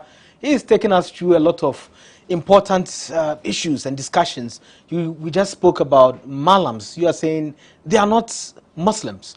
The malams with the signboards saying, come and then they will double your money for you, they will make you rich, they will heal you and all these things. How are they not Muslims? Because we see them sometimes using the Quran, holding, the counting, device and doing all sort of things. Some of them speaking Hausa and reading Arabic. How are they not Muslims? You see, in Islam, nobody has the power and the might to avert danger or to give you anything except the Almighty Allah. So if any human being says, come, I'll give you money, come, I'll give you success, that person is challenging the authority of the Almighty. That is one. Number two, they are going to be dealing with evil spirits. In Islam, we have the jinns too. Within the jinns, there are good ones and then there are evil ones. Normally, they use the evil ones to perpetrate all these, evil things that they do. And at the end of the day, anybody who goes to them is told either bring the head of someone, or bring someone's leg, or bring a baby. All these things are evil, and Islam doesn't promote that. And this is what those people do. So in Islam, those people are not Muslims at all. And for the fact that they put on a cap and hold a rosary and hold the Bible, or hold the Quran, sorry, they are not Muslims. Holding the Quran doesn't make you a Muslim. Same way as holding the Bible doesn't make you a Christian. So in Islam, those people must be dealt with within the Islamic law. And I call upon the national security or so to deal with those people, because the rate at which people are getting lost, the rate at which, crime is going high, the rate at which, babies are getting missing from our hospitals is alarming. And I can put my head on a guillotine that it's those people. They are the ones who are pushing all those people to go into those activities. And if we don't, stem the tide, seriously, we will not be safe in our country. Because if someone is being told that if I bring Ismail's head, I'll get $10 million, will you be safe? You wouldn't be safe. Now, what about those who patronize them? No, you see, we have gullible people, definitely. And people are desperate. I've seen someone ride, a Range Rover Evoque, and I also want to ride it. And I don't know what businesses the person has done, how, the person has toiled to get that money to buy that Range Rover. And I also want to get that Range Rover. I also want to go into money rituals. And those boys we made mention of earlier on in Kaswa, 16-year-old boy, you want to use Range Rover for what? So he'll be pushed to go and kill his fellow brother, to take the head to get those money. So those people, they are not Muslims. But are Muslims ascribed, or do they pick leaders or sheikhs like yourself? Maybe you have people following you and you tell them to do what to do. Is that something that Muslims are supposed to do from birth? You have people they follow. Yes, a Muslim should always ask the learned person. You see, Islamic religion is a religion of knowledge. Everything that we do is documented. We don't get up and then think and say we are thinking. In Islam, within the Islamic rituals and forms of worship, you don't think outside the box. You think inside the box, which is Islamic, forms of worship do not accept innovations. Whatever you're going to innovate should be in terms of worldly affairs, innovate electricity, stuff like that. But then the forms of worship, you don't innovate. Everything is documented. So as a Muslim, you ask the big men, the sheikhs who have studied, who have read, who know the religion. Okay, what's the ruling on this? What's the ruling on this? How am I supposed to do this? How am I supposed to do that? That is allowed. That is allowed for a Muslim. But how does one become a sheikh? Because we have these people you call charlatans, the malams on the roadside, portraying themselves as sheikhs. No. Some use even the title sheikh. No. How does one become a sheikh? And how do you know which sheikh is right? The sheikh is the Arabic language, is the Arabic word for old man. Old man? Sheikh, yes. Okay. Arabic language for old man. But then it has been used metaphorically for someone who has studied. So for example, we go through a schooling system. The Makaranta that people hear of, Saturday and Sunday Makaranta, previously before Muslims started joining secular schools, we attend the Makarantas from Saturday, Sunday, Monday, Tuesday, Wednesdays. We only break on Thursdays and Fridays. But then because we wanted our kids to also join, the Western education system, we had to cut off 3 days out of it. And then the kids go to school Mondays to Friday, and Saturday and Sunday they go to Makaranta. In advanced Muslim countries, it's not like that. They go through the education. So for example, you go through Saturday and Sunday. After going through that, after completing St. Augustine's College, there's an institute in Nima, Islamic Research Institute for Islamic Studies. I went there, I spent 5 years. 5 years? Yes. After St. Augustine's College? After St. Augustine's College, okay. I spent 5 years. And I went through JHS there and SS. We have that. That's Arabic JHS Arabic and JSS and SHS. We have them. They are split across the country, and they don't teach English. It's Arabic language that they teach. We have them in Kumasi, we have them in Accra, we have them in Kaswa, we have them in Tamale. They are there. From there, you go to university. But unfortunately, we don't have an Islamic university in Ghana. Okay. We have Islamic University College, but then it is not in the mold of the Islamic universities you have in Saudi Arabia, Qatar, Kuwait, you know, and Egypt and stuff like that. So I had to go to Niger here, Islamic University to study. Did my first degree, did my second degree, and as we speak now, I'm doing my PhD in Islamic law. And it's all in Arabic? It's all in Arabic. You have to go through that. So when you go through that, you now become a scholar in the Islamic field. Same way someone goes through medical school, same way someone goes through, university and then undergrad, postgrad, and then doctoral, you call him Dr. So-and-so, Dr. So-and-so. We have a plethora of them. DDs in Islamic studies in Ghana, we have them. So those are the sheikhs, those who have gone to study. This more than 20 years of education. Yes, people go and study. So someone cannot sit in some corner and then do some charms and then he calls himself sheikh, when other people have gone to study the rudiments of the religion, to study what the religion says, and they come and teach. I bet we should start demanding for certificates. At least they could paste certificates in their offices, and then we'll say, okay, yes, you are really even those people who are learned do not, do those, what do you call them? Those charms and stuff. Those who are learned don't have time for that. They have time to teach people what the religion is. And you find some of them at the religions department in Lagos teaching, some at UCC, some at KNUST. They teach Arabic language and Islamic studies. Those people on the streets, put them in Lagos and tell them to teach people Islam and see what is going to happen. That's where we say they are not qualified to even be called even Malams. Actually, they are even Muslims. Now let's talk about Makaranta. You brought it up. So Makaranta is a madrasa, the school where I think Islamic religion is taught and also Arabic. People have the misconception that at Makaranta it's just noise because you hear a lot of children screaming and neighbors are complaining and all of that. Is it just noise or what really happens in there? When you don't understand what someone is doing or saying, you think the person is making noise. It's like that. So because people don't understand the language that is being used there in the Makaranta, people think that these guys are making noise. But if you really understood what they are saying over there, you wouldn't think they are making noise. It's not noise making. For example, you go to schools and then they are day nursery. A, B, C, D, twinkle, twinkle, little stars. Do we say they are making noise? No, because we understand what they are saying. But because we don't understand what the boys are reading or the children are reading in the Makaranta, oh, these people are making noise, they are disturbing my ears. But if we understood what they say, we wouldn't say they are making noise. So it's not a noise-making place. It's an educational center.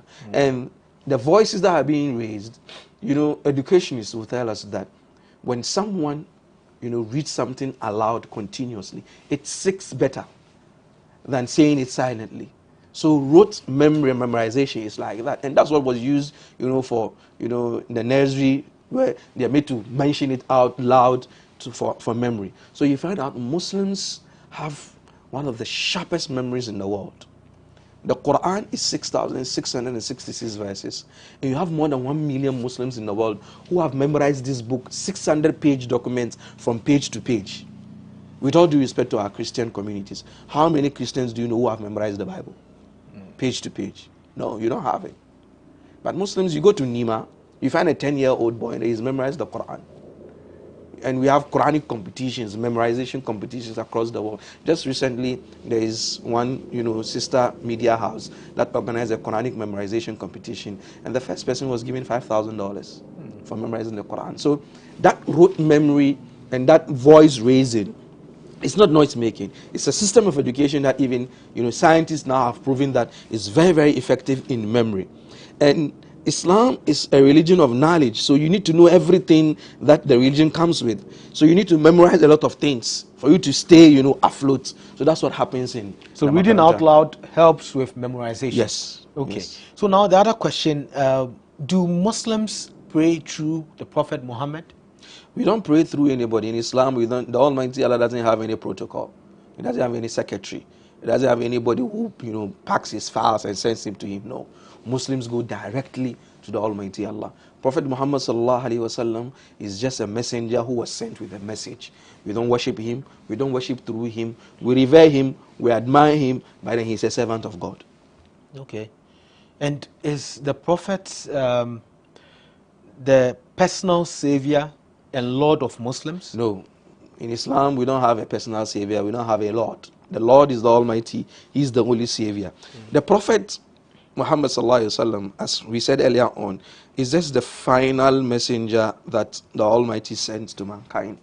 We believe that throughout the ages, when there's an issue, the Almighty Allah sends someone to rectify the affairs of the people. So he sent Noah to rectify an affair. He sent Abraham to rectify an affair. He sent Moses to rectify an affair. He sent Jesus to rectify an affair. And then he sent Muhammad to rectify an affair. So all these prophets brought the same message, but then their rulings might differ. So Muhammad is just a final, piece of the jigsaw of the messengers that the Almighty Allah sent. So he's just a messenger. He brought a message, and that's his job. We don't worship him. We don't pray through him. He's not our savior. We don't have to do anything to him. What we even do is we even send prayers upon him. We send blessings upon him. We revere him. We admire him. But we don't worship him in the sense, of the word worship. We rather celebrate him, rather admire him. So in talking about the prophets and also the men of God, do Muslims believe in Jesus Christ and the Bible? Islam is the only non-Christian faith that makes it an article of faith to believe in Jesus Christ. The difference between the Muslim and the Christian is that the Christian has taken Jesus to be a divine being, but for us Muslims, he's not a divine being. He had an immaculate birth. We Muslims believe that Jesus Christ's birth was a miracle. A lot of modern day Christians do not believe that. Go to America. A lot of modern day Christians do not believe Jesus Christ was born of a virgin birth. But we Muslims believe. There's a whole chapter in the Quran. Quran chapter 19 is named after the mother of Jesus, Mary. Muhammad doesn't have his mother's name in the Quran. He doesn't have his wife's name in the Quran. He doesn't have his daughter's name in the Quran. But then the mother of Jesus' name is mentioned in the Quran. And she's the only female mentioned by name in the Quran. The third chapter of the Quran is called Surah Al Imran, the chapter of the family of Imran. And Imran, according to Muslim literature, is the father of Mary. So Muslims believe in Jesus Christ, but then we don't believe in his divinity. We don't believe that he died on the cross. We don't believe in the resurrection. We believe that at that time, anyway, we are in the Easter period, at that time, in the Garden of Gethsemane, when he prayed that, "Oh Lord, it is through your will, not my will. If it is possible, take this cup away from me." We Muslims believe that the Almighty Allah answered that prayer, and that cup was taken away from him. That is, he was saved.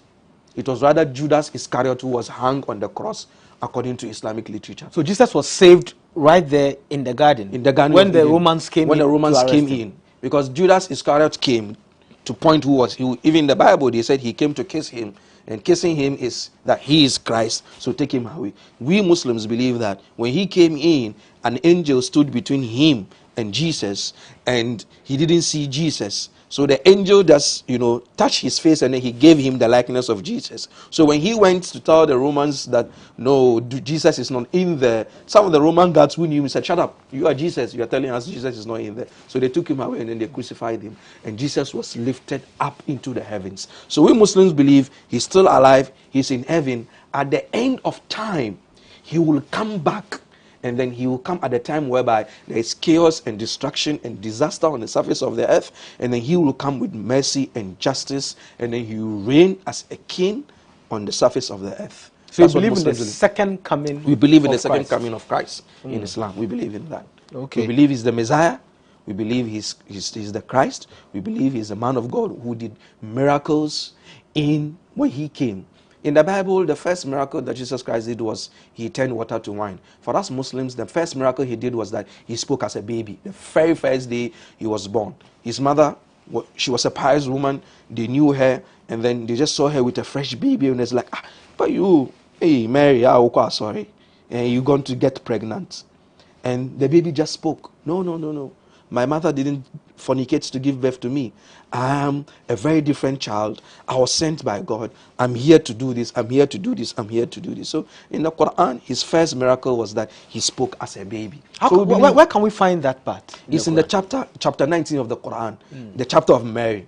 Okay. The chapter begins speaking about Zachariah. Zachariah we have in the Bible. Yes, the chapter begins about speaking about him and speaking about the birth of John the Baptist. We have it in the Quran. And then he comes to speak about the birth of Jesus Christ too in the Quran. So do Muslims believe in the Bible? We believe in the Bible. We believe in the Bible. But the problem is that this Bible that we have, with all due respect to Christians, there are a lot of things in there that originally God didn't put in there. For example, the Catholics have a Douay Bible, which is about 79 chapters. The Protestants have 66. So who sat down and then took out 7 books out of the Bible, or took out those books and said, those books are apocrypha, they are not supposed to be in there? Who did that? Why will God reveal something and someone will sit somewhere and say, oh, these books do not qualify to be? So that's where we have a...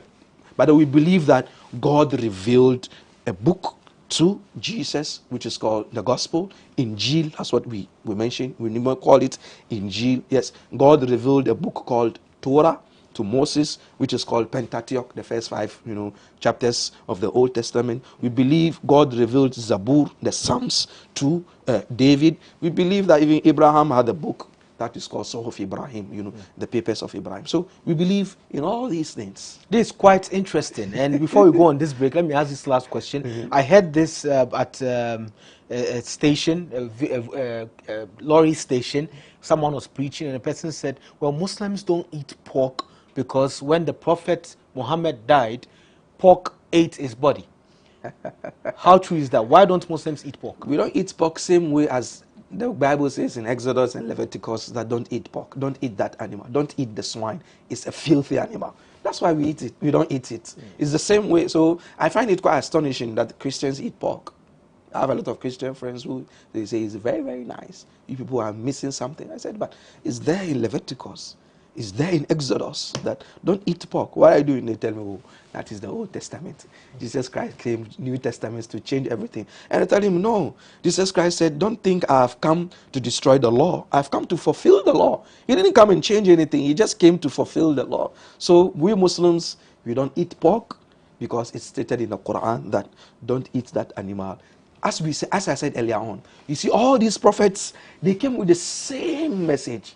So same way that the Almighty Allah told the children of Israel through Moses in Exodus or even in Leviticus that don't eat pork, is the same way in the Quran that the Almighty Allah is also repeating the same message maybe 4,000 years later after Moses or 3,000 years later after Moses, that Muhammad, tell your people same way I told Moses and his people, don't eat pork. So the swine has no business around the body of Prophet Muhammad? At all.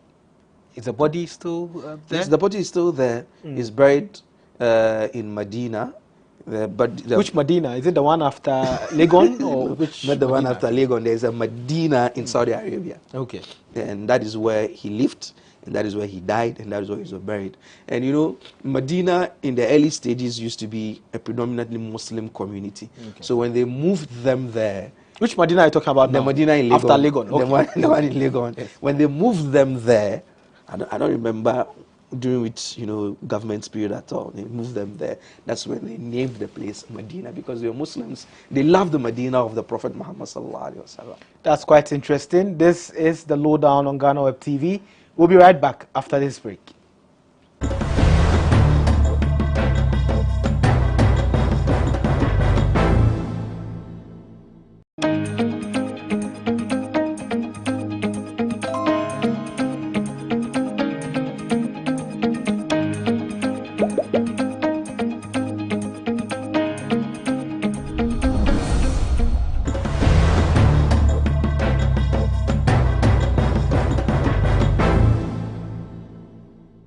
Welcome back from the break. This is the lowdown on GhanaWeb TV. My name is Ismail Akwe. We are discussing common misconceptions about Islam. Our guest is Sheikh Kishk Bashir Yandu. He is the founder of Al-Islah Center. So we're talking about the prophets and we talked about pork. Now let's just talk about Hajj, Mecca. Many Muslims, millions of Muslims go to Mecca every year. And there's this perception that those who go to Mecca and return, they become rich, they become millionaires. You've been to Hajj before? No. You've not? Okay. But I don't know if you know someone who has gone to Hajj, but are they millionaires when they return? The criteria for going to Hajj is that you must be a millionaire before you go. Millionaire in Ghana's terms or yes, in dollar terms? In Ghana's terms. Okay. You see, Islam, the 5 pillars of Islam, the first one is professing the statement that there's no God worthy of worship except the Almighty God. That one, you do it in public, everybody sees you. The second one is the 5 daily prayers. That one is compulsory, everybody will do it. But the third one is giving of zakat, giving of alms. And now, within, it must, your net worth in a year must be equivalent to or more than 85 grams of gold. And 85 grams of gold now is about 35,000 Ghana cedi. So after the fiscal year, your business fiscal year, you take out whatever, loans that you've taken, the profit that is left, if it is 35,000 Ghana cedi or more, you're supposed to give out 2.5% of it once a year. 2.5% of it. The Christians have tithing, that is 10% every month. But ours is 2.5% a year.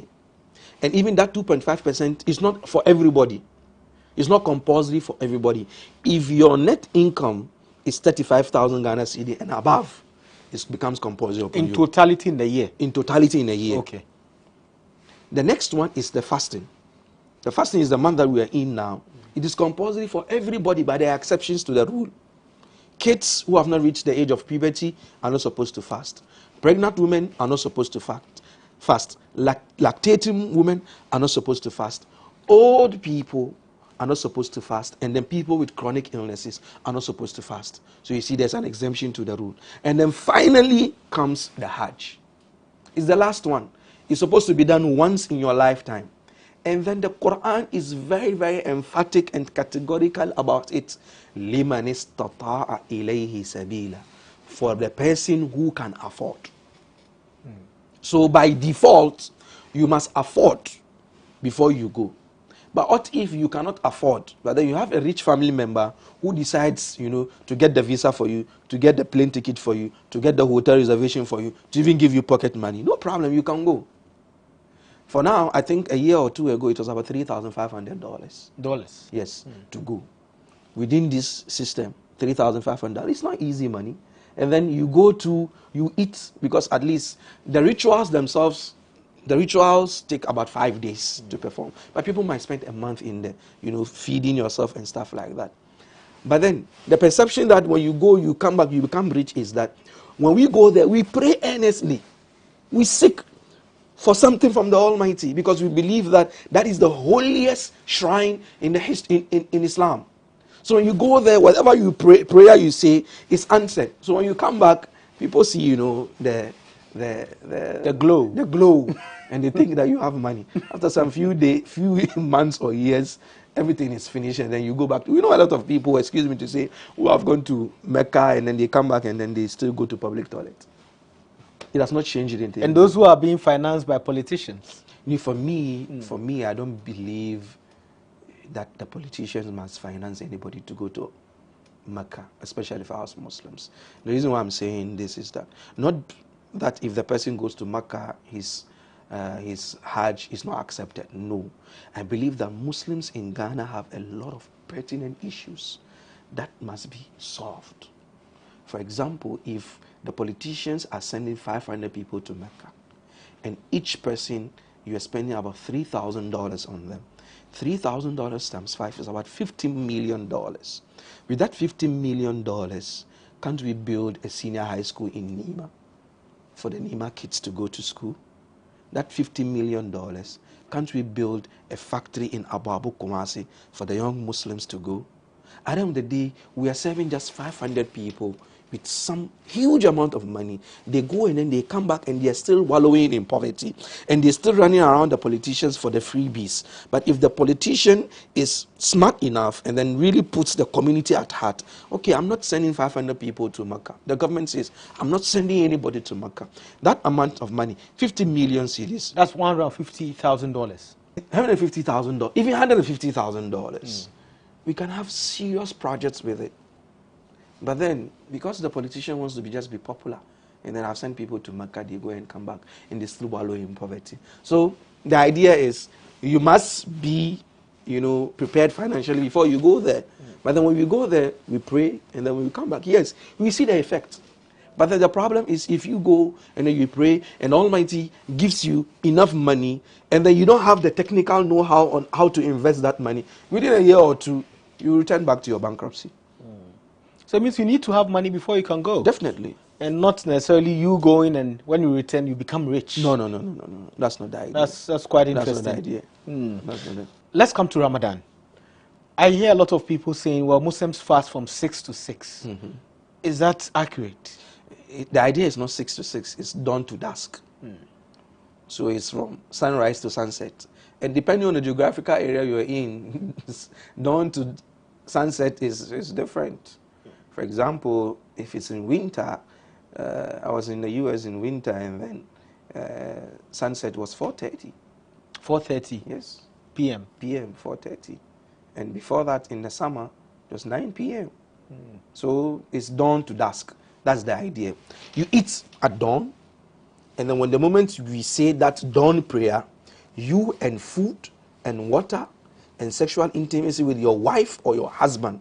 Let me be very clear here. With your wife or your husband. Islam doesn't recognize sexual intimacy between couples who are not married. You call them partners. When you say couples in Islam, it means people who are married. And then it's also between a male and a female. So that's what Islam says. So no eating, no drinking, no sexual intimacy with your spouse. And then there's also some other things, be careful about what you say to people.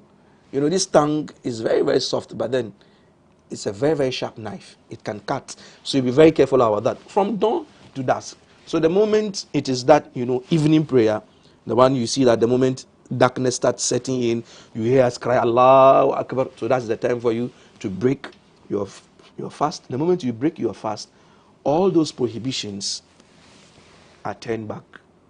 You can eat now, drink now, have sexual intimacy with your spouse, till dawn again for a period of 30 days. No water, however, during the fast. No water. Because a lot of people say, oh, Muslims are fasting, I'm going to fast with them. And these people may be Christians of other faith, and then they say they want to fast with them. Then they start at 6, end at 6, but drink water in between. So it means if you really want to do it like the Muslims are doing it, you don't have to drink water. Ours is dry. You don't have to do anything. It's dry. But you have to eat before you start the fast. Yes, you have to eat. Is it compulsory? And isn't that... It's not compulsory. Okay, it's not. It's not compulsory. It's not compulsory. But then there's a lot of, health benefit in the eating before. And there's also a lot of spiritual benefit in the eating before, We call it the pre-dawn meal, as-sahur. That's what it's called in Arabic. Trying to make it easier to fast within the day. Yes, because the idea of fasting is that the Almighty doesn't want us to suffer. That's not the idea. That when the Muslims are fasting, it's just a self-inflicted, hardship. No. Yuridullahu bikumul yusr. The Almighty Allah wants easiness for you. Wala yuridu bikumul usr. He doesn't want you to be in perpetual, adversity. He doesn't want that. So you take the pre-dawn meal. Eat as much as you can, no problem. But then the moment the dawn prayer sets in, that's it. You don't eat. So, and you can't remember as young as 7, we were fasting throughout, and there's nothing has happened to us. And Muslims are allowed to work during their fast? Yes, you're allowed to. You can't take a break off. Maybe if you are your own boss, you take a break off. But if you are working for someone, you see, that's where the importance of, God consciousness comes in. That you give to Caesar what belongs to Caesar, and then you give to God what belongs to God within the fasting period. But if you go to, most of the Arab countries, the Muslim nations, they work after sunset. So during the day, so they turn it upside the other way around. So during the day, you sleep, you rest. When you break your fast, you come to the office and come and work. Okay. That's how they do it, especially in Saudi Arabia. Now let's go to the mosque. There's this misconception, you are going to tell us if it's a misconception or not, that a lot of men find women in the mosque because they see the woman's figure and everything while praying in the mosque. How is the mosque really sectioned like? How is it like? Do men mingle with women in there? In the mosque, the men are in front and the women are behind. So men don't see the women? Even the entry places are different.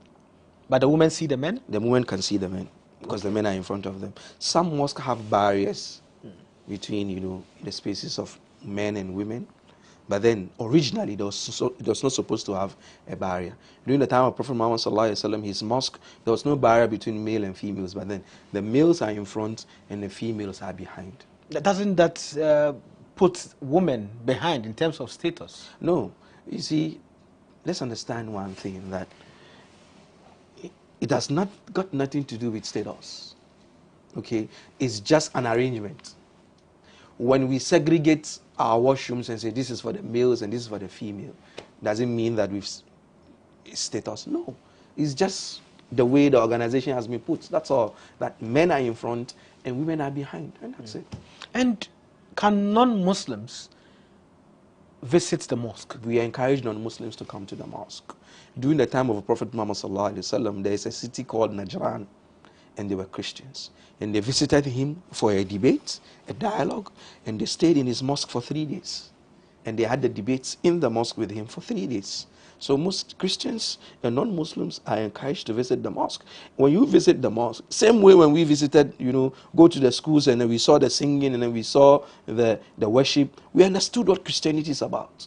So you find out the average Muslim understands Christianity a lot. You can say I'm quoting Bible verses here. It's because we read the Bible, we know the Bible, we know it has 66 books, we know there's Old Testament, there's New Testament, the first 5 books were written by Moses. We know all those things because we got closer to you to understand your religion. So same way we encourage non-Muslims to visit the mosque, to ask questions. In the masjid, there are no knives and guns and clubs whereby if you enter, no, there's nothing like that. It's just mats. It's an open space. There are no chairs there. You take off your shoes or you put on your shoes. You enter the mosque and then you sit down and then you listen to whatever the imam is saying.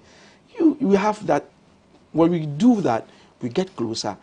All these myths, all these misconceptions, it wouldn't be an issue in the Ghanaian, society or community. So no Muslim will not be sacked when they enter the mosque? At all. Even the national mosque? Yes, they can visit enter the national mosque, enter the mosque.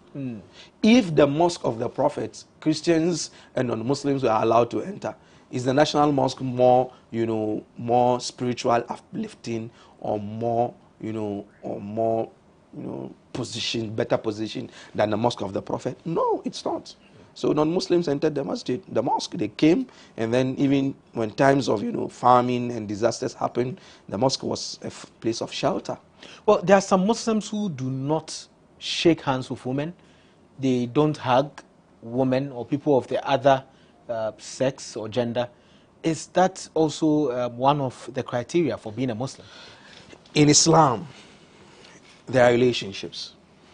There are relationships between family members, and there are relationships between people who are not family members.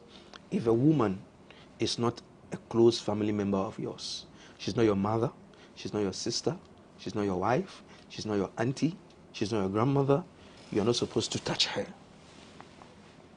That's Islam? Yes, you're not supposed to touch her. Islam is very, very, very careful and mindful about sexual harassment. Some men, by virtue of trying to be friendly with women, hug them in a way that is not right. So Islam is saying, we don't even want you to go to that extent. You are only entitled to touch your mother, because your mother, if you touch your mother, and then you have any sexual intention, then you are a devil. If you touch your own sister, and then you have any sexual intention, you are a devil. But other women, there's a tendency that you, by default, harass her that way. And women will tell you that there is nothing more traumatic than being sexually abused, being used by a man like just a tissue and then thrown away.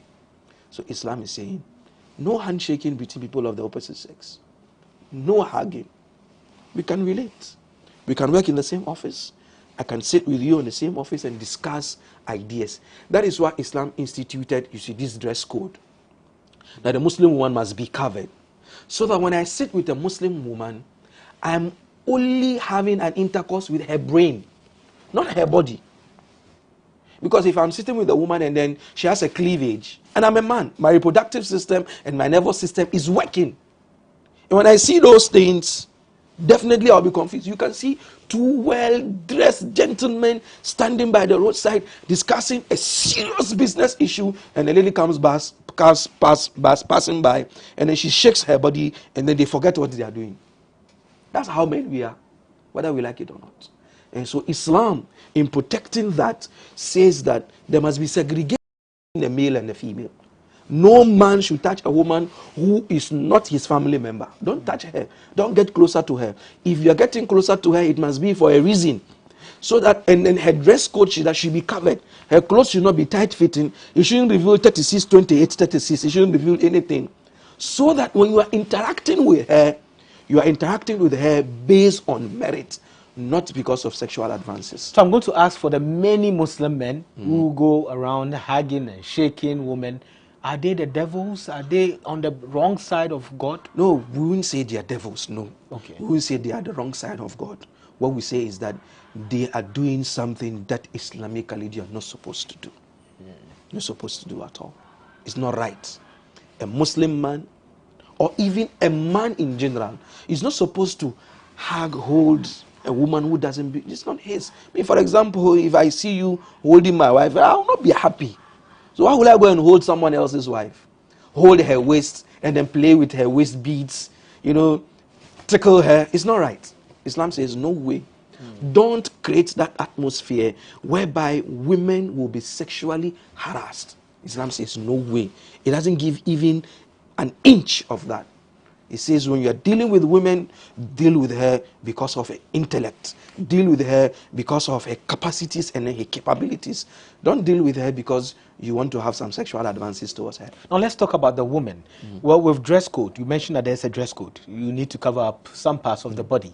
And there are so many other women who we know are Muslims, but they don't dress like the Muslims we see with the long veils and covering up totally. Is it against, or is it a sin, if I may use that word, to not look like what is prescribed by the religion? It is a sin. It's a sin because it's very, very categorical in the Quran that the Almighty Allah says women should cover up. Men should also cover up. Sometimes we don't equalize it. Men should cover up. Sometimes you see someone enters the masjid and then when he prostrates, you can see he's behind. It is wrong. It's a sin in Islam.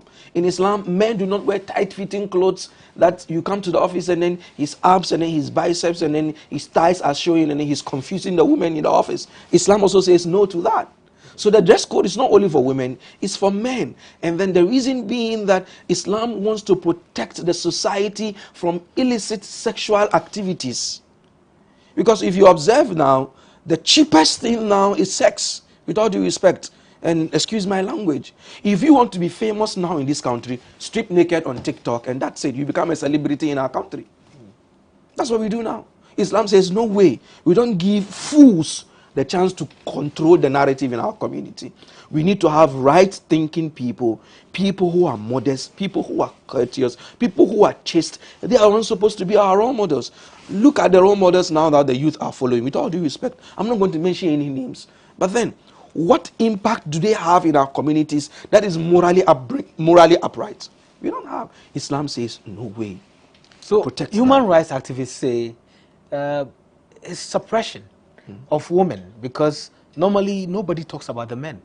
It's always about the women. Women. I'm here speaking about the men too. The problem is this. We've commodified the body of the woman. We are advertising for a car and then the woman is in bikini standing next to the car. What does it mean? Boxing, even boxing. Round 1, a woman in bikini. Round 2, what's the relationship between the boxing and then the woman in bikini? What's the relationship? We've commercialized the woman's body. That is progression. That is civilization. That is advancement. No. We are saying our women are sacred. Our women should be protected from prying eyes. Not just any Tom, Dick, and Harry can look at my sister. No way. Islam says no way. If you want to have that exclusive access to that woman, let her be your wife. then you have that exclusive access to her. But then a young lady dresses anyhow on the streets, she bends down and then you see everything, and then we have everything free now. That is why people are not getting married, because everything is free. If I want to have any sexual satisfaction, I just come and sit by the roadside and then cross my leg, and then the women are passing, and then and I'm fine. I go back. That's what happens. Sometimes you sit with women one on one, you can't face them because of what they are wearing. They must do this, cross their legs. They can't sit upright because of what they are wearing. Islam says the woman's body is not for commercial purposes. And that's what is going on now in the world. The woman's body has been commercialized. So those of us who are saying, no way, the body of our women should not be commercialized, they see us as people who are suppressing the women. They see us as people who are terrorists. They see us as people who are not advanced. We are living in the Stone Age. My final word. Before your final word, my producer has a question, which I think is very important to her. I don't know her intentions, but she's asking. She's non-Muslim, and she wants to marry, or the man after her is a Muslim. Now, do Muslims accept or agree to Muslim men marrying non-Muslim women? In Islam, Muslim men can marry Jewish and Christian women. But then, Jewish or Christian men cannot marry Muslim women. Let me take it again. Yeah. Muslim men, I, for example, I can marry a Christian woman. I can marry a Jewish woman. It's allowed in Islam. But then the Christian man or the Jewish man, when he comes to me to give me his sister or give him my sister or my daughter, I won't give it to him. The reason being, Islam says that the woman has rights under Islam. And the Muslim man is bound by the religion to give that woman her rights. But then the Christian man or the Jewish man is not bound by Muslim, law for him to give that Muslim woman her rights. So in safeguarding her from that, and also not accusing him falsely for not giving her her rights, we say we are not giving her to you at all. I hope you understand. So my producer, who is looking forward to getting married to a Muslim man, it means she can still be a Christian. She can still be a Christian. No Christian woman marrying a Muslim man is supposed to convert. No. She goes to her church, she goes to her synagogue, and then he goes to his mosque, and then they are a happy couple. It is stated in the Quran chapter 5, verse 3. Yes. But here you are talking about Jewish and Christian woman. It means specific. Any other religion outside of Jewish and Christian, a Muslim man cannot marry that woman. Yes, there's a difference of opinion between Muslim jurists on that. But then the predominant view is that Christian and Jewish women are allowed because Islam, Judaism, and Christianity have some similarities. You see, and they are also, I believe, they are the only monotheistic religions in the world. All the other religions have this pagan stuff in there. But then Christianity and Judaism have, believe in one God and stuff like that. So Muslim men are allowed. And we have a lot of similarities between, the three religions. That is why it is allowed. And now your final words. My final word, you almost let me forget. with the morality and then the dress code, I say, if stripping naked is civilization, then animals are more civilized than humans. Those are quite strong words, and we want to thank you. Sheikh Kishk Bashir Yando, he is the founder of Al Islah Center. Thank you very much for coming. This is the lowdown on GhanaWeb TV. We are going to we air every Monday on GhanaWeb TV and on all of our digital channels. My name is Ismail Akwe. Watch us every Monday. Be safe.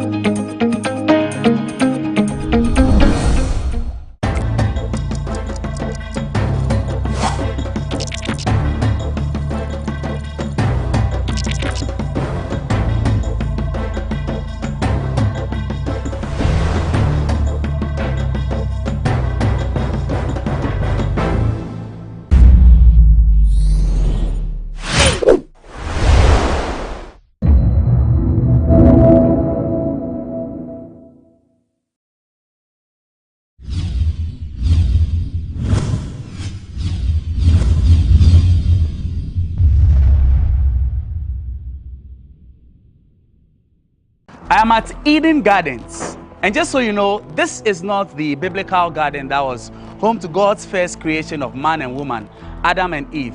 But right here in Accra, we are presented with a close opportunity to what it felt like to be in such a garden. And that's been made possible by our guests on this week's edition of The Untold here on GhanaWeb TV with me, Eche Atisu. Mrs. Alberta Ekusika Ado is the owner of Eden Gardens. And the interesting thing about her story is that this woman speaks to plants. You want to find out more? Come along with us.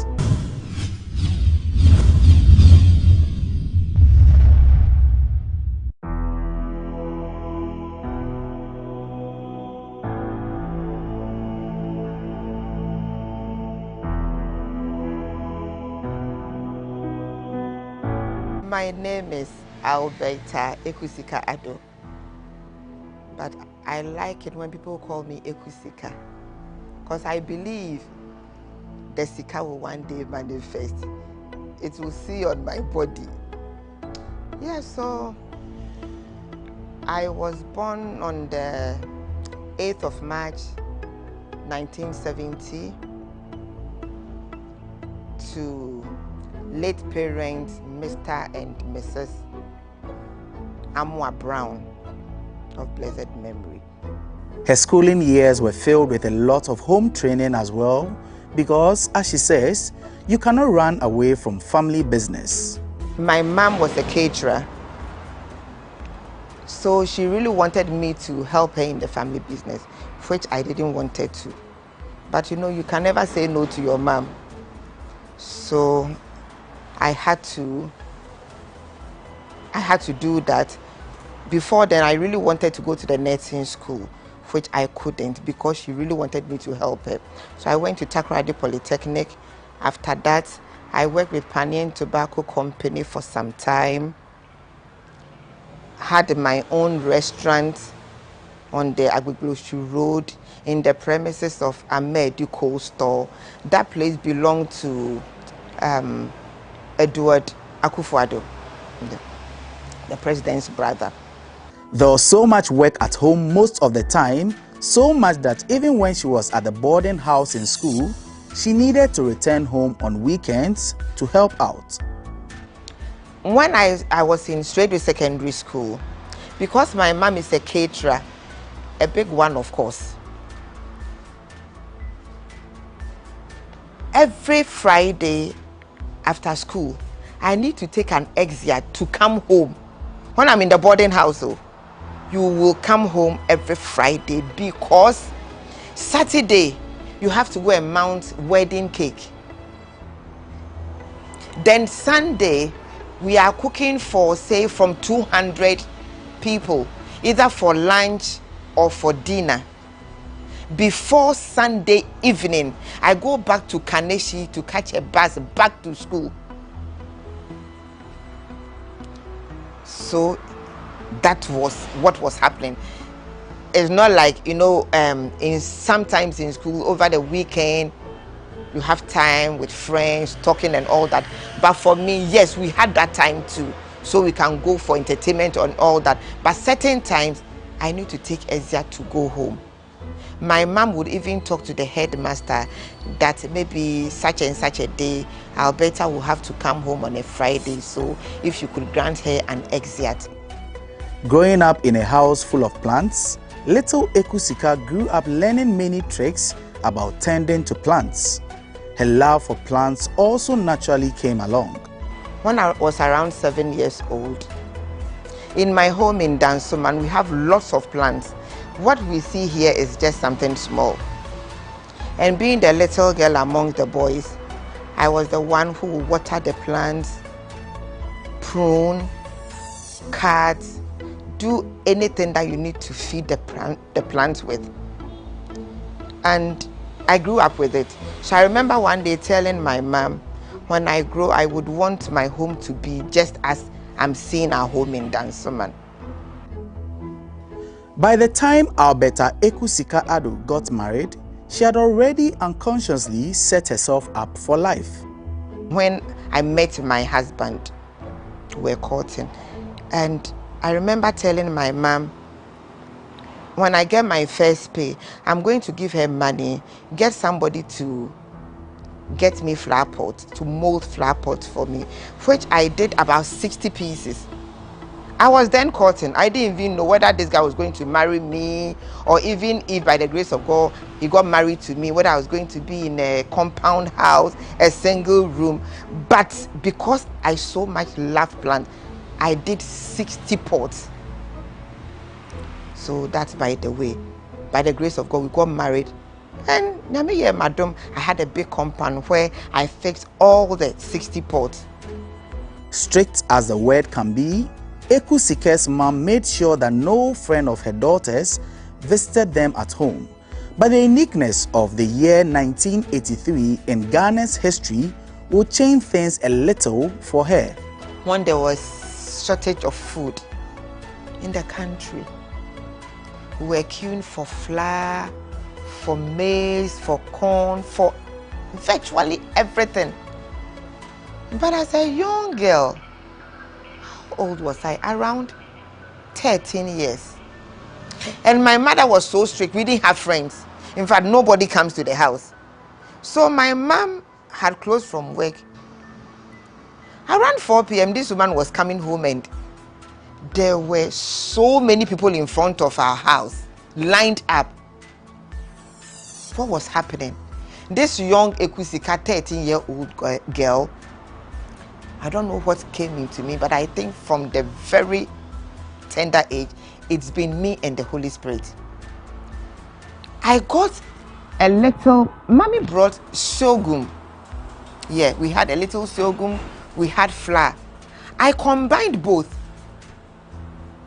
made some rock bands and scones, baked about 100 or so pieces, and I decided to sell because there was no food anywhere. So I placed this in front of the gate and people started coming. I was selling, they were buying, I was happy, all smiling. Kids will come, parents will come, fathers, they were just buying. So when my mom got to the gate, she was like, what is happening here? You could tell from her face, she was angry, what is happening? But when she saw what I was doing, she was so happy. And I don't even know whether she carried me, because she was like, hey, Ekusika, eba adwene no be witrim. Wana no ma odama adwene. Erade nhyiraw. De ama enkofo ediban ma weidi. Inya eyi wo babia. And I was so happy. I was so fulfilled because I was able to put food on the table. Unlike a foretaste of what her future would look like, Ekusika grew up with a passion that birthed the idea of passion for mother and child. The Lord inspired me to gather teenage mothers, the privileged, feed them, give them a vocation. And I'm like, na me sika he na me wa me ba be hwe teenage mothers and all these things. But before then, I was doing that on my own. I could go to town and I see people, I feel the need to give them money or ask them, come home, I have order on such and such a day, come help me and you get food to eat. I was doing that until one day I was going to the laundry. I'd parked by the roadside, crossed, took the clothes to the laundry. On my way home, I was listening to 88.7. So I came back, sat in the car, started the car, and all I heard was, you don't need any confirmation. I am your confirmation. I looked down, I was scared. So came out of the car, stood beside my car and was like, what is this? For how long will you stand out? I went back into the car and then came home. It had to take more than a confirmation for her to know that this was indeed something God wanted her to do. Another time, I was home watching Ben Hinn on telly. And a voice said, change the channel. Which I looked around, there was nobody. So I was now working under instruction. I changed the channel. It kept saying, change it. I kept changing till I got to Metro TV. It was around 11:30 or so a.m. And I heard Amanya Neba, a young girl of 19, being abused, blah, blah, blah, blah, with a child. And the voice says, go for her. I'm like, go for who? This is TV. How will I even do that? Says, go for her. Call and tell them you are interested in the story. I said, yes, boss. But then how do I get the number of Metro TV? I called my son. He got me the number of Metro TV. Immediately I called. I was connected to the newsroom. And I told them I was interested in the story. They took my number, and within a space of less than an hour or so, I saw myself on tele being interviewed. So we agreed in about 3 days' time, they would take me to where the lady is, somewhere in Aboso Kain, around Kaneshi. So we went, and that was also a big news on Metro TV.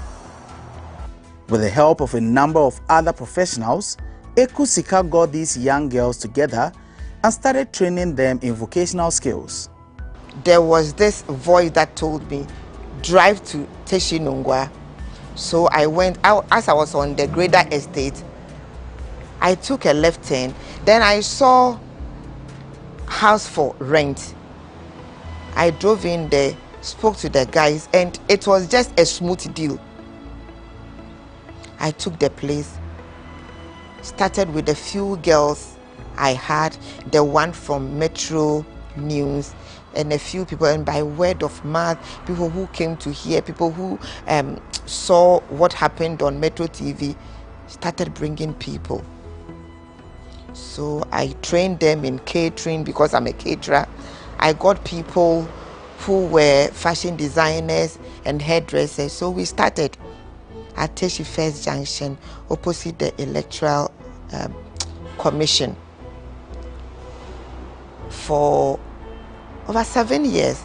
And after that, I went to Gempa to do some NGO courses, management courses, so I could manage the NGO well. It won't be like you are just doing it anyhow. You have to manage things properly. You have to do it and do it well. So I went to Gempa, did few courses. I've been there for three occasions. NGO management. I've forgotten the courses, but I did all that, which I have all the certificates there, so that it won't be like you've gathered girls and then giving them home training. No, not just home training. There has to be a book knowledge as well. You have to learn and learn well so that you know what you are doing. Learning advocacy and several of those things. Yes.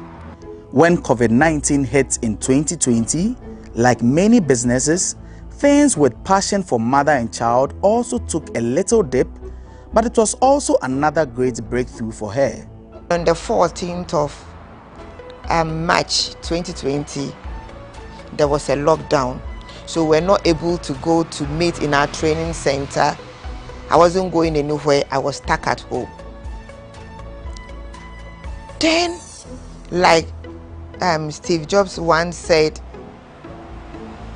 in an interview or a speech given to one university, said, you cannot connect things in the future, but you can connect things from your past. So I connected all these plans, all the works I've been doing. Since I was home, I was not going anywhere. I now got time for my plans.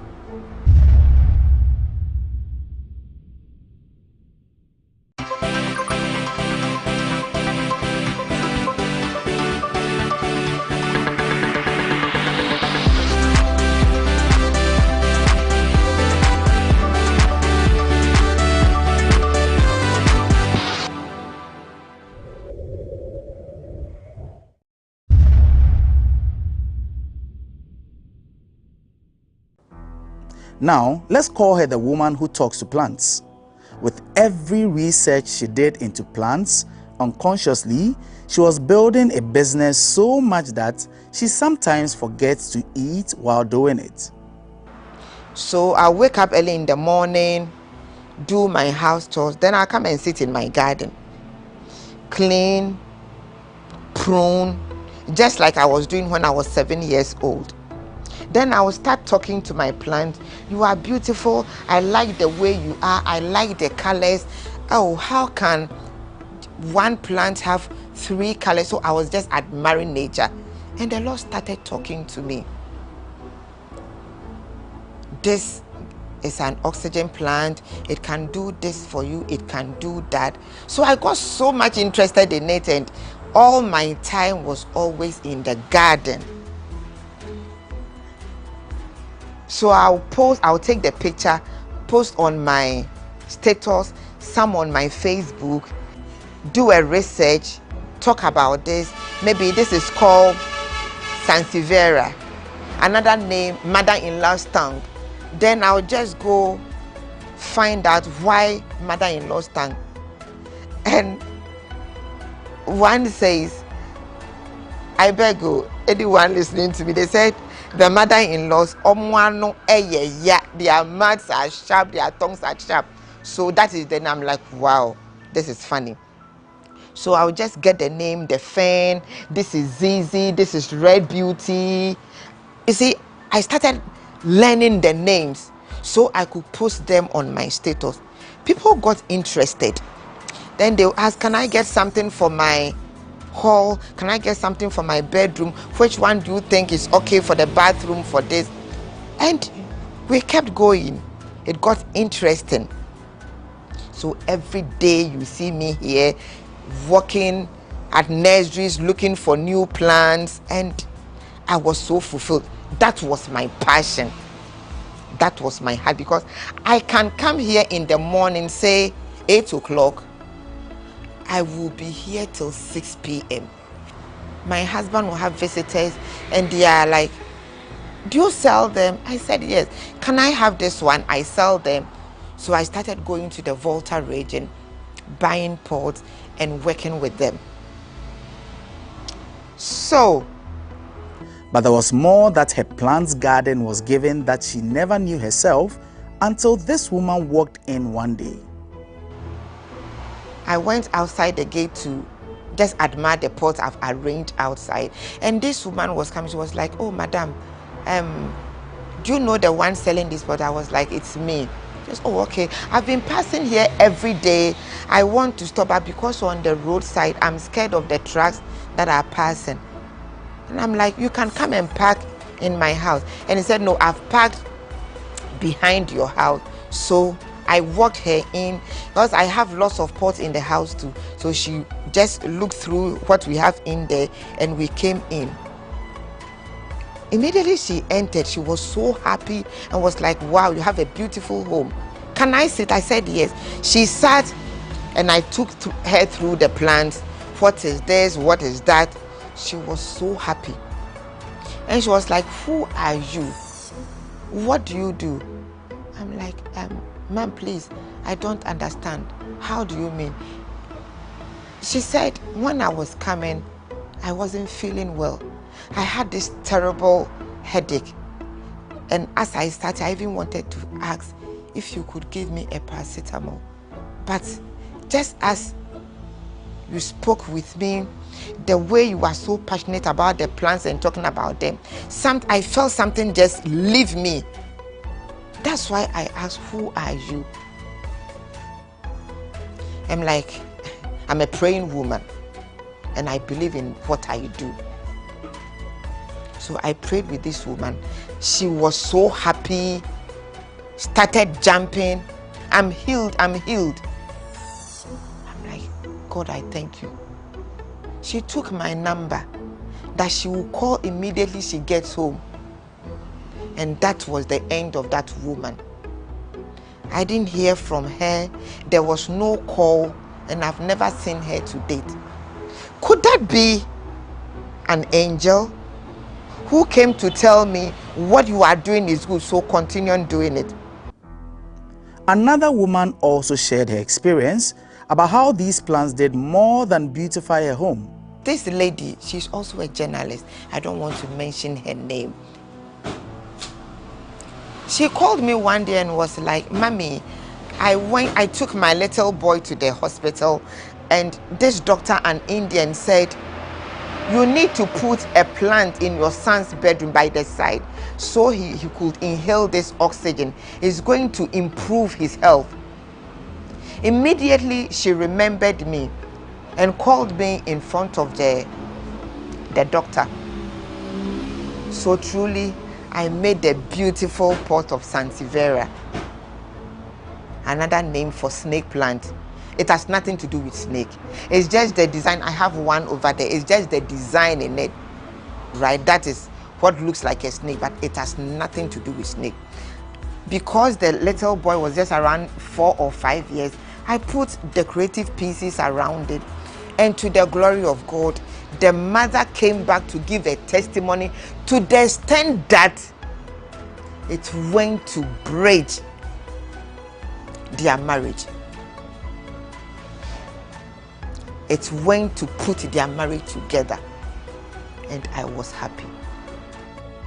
And then it was her husband and how he got healed from the effects of these same plants. I'm so happy here.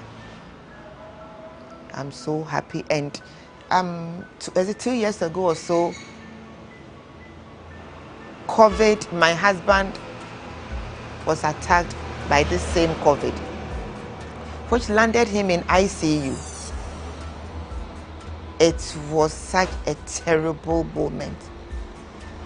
People around him were dying. I lost my cousin, late Ejakon's wife, Auntie Nana.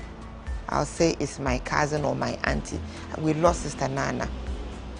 But by the grace of God, and I believe by what I do, because I know taking care of orphans, the needy, is the heartbeat of Christ. So if you are able to do such, God gives you long life, and always sitting in nature, admiring and inhaling it. When my husband got back home from ICU, every morning, 5 a.m., he will come and sit in the garden, taking his tea, reading his book, having his meetings, all in the garden. And he so much enjoyed it. The breeze, the air that will just be going up and down all around him, just brought the healing speedily. He really enjoyed it, I must say. It was what brought about his healing. And I'm happy. Because I get most people, Mommy, can I come around? I feel terrible. I have this issue in my marriage. Can I come around? I want us to sit in the garden and then we talk about it. I'm like, yes, come, because I love to do that. And Charlie, the feedback I get is so fulfilling. So that is what has brought us here today. Like everything in life, her work with these young ladies has had its own share of challenges. Then somebody will ask, so have you forgotten about the teenage mothers? No, I had not forgotten about them. We always met we had a platform where we chat, we do our devotions and everything on platform. Sometimes I invite them to come over, we had a chat, but one of my facilitators had a place, so all the girls are there. I visit them, we talk, we continue with the school, we continue with all the advisors. So far it's been good. In Passion for Mother and Child, when the girls come, there's no any follow-up. No parent of theirs come to say, hey, Mame, we are in Teshi, so they usually speak Ofane, Imbile Bake Miake, O Chonle Ni no Hame, Ni, oh you are done. We don't hear things like that. No. I've never. But when you share the food and they take home, then they will call, Ofane, oh you are done.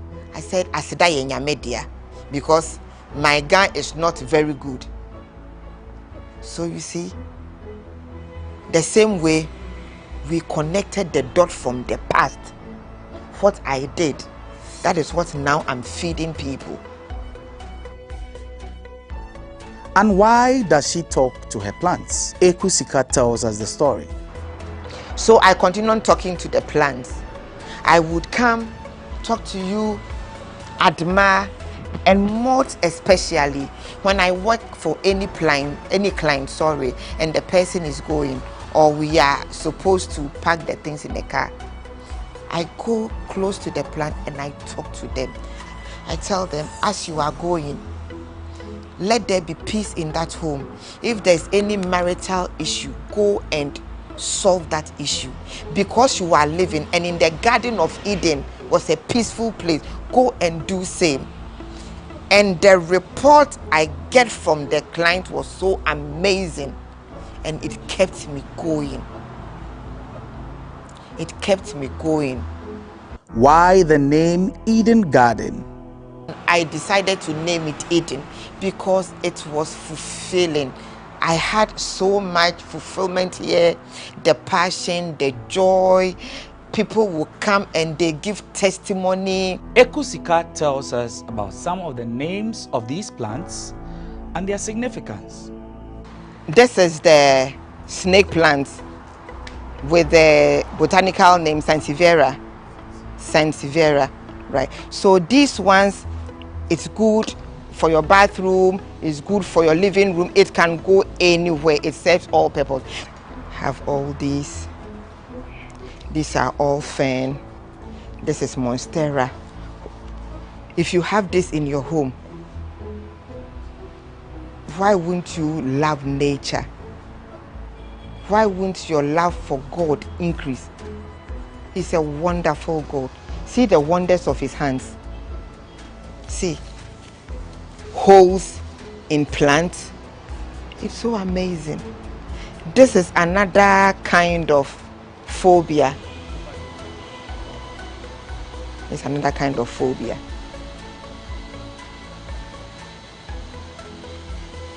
That is aloe vera. It has several uses for the hair, for face, for bangs, for smoothing your face. You won't go wrong with aloe vera. Yeah. That's ready to be delivered. Into. I need help, please. So this is the final work.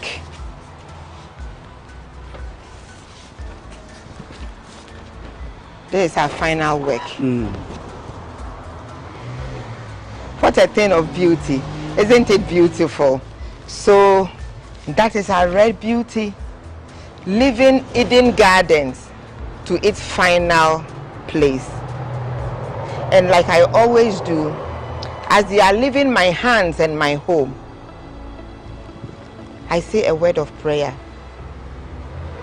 As you live here, may the Lord go with you. May you bring peace in your new home. May you bring beauty and love, just as you are so colorful, so nice and natural. Every marriage in that home, let it be so. Go and glow as the leaves are glowing. Let there be peace. Let there be joy. Let there be abundance of everything. In the name of the Father, the Son, and of the Holy Spirit. Amen. Amen. And that's how we bring a wrap to this week's edition of The Untold here on GhanaWeb TV with our guest, Mrs. Alberta Ekusika Ado.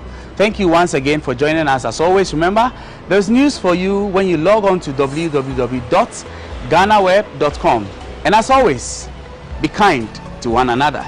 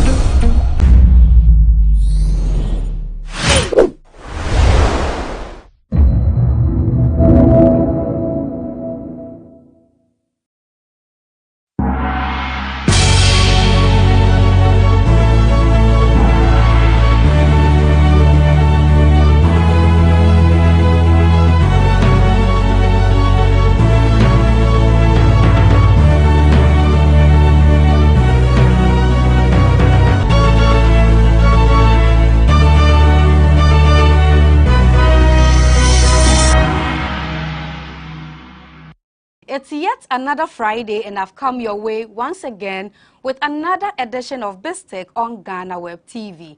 As usual, on BizTech, we serve you some stories that made headlines in the week and an interview a member of the business desk had with an expert. I am Ernestina Sewa Asante.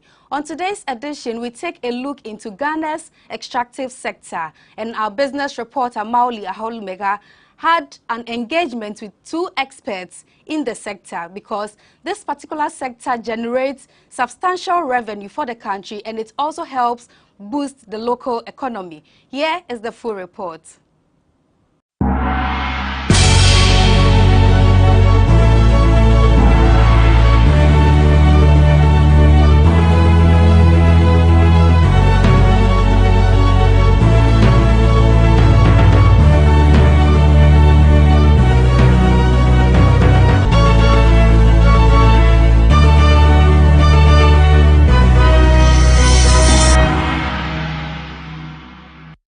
The extractive industry is one that has not been spared from the coronavirus pandemic. From job cuts to production losses, the sector has received its fair share of effects from the pandemic. But how is the sector improving in the midst of the global pandemic? On this edition of BizTech, I'll be speaking with some experts, specifically from the Goldfields Limited, which is the Group Chief Executive of Goldfields, Mr. Chris Griffith, and also the Head of Global West Africa for Goldfields, Mr. Joshua Mototi. And we'll be picking their thoughts on the extractive sector and also the recent explosion that occurred in Apiate.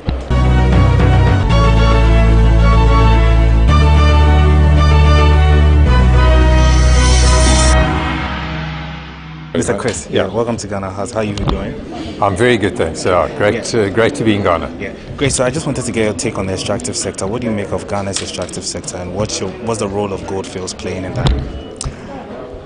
I think Ghana's a very attractive place for mining companies to be in, particularly gold mining companies, and so that's why Ghana's an important country for us. For Goldfields, Ghana makes up 35% of the volume that we mine, and so a very important part of our business is Ghana. It's an attractive country for us to be, and with stable politics, stable environment, stable laws, and that has meant that it's an attractive destination for us, and that's why we've been here for almost 30 years, and that's why we continue to see Ghana as an attractive investment destination. So obviously COVID has had to do some disruptions to the sector and all of that. I understand you're not able to retrench some workers in the sector. In terms of moving forward, in terms of this uncertainty in the mining extractive sector, what do you think we could do to make sure that jobs are stable for workers? Yes, I think of course COVID has had a major impact on industry right across the world, and the mining industry has been no exception. We have had some impact from COVID in terms of production, particularly in the early phases in 2020. In 2021 we had much less disruption. I think most of our disruption was in South Africa and in Peru and South America. Some of our other operations, for example, in Chile, where we're building a new project, but we haven't had that much volume disruption here in Ghana, and we've been able to manage through the entire COVID period, actually with relatively little disruption across the company. Of course, it has cost the company in terms of investing to make the company safe, to make our employees safe. We've encouraged vaccination across our workforce globally. Globally, we now over 90% first vaccination, more than 80% second vaccination right across our workforces globally, and our workforce here in Ghana is rapidly catching up with that. So, I think we've invested for that. We've invested alongside government to help minimize the impact of COVID, but we haven't retrenched one employee right across our global operations, including here in Ghana. And I think the answer around COVID is we've just got to get on with it. We've got to be flexible to whatever COVID throws at us. But at the moment, we're not holding back because of COVID. We continue to invest, we continue to mine, and COVID actually hasn't, other than our ability to move around the world, hasn't really impacted our business that much. Yeah. So finally, just your take on the Apiate explosion that occurred. I know you offered some sympathy, but in terms of lessons that we can learn from that explosion, just give me your take on that. Yeah, this has been a tragic incident for of course, our mining family here in Ghana. It's a tragic incident right across the globe because everyone's now going to be looking right across the globe, as we should, what learnings we can take, how do we make sure that the transportation of explosives is safe. Generally, both here in Ghana and across the globe, the regulations that are associated with the transport, the storage and the handling of explosives is actually very good. Now we know that out of this will come learnings, and we are anxiously awaiting to see what those learnings would be. At this point in time, it's premature to know what those will be. We are not impacted at the moment. Our explosive transporter is a different company. Okay. So we're not impacted at the moment, but of course we are working collaboratively together with the regulators, and we're working collaboratively with the other mining companies to provide support to the community and to the mining industry in South Africa, in Ghana. But it is just too premature at the moment because we don't know what the outcomes are going to be. And then, but once we know that, we of course are going to work collaboratively to see how we can improve our regulation, improve our systems and our processes to make sure something like this cannot happen again. Mr. Chris, thank you so much for your time. Thank you very much. So that has been Mr. Chris Griffith, and he's the Chief Executive Officer of Goldfields Limited, and he's been sharing his thoughts with me on the extractive sector and some lessons learned in the sector.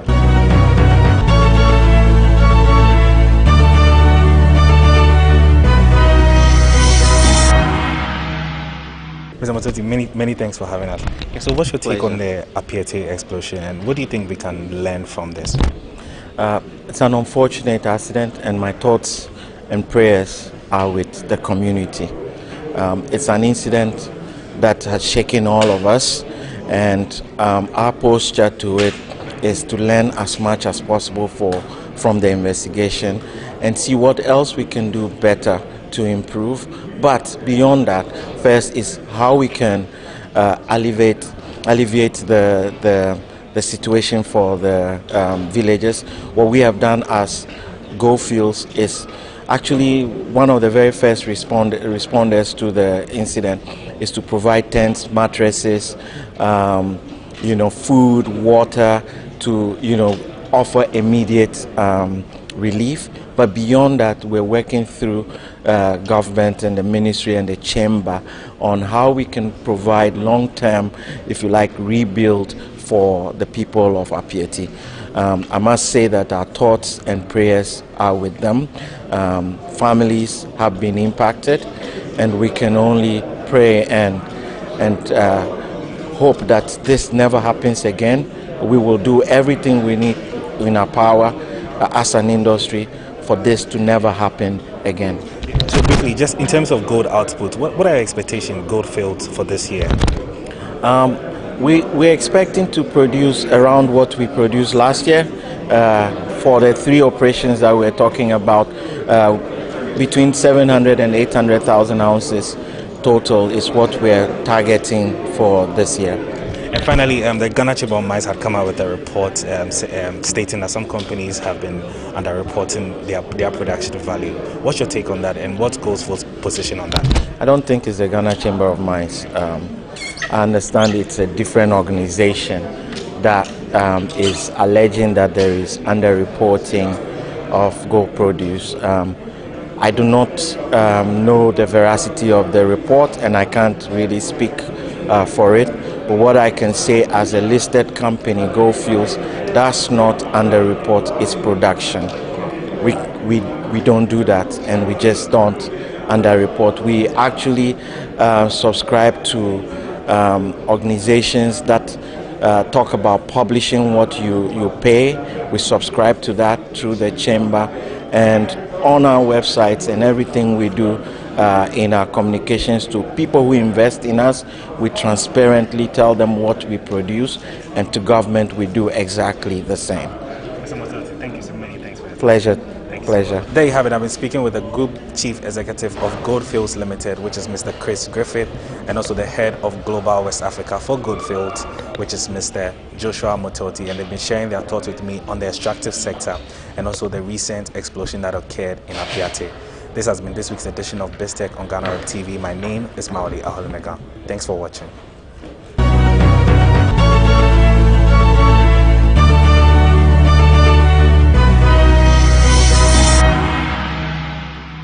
Thank you, Maoli Aholumega, for that report. Up next is Biz Headlines.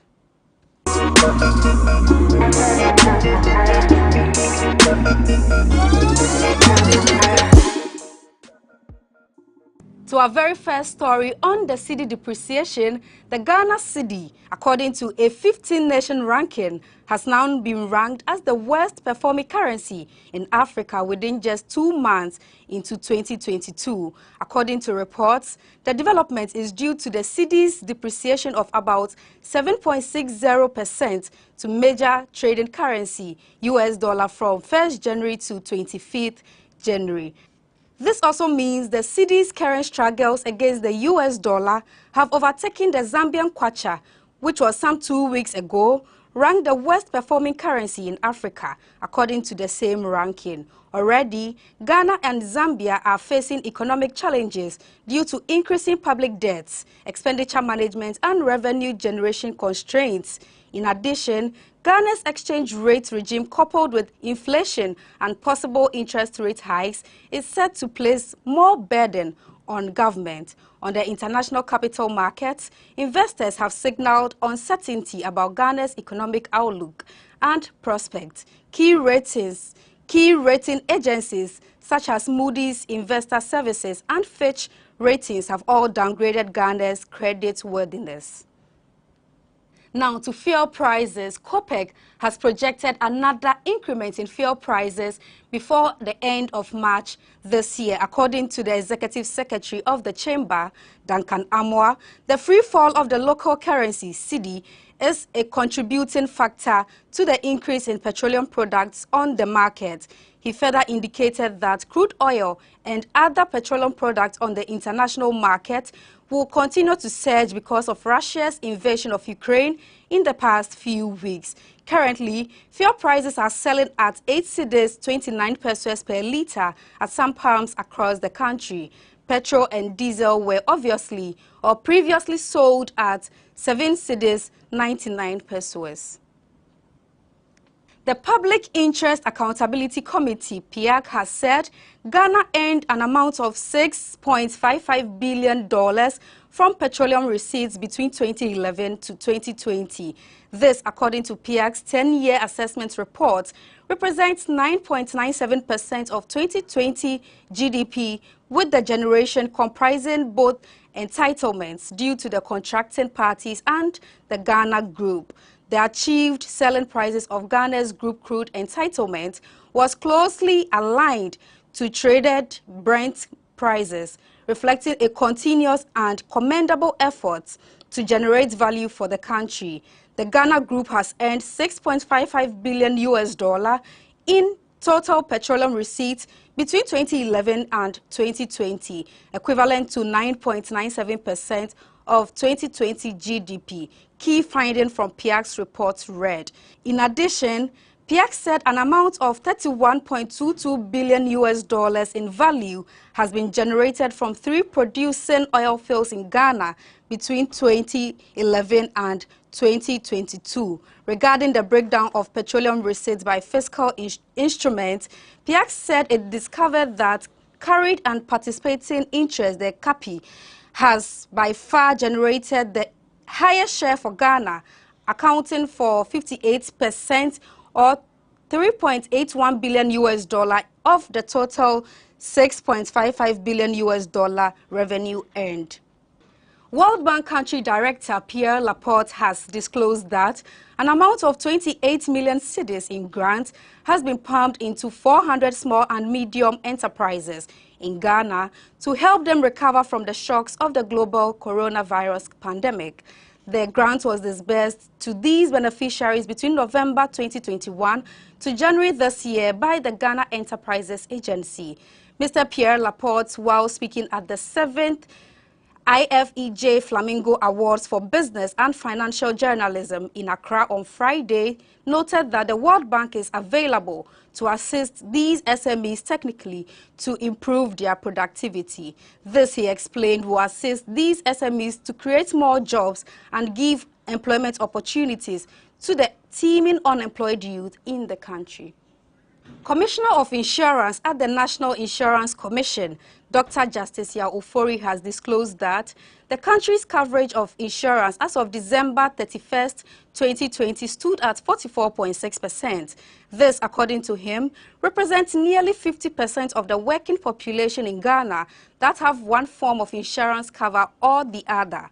Speaking at the launch of a training program of prisons officers and recruits on the basic principles of insurance and risk management, Dr. Justice Ofori said, "I am delighted to disclose that following these efforts, the number of working Ghanaians who have one form of insurance or the other stands at 44.6% as of the end of 2020. This is a phenomenal increase of 14.6% over the 2019 figure. The NIC's objectives and functions per sections 2 and 3 of the Insurance Act 2021 Act 1061 include supporting and encouraging financial inclusion, promoting public awareness and undertaking public education on insurance. This launch for prisons, cadet officers and recruits is therefore a priority to the Commission." Touching further on the training exercise, which was in collaboration with the Ghana Prison Service, the Insurance Commissioner said the exercise will focus on basic principles of insurance as well as highlights of various lines of insurance that will allow them to benefit. To our final story for the day, it is emerging that Ghana and 3 other countries are all candidates for loan programs from the International Monetary Fund, IMF. News magazine The Economist, in its February 26th edition, indicated that the aftershocks of the COVID-19 pandemic were still having a toll on global economies. It observed that 2 years of pandemic fighting and on-off lockdowns have turbocharged global debt, both public and private. The magazine observed that central banks of various countries have raised interest rates to combat inflation. The cost of servicing has also gone up, raising demand for the IMF's assistance.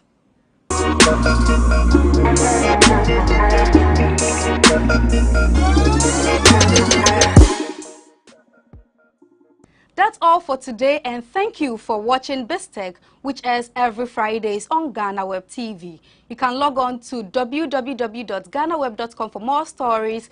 Do well to follow us on all social media platforms, Facebook, Instagram, and Twitter at the GhanaWeb.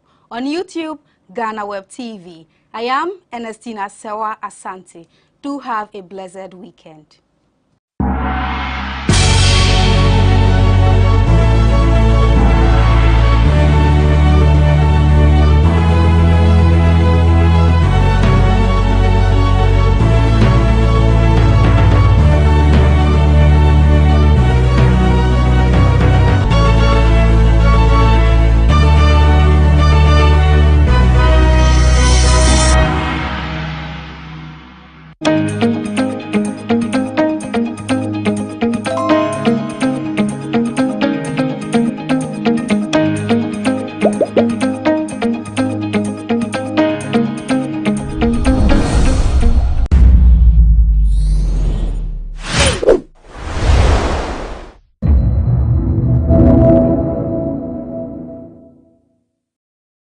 Welcome to GhanaWeb TV.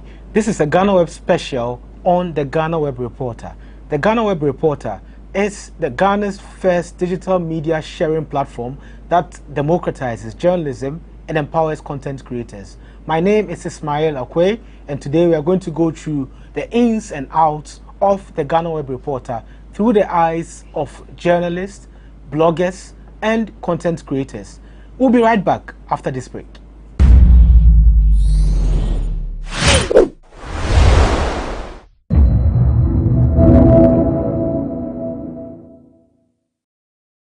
Welcome back to our GhanaWeb special, and we have here in our studio 2 gentlemen who are one of the first users of the GhanaWeb Reporter platform that democratizes journalism and empowers content creators. Indeed, they are content creators and they've been using the Reporter since January. Let me introduce you to Mr. Michael Jan, who is on my immediate left, and Mr. Michael Ejapong, who is also a GhanaWeb Reporter. Welcome, gentlemen. Thank you very much. Let me start with Mr. Michael Jan. How long have you been using the GhanaWeb Reporter? For the past 6 months now. 6 months? Since when? Is it January. January? Okay. Five months, I think. Months, okay. That's 5 months. And how did you get to know about the reporter? I got to know about it on online in LinkedIn. On LinkedIn? Yeah. And then it was a contest. I remember we put out a contest about the reporter, and then we asked people to send in entries. So you sent in a LinkedIn entry. Exactly. Yes. And why did you think you would be selected as one of the winners of the contest?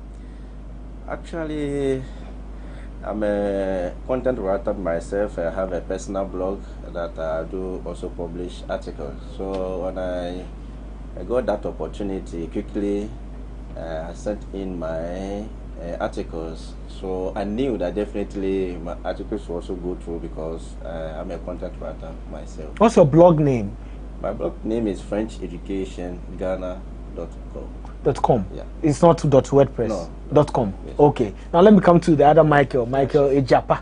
Yeah. Ejapa, how did you know about the reporter? Yes, I was going through Twitter, and then I saw GhanaWeb Reporter. Actually, first it was a flyer, an artwork. And I read through it and I said, okay, so how do I fill in this? And then I went back to your page on Twitter, and then I see a link there. So I tap on the link, and then I submitted an article I wrote.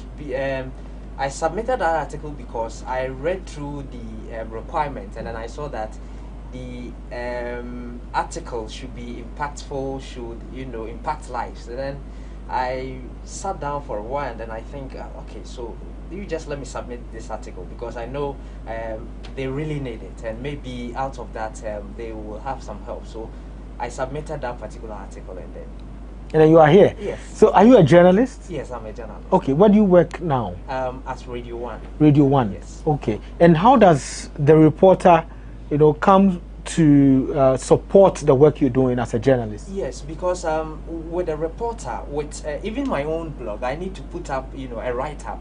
But with a reporter, I can even put out just a video and then do a caption so that people knows what actually is happening. Let's say the flood here in Accra.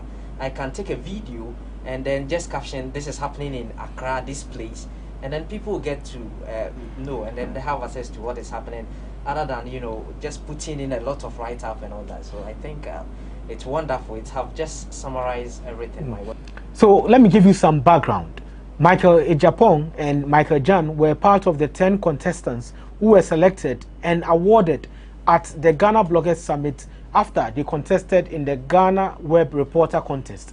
And all of them submitted stories that were fit to be on the reporter. And then they were given the first-hand account on the GhanaWeb Reporter. So they were the first to have accounts on the reporter. They've been using it since January, and now they are giving us what they've experienced, what they've encountered, and also the rewards they gained out of the GhanaWeb Reporter. Let me go back to Mr. Michael Jan. So, from January, when you were given the account, what have you been going through? When I had the opportunity to have the accounts, I started immediately publishing my articles, and the articles come from also from social media. When I see it, I try to put my own perspective, the one that I always want to also motivate others. Yes, about life. So depending on the topic of the articles, I also try to bring my own ideas that will also help the audience, especially the youth, how to keep on going. And doing that has really also helped me, and people appreciate it. What's one significant content that you remember publishing on the reporter? I have a lot of them, more than 500 articles, but the one that really went far was about almost 1 million views, was about Eto. Yes, I wrote about Eto, the way Eto became president in Cameroon as Cameroon, the Fecafoot of Cameroon, yes, yes. president of Fecafoot. And then when he did that for free. So he didn't charge anything like monthly. He was going to charge something like salary, but for free, and also increased the player's salary. So through that, when I took it, I published it, that this is exactly what, yes, this is the type of leaders that we want in Africa for Africa's development. And that content really went for almost 1 million views. But you are a content creator, and do you create video content as well? For now, no. Okay. But how did you know that the Eto story would blow up? Yes, I knew because of what he did. Yes, actually, Eto has money. He's a billionaire, so Eto could have still charged them as a president. Yes, take money, their salary. But here's the case, because he wanted to sacrifice. That's the sacrifice spirit that really got me. So for him, he wants to sacrifice himself for the people. As a player, he knew what players go through. So. He wanted actually to help them. Okay. Yeah, so that is the part that really got me, and I also wrote an article about it. That is exactly what I mean. Our leaders also need to be not always about money, but it should also come from the heart. Okay. Yeah. Ejapa, what about you? What was your most significant article which you published through the Reporter? Yes, that was the last meal of Kutua Champon before his execution, and then people really wanted to read about it. What food, and then actually in the headline I said his favorite meal, so people wanted to know about his favorite meal.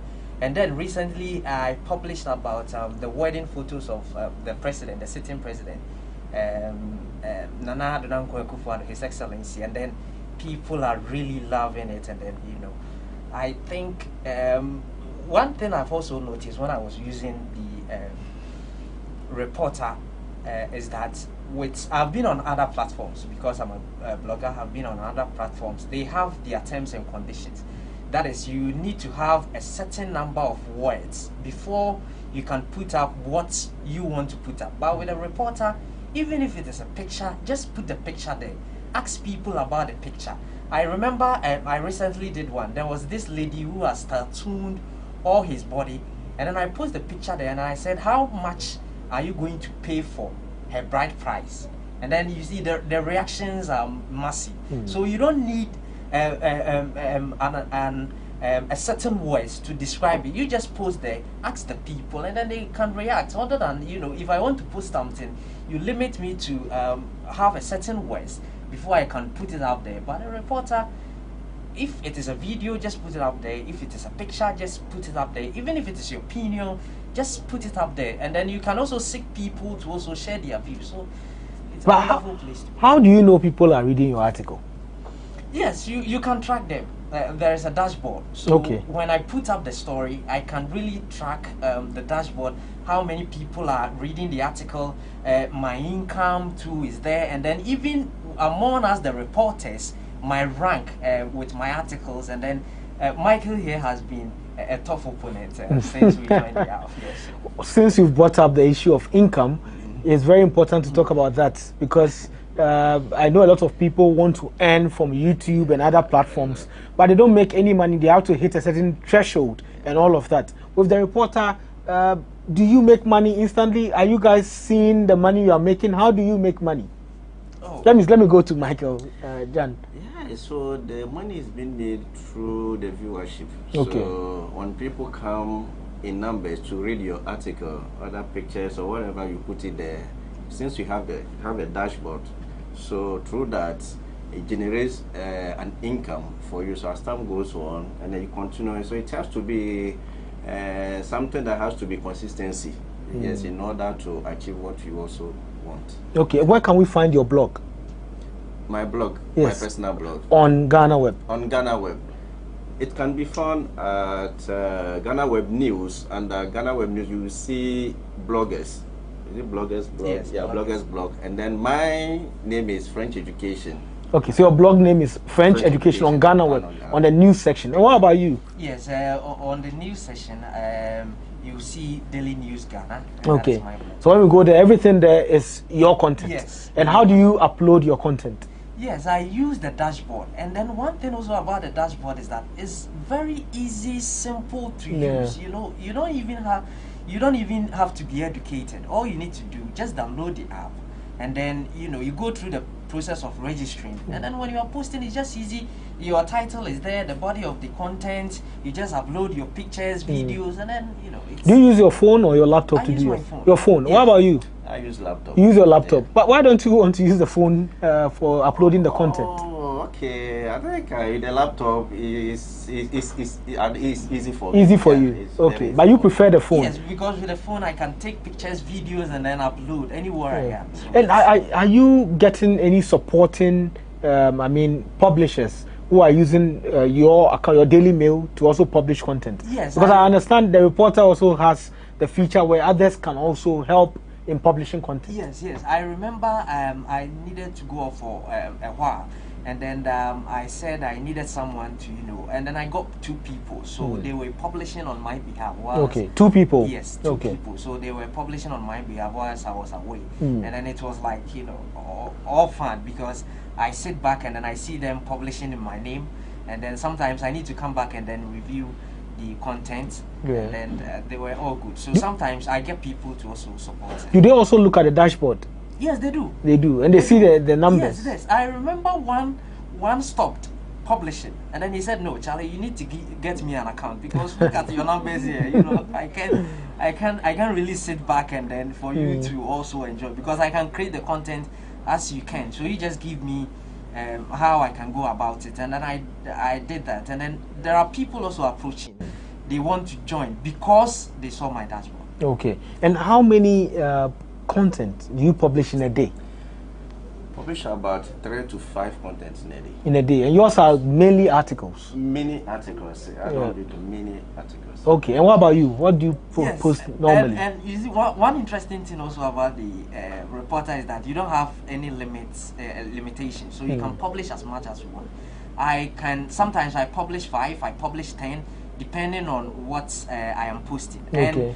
And I have shifted my attention from publishing articles to posting social media pictures. What is trending on social media, I bring it back to the app and then see how people are also reacting onto the app. So I'm more like sharing pictures and then videos from social media, and then it's been amazing. Okay, with the social media shares, I know the reporter gives you the opportunity to share videos from YouTube. Yes. You can share posts from any social media platform directly to the platform.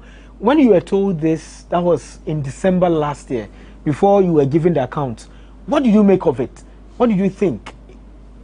Yes, I for the first time, I went there and then decided to share my post, and then I saw GhanaWeb up there, and I was like, oh, wow. But when I started sharing, when people react to the post on GhanaWeb, they come back and then they give me a follow.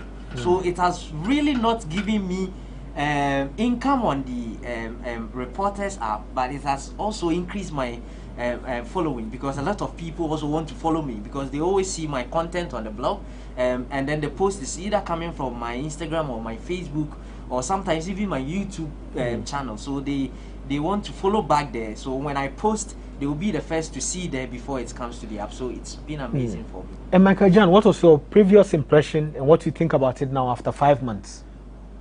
This has really helped me, especially also to have more views on my blog. So because I'm more into articles and sometimes pictures. So when I do that, I normally write my website under my Michael John also French education. This has also increased viewers on my blog. Sometimes they want to come and see who is Michael John behind this article, especially when the person finds it good, and also other social media on Instagram and then Twitter.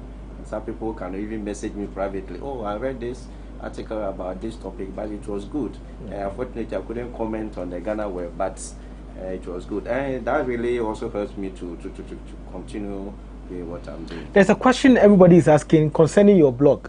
Your blog is called French Education on GhanaWeb, GH on GhanaWeb. Exactly. Why are we not seeing French education on your blog? Exactly. So initially, the idea was to publish about French articles and also to also let people, especially students, also learn French outside the English. So that was the idea. So at times I do, but I also I realized that no, I have to add other articles also into it. The article that has to do with the social issues and everything that can also impact people. So I do about the French education articles also. So it's a mix of everything, and not particularly about the French education or French articles alone. Yes. Well, this is quite an interesting discussion, and we'll take a break. When we come back, we're going to talk about the money part. How much money have they made in the 5 months that they've been using the reporter? They'll tell us all of that after this break.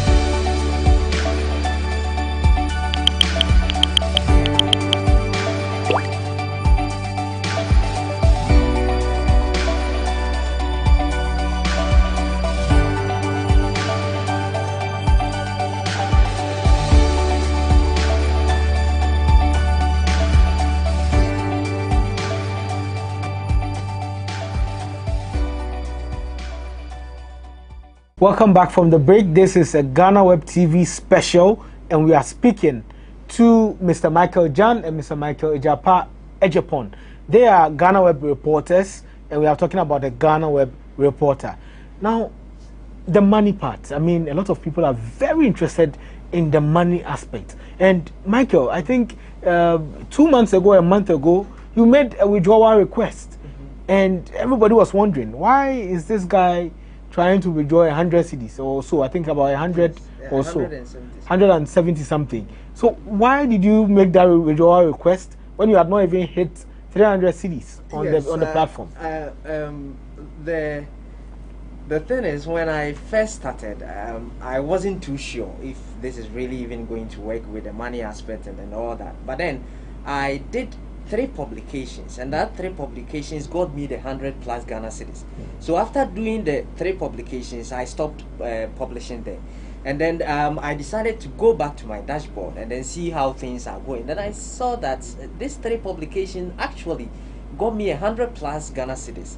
And okay, so can I really have this money, or it is just there? So I decided to request and see if truly I will receive the money. And then I was given an option to put in my mobile money and then my bank also account, but I decided to go with the mobile money and then see how fast it will be. So I wanted to see if truly I will receive the money.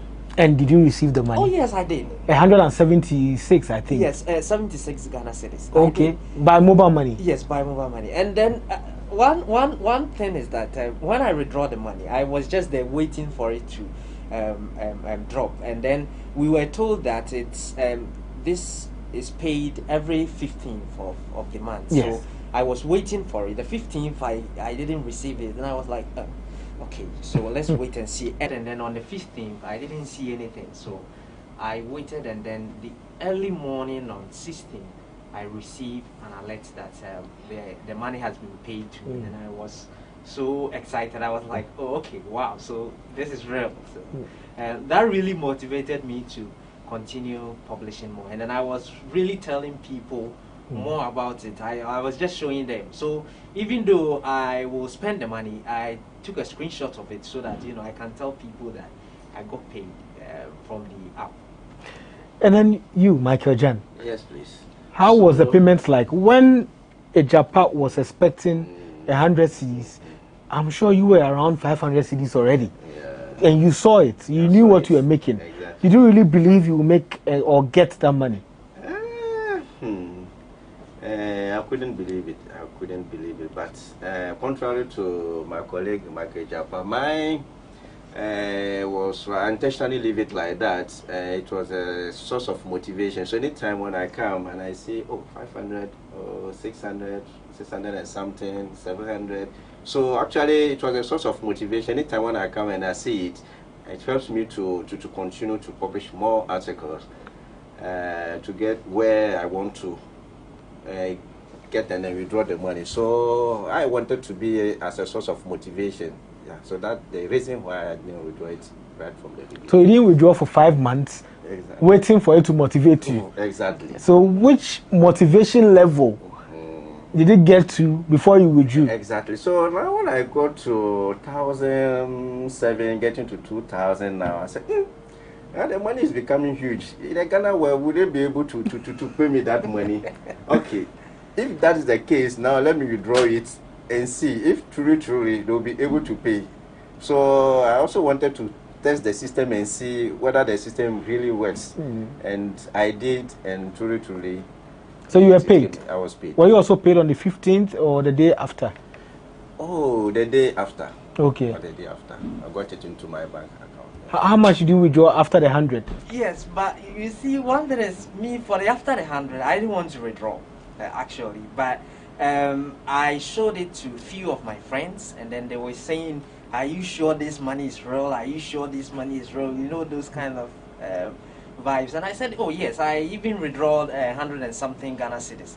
So I was having 500 plus in my account, waiting for it to, grow more. But because I just wanted to show them this is real, I requested for a withdrawal. And then I said, you just wait and see that, this money will be paid. And when the money was paid, I showed it to them. And then if you see how these people were rushing, to get the account done, and then it was really amazing. But for me, I was pushed to withdraw. I just wanted to be like my brother.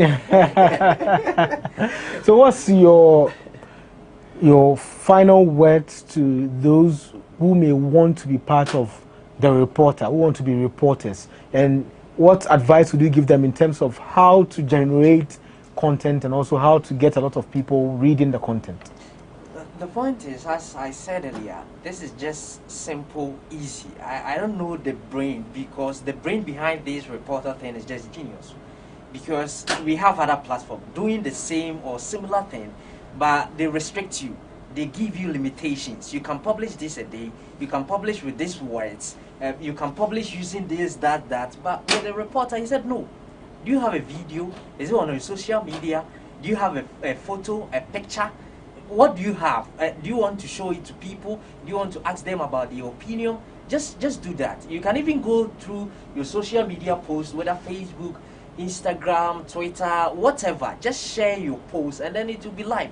People react to it. You don't need any amount, nothing. It's just you and your data. Just publish, and then get paid. And then one thing also is that really, when I withdrew my 500 Ghana cedis, that was 3 days ago. So I have about getting to close to 200 Ghana cedis again, just like that. So you just need to publish. If you really want to, what do you think? When I want to make a post, I ask myself, if I see this post online, will I be tempted to click on and then read? If the answer to me is yes, then I'll put it out there. I just want things that people could react to. We see things every day. We see things happening around us. People are not reporting. Even getting journalists to report on these things are hard. But GhanaWeb is that you can be your own reporter. You can be your own journalist. Just put it out there. We have the numbers, and then we will show it to our people. And then they are doing this paid something, I don't know. But then I see my content at other places of GhanaWeb. Sometimes I even open stories on GhanaWeb, and then when I scroll down, I see my content there. They are just promoting for me for free. I'm not paying anything. Just put up the content. We promote for you. You get income, and then you can withdraw your money. I don't know what else we want, and then we can't ask for more. This is just amazing. What about you, Michael John? Yes, so as this reporter, as a side hustle, business. And then actually it also help you as a person. I'm more into writing articles, short stories. When I have the headline, I always want to write articles about it. So for me, I think it is easy because the GhanaWeb has already the numbers. Everyone wants to create his or her own blog and also have Google AdSense, so that at the end of the day, the person can be paid. And that one sometimes becomes difficult. But with that one, the numbers, the audience is already there. So it's up to you to work on your headline. The headline is very important. So with all this experience, the headline is very important. We have some of the headlines. When you go, you can just see the introduction and then the body and also conclusion immediately from the headline. Yeah, so your strategy is the headline? Mine is the headline. Okay. Because I'm to writing the article, mine is the headline. So the headline has to be catchy. So I want you to come and then click on it, so that at the end of the day, when you read, not because I also want something in return, but it will also benefit you as well. So the headline, when you have a very catchy headline, definitely people will go and read your stories, your articles, what you have to offer. And then at the same time, in return, to also help you. You've heard the testimonies of Michael Jan and Michael Ejapon. So they are our first users of the GhanaWeb Reporter. They're actually blog reporters. So with the reporter, there are two types. We have the basic reporters and then the professional reporters. The professional reporters earn income out of their work, which is to publish on the blogs that will be created for them. The basic reporters, you have access to the number of people on GhanaWeb, all of the GhanaWeb audience who see your content on the wall. As professional reporters, you could be VIP reporters under the professional. The VIP are for influencers, also for public figures and then celebrities. While the blogger reporters, that's for bloggers and also journalists. They are journalists, also content creators. They are using that platform to put out their content to the entire audience of GhanaWeb. GhanaWeb as well benefits by giving its audience diverse content of different varieties, help people to understand what's happening in the country. You can also be a reporter by downloading the GhanaWeb Reporter app on Play Store and then on the App Store, either on iPhone and on Android devices, and then you register, go through the process, then that's it. You can just apply, upload anything you want to upload. It could be a photo, a video, and even documents. And these will be published on your personalized page, and it would also appear on the wall of GhanaWeb and on other platforms. When you want to be, or if you want to be a professional reporter, you need to apply.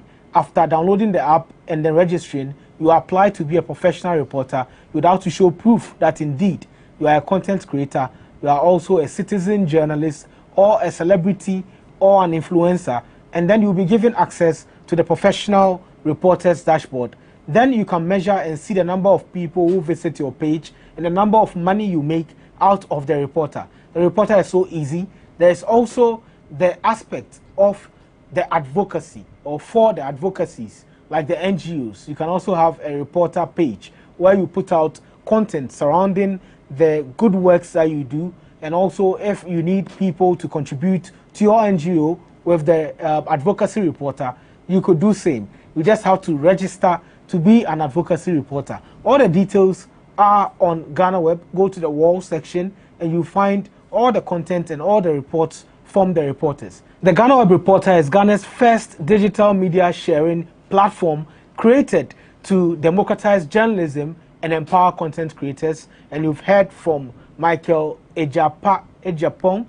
He is a journalist and he has been given the opportunity to put out his content as a journalist. And also you've heard from Michael Jan. He is a content creator. He has been empowered to make money out of his content. You can also be a reporter.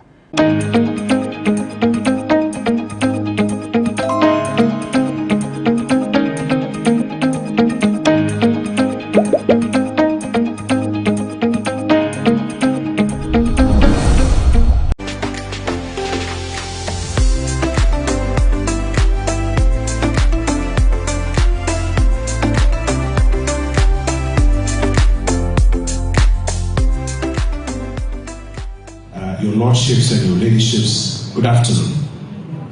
First, I want to thank UNESCO for inviting the Ministry of Information to be part of this training program, which is designed to deepen the capacity of judges in dealing with matters of the freedom of expression and the safety of journalists. I also want to thank all the partners who have shown interest in the development and protection of the Ghanaian media space and have supported this event in various ways. You are very familiar with the fact that the governance framework of our country, the Constitution 1992, has at its core a special place for the media. This role is not meant to be in name, but is designed to afford all the other actors in our democracy, the executive branch, the legislature, you, the judiciary, citizens, and independent bodies, a safe and a fair platform on which matters of national importance may be discussed. Over the years, successive actors in our national life, from the various constituencies of our governance architecture, have strived to give meaning to this intention of the framers of our Constitution. Sometimes we have succeeded, at other times we have not. A recent survey by the Ministry of Information on the issues of importance to the media as an industry in Ghana highlighted a number of matters that need urgent attention. One, the general capacity gaps of the media, which is occasioned by the overwhelming number of practitioners who have had no formal training in journalism. Two, and until recently, the failure by successive administrations to pass and implement access to information laws, the RTI, as Dennis spoke about. An increase, 3, in reports of infringement on the safety of journalists and media practitioners. And 4, the absence of a broadcasting law to support state institutions so that they can better regulate, in particular, the broadcasting sector. My lords, to address some of these issues, we at the Ministry of Information commenced a series of engagements with stakeholders in the media industry to develop programs with the objective of supporting the Ghanaian media. We hold the view that the practice in the industry where actors operate in silos and do not collaborate to plan and to execute interventions is one of the challenges of the sector.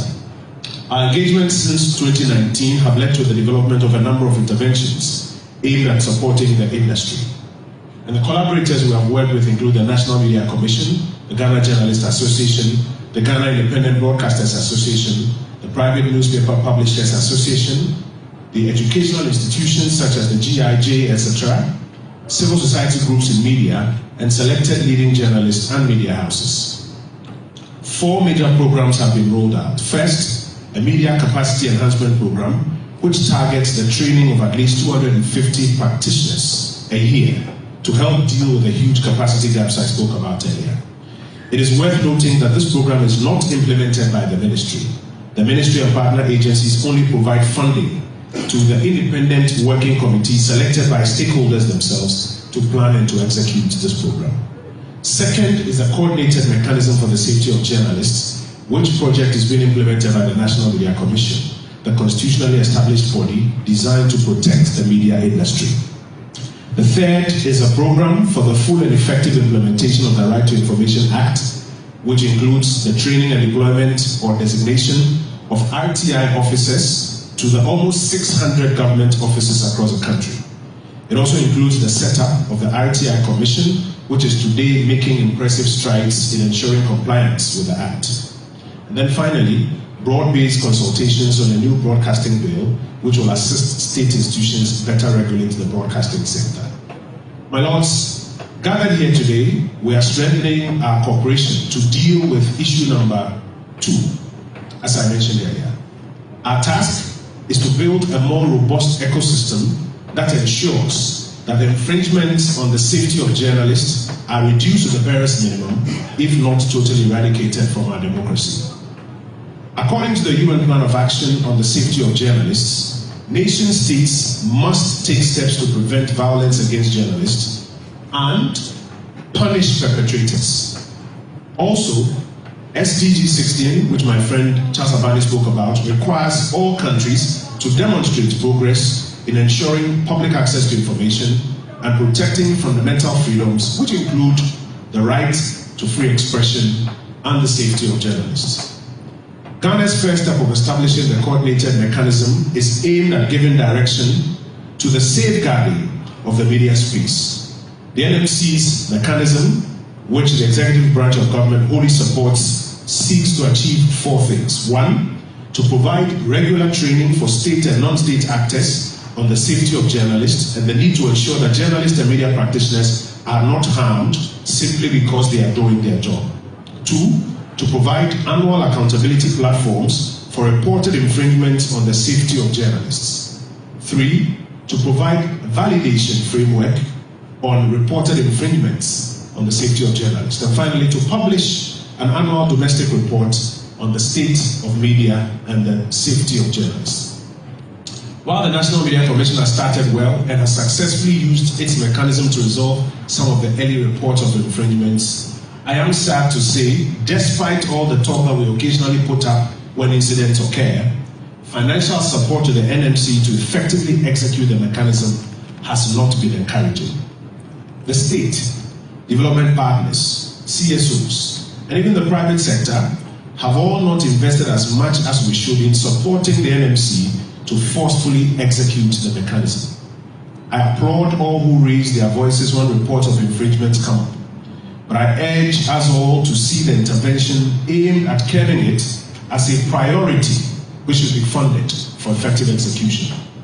This week's training is a step in the right direction, and I want to once again celebrate UNESCO, one of our partners, for this. I call on all other stakeholders to do more collectively in supporting the framework and the training part of the framework. As Sir Dennis mentioned, about 400 judges across the country. We started with 25 today. We will need collaborators to put a lot more resources into this so that we can extend this training to all members of the judicial service across the country, the judiciary in particular across the country, and additionally also deal with the training of prosecutors as well. This training should hopefully stimulate some keener response from the officers of the judiciary when infringements are brought to your attention. My lords, yes, the wheels of justice may grind slowly, but the feedback I have from my media colleagues is that we believe some quick punitive action targeted at the perpetrators of infringements against media practitioners will be appreciated.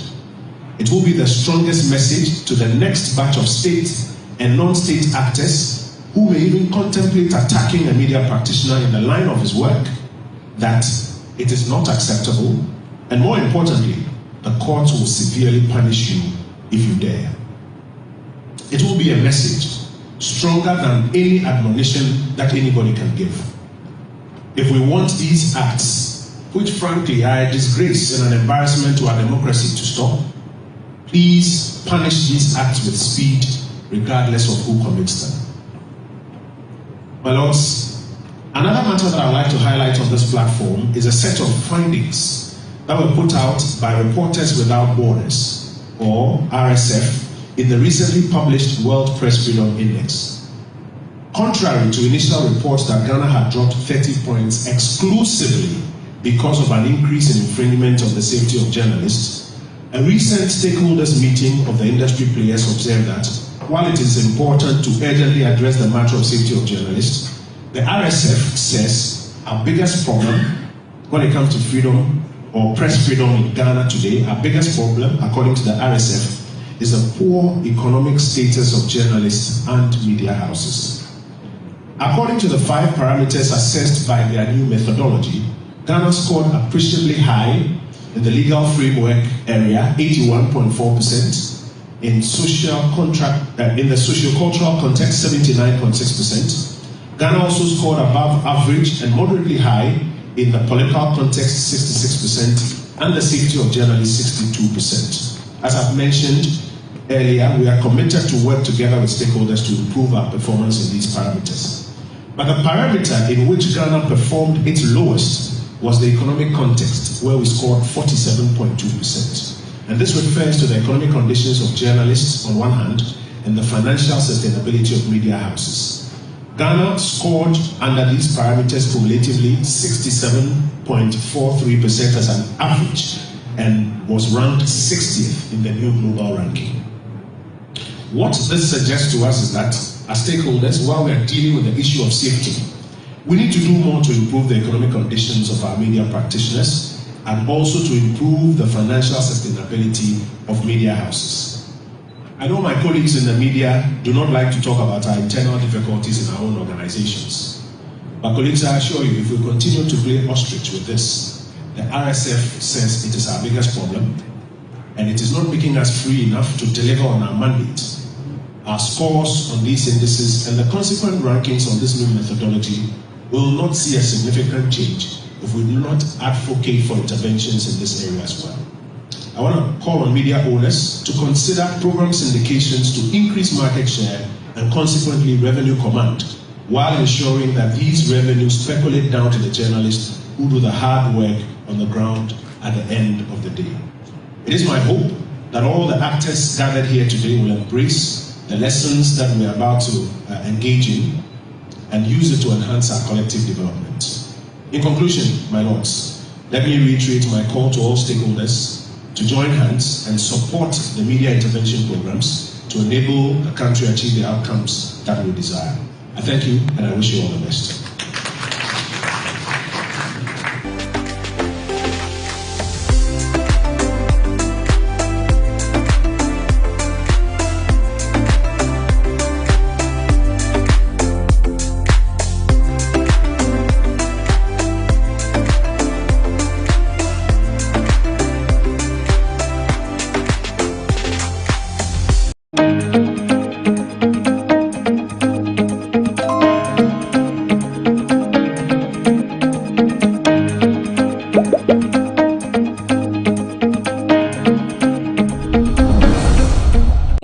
So much for joining us once again.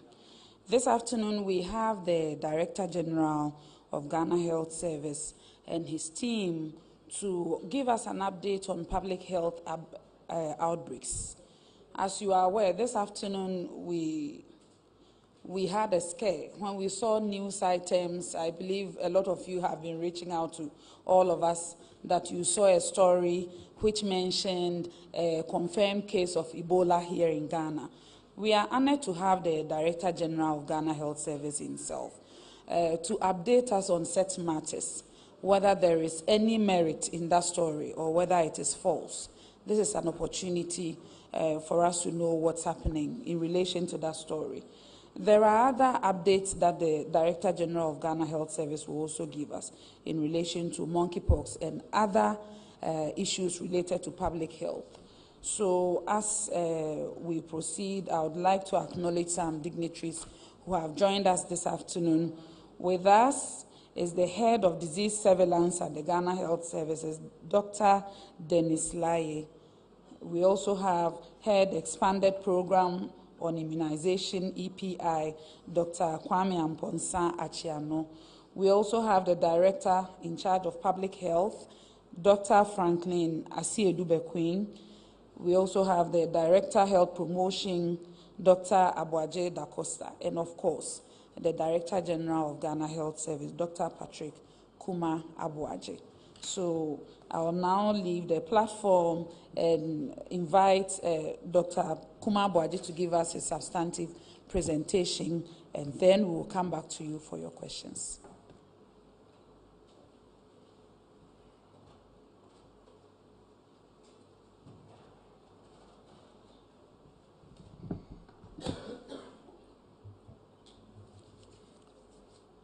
Thank you. Good afternoon, all, and thank you, Honorable Deputy Minister, colleague directors, journalists here. We are here once again. I think the last time we were here was about 2 weeks ago to give you updates on the COVID situation.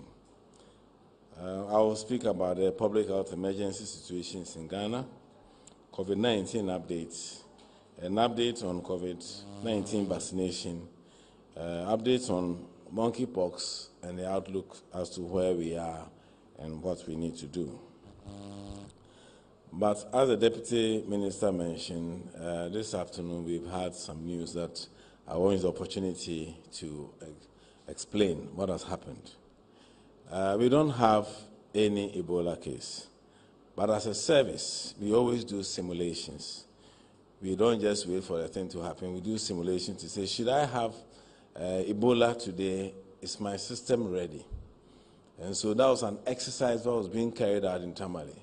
That should there be Ebola outbreak, would the system be ready? Would the labs be ready? Would all the surveillance people be ready? And that's what I think somebody misconstrued that to be a real outbreak. So it's one of the simulation exercises we routinely do for such cases. Should there happen, whether it is Lassa fever, yellow fever, anything, we do periodic assessment to see our preparedness should this happen. So that's what I want to put out there. We also put on our social media feed to explain that the situation that we are in. On the general outlook of public health issues, we have an increasing number of reported cases of COVID-19 across the country. We have mainly workplace and school outbreaks. Some schools have closed down temporarily to control the spread. Other companies have also taken a little break to make sure that they are able to contain the spread. The Omicron sublineage BA4 and BA5 are driving the current increase in cases. We have reported 4 new deaths from COVID-19. The number of monkeypox cases has gone up, but the last one we picked was about a week ago, and then the vaccination drive is also picking up, which we'll share with you. Total number of confirmed cases for COVID-19 so far stand at 164,843. We've done nearly 2.46 million tests. About 161,000 of the 164,000 plus have recovered, with a total death of 100,448, which means that in the last few days we reported additional 4 deaths since the last time we had deaths. The active cases is now 1,417, and currently we are having severe cases and 14 severe cases and 3 active cases for COVID. Then the next slide just is the usual slide. You can see the 4 waves. Now we have a little increase that is going up, and we need to be very careful before it becomes a full-blown wave. So if you look at the next slide, it actually depicts the number of cases that were happening in April and May till now. And so you can see that we have the cases, and then we also have the contacts tracing that is being done to catch up the cases. So you can see that there is an upward, we have a little drop, but it's still on the average, there's an upward surge slowly as it goes, the days come by. If you look at Greater Accra, which is the main driver of the new cases, you can see that between March and early April, it was quite silent, but it has been since May been seeing a rise. So if you look at the graph, you can see there is gone up. There seems to be a little plateauing, but that is maybe a temporary one. So we shouldn't take that one serious, but we want to ensure that we bring it down. So you can see that the active case is also going up across the country. What is interesting is that if you look at the active cases by age, we have the usual 30, 25 to 59 as the bulk of the cases. But you can see now for the first time we are having some increases in the under 15. That's 10 to 14. 0 to 5 used to be less than 1%, but now you can see the numbers are going up as far as the cases are concerned, of the active cases. So that tells you that we are also having some challenges with the kids, and that's the group that's unvaccinated, and that's why we're having some outbreaks in schools. It still is a generalized outbreak. We still have regions that do not have cases, but If you look at the top 20 districts that has active cases, you can see that Ayawaso, Greater Accra accounts for the largest number. About 10 out of the 20 are all districts in Greater Accra. We have some in Ashanti, it's Kumasi. We have Central, Ahafo, Bono East, and Eastern region. So half of all the cases, and if you rank them in terms of the highest, you can see that Greater Accra still tops, apart from New Jabin, that just pops up in the middle. Most of them are all Greater Accra districts. I think it goes on. And the communities and districts with about 10 or more also comes up in the next slide. If you look at the active cases by region, it's nothing, it hasn't changed much. It's the same large number of Greater Accra is being affected. Ashanti, Eastern, Bono East, Western and Central. Then mainly the middle and southern belt is where we have majority of the cases, and with the lowest. OT has 1 active case, Savannah has no active case, Upper West has 5, Northeast 4, Upper West 4, Bono 20, Ahafo has 8, and Western North has about 10 active cases. So if you rank the regions into low, medium, and high, the region with low caseload is Savannah, OT, Northern, Northeast, Upper East, Upper West, Ahafo, and Western. That's about 9 or so, 9 of the regions.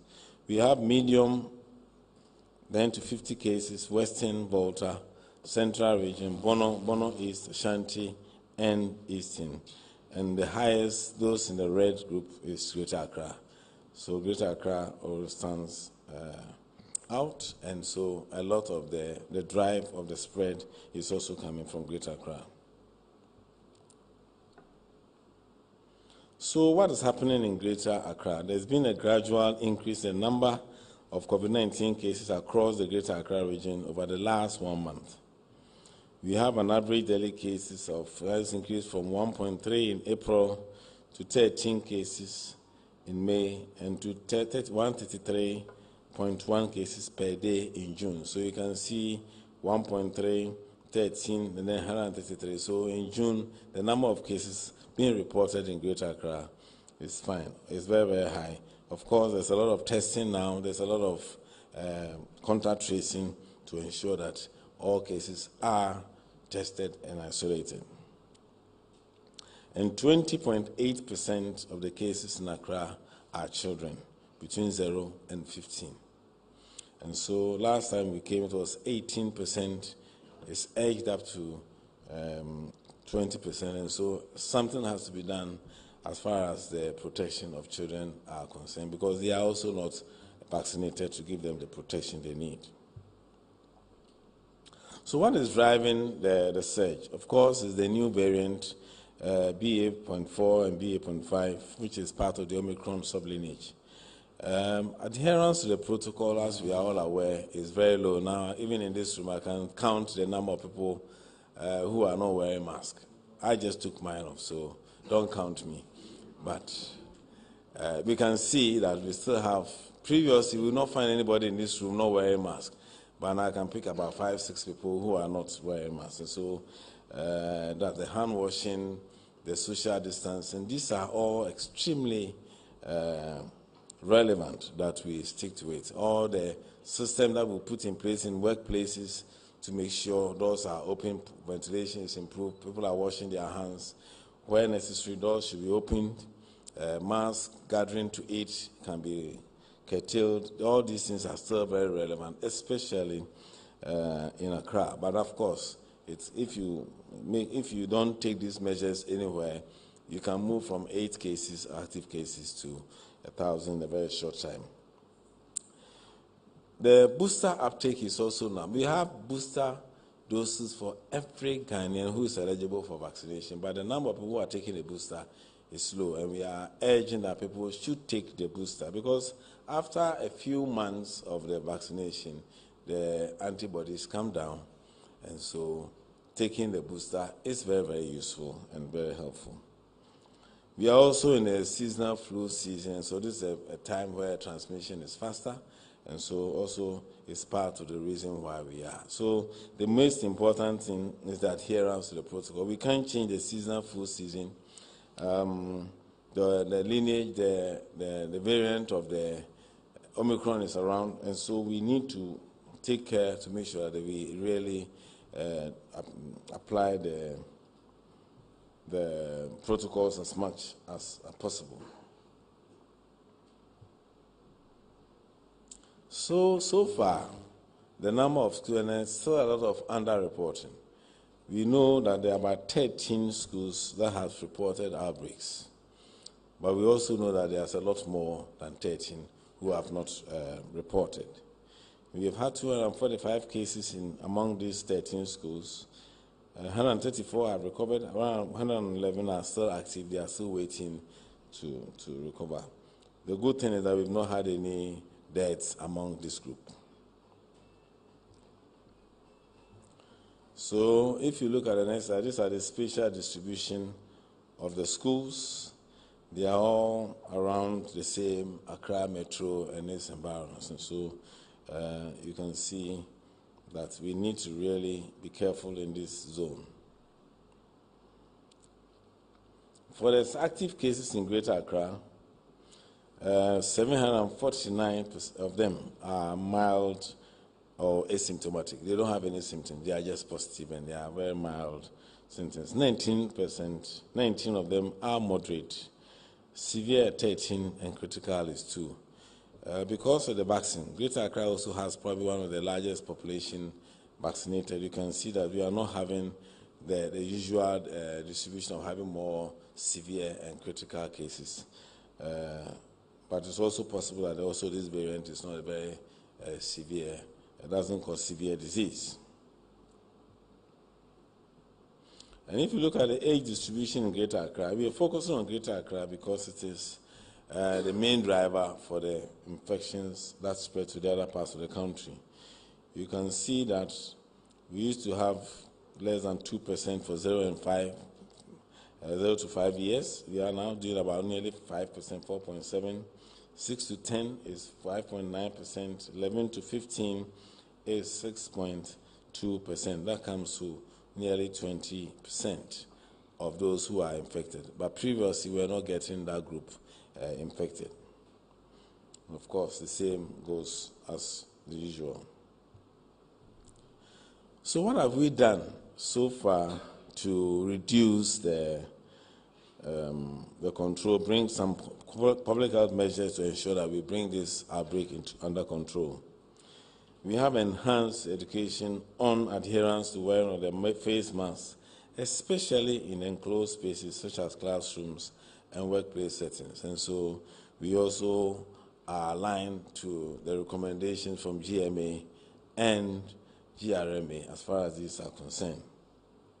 We also got in GES to issue a circular that says that all students should wear masks in their classrooms, and all the measures that were put in place to ensure there's no mass gathering in schools have been done. We have also sent additional staff to the schools to ensure that there's good surveillance and we are able to quickly respond when there's a case so that we can contain the spread. We are also intensifying the vaccination of all the eligible population and administration of a booster doses for those due. We have also made apply to our NITAC to ensure whether we can give vaccines to those between 10 and 14 so that we can also increase the number of people who take vaccines. We are doing very active school surveillance because that's becoming a major problem. It's not only Ghana, there are many places where the youth is becoming the drive, but they're the least vaccinated and they're also the most active. So we can enhance our surveillance in schools and for the youth to ensure that we are able to identify them early and isolate. And we continue our safe education on ventilation practices indoor spaces such as schools and workplaces should ensure that these measures are taken. We have reported 4 deaths, as I mentioned earlier. We have a 43-year-old female, a 63-year-old with a comorbidity, 18-year-old male with who also had pneumonia on top of whatever he got, and then the 83-year-old. So these are the deaths that we have had. And this is just there. And these are all, I think 2 are in Accra and 2 are in Eastern region. That's where we have the cases. So far, we have received, so let me talk about the vaccination part of the response. So far, we have received 32 million doses of vaccines, nearly 33 million since we started doing vaccination. We have distributed 25.4 million doses to the regions, and we still have stocks in the regions. And the national stock, we have 7.4 million doses of the various types of vaccine available for redistribution as the stocks in the region run out. So far, I think the last time we were here, we had done about 15.3 million doses. We are now doing about 16.75 million doses. So the drive is picking up. The campaign has worked. About 52.2% have received at least a dose, and then that accounts for about 32.9 million percent of the total population. We have had about 7.1 million, which is about 36%, who are fully vaccinated, and then 22% fully vaccinated if you project it to the total population. So the vaccination coverage is increasing, but we wish it was faster, so that as the virus decides to stay with us, we also decide to be all protected and not have it spread. Incidentally, when you look at the vaccines, you can also see that where the population, the larger population is vaccinated, is the region that also has the least cases. Of course, maybe the southern part has a more populous population. So when you come to Greater Accra, is not doing well, not doing too badly. They are green, but Eastern, Ashanti, Western North, Ahafo are still not doing too well in terms of the population that are fully vaccinated. The last time we came here, I mentioned that we have about 90 districts that are doing less than 25% of the population vaccinated. Now the number has dropped to 73. Some districts have had their numbers pop up to, so we have 73. We are hoping that by the time we come here, it's 0, so that at least every district have had at least a certain proportion of the population vaccinated. So the number of yellows have reduced, and we continue working hard to ensure that we don't have any yellow and we have more deep greens across the country. We still, for the school vaccination, is still ongoing. We've done about 379,834 cases, and Central, Eastern, and Greater Accra seems to be doing much better.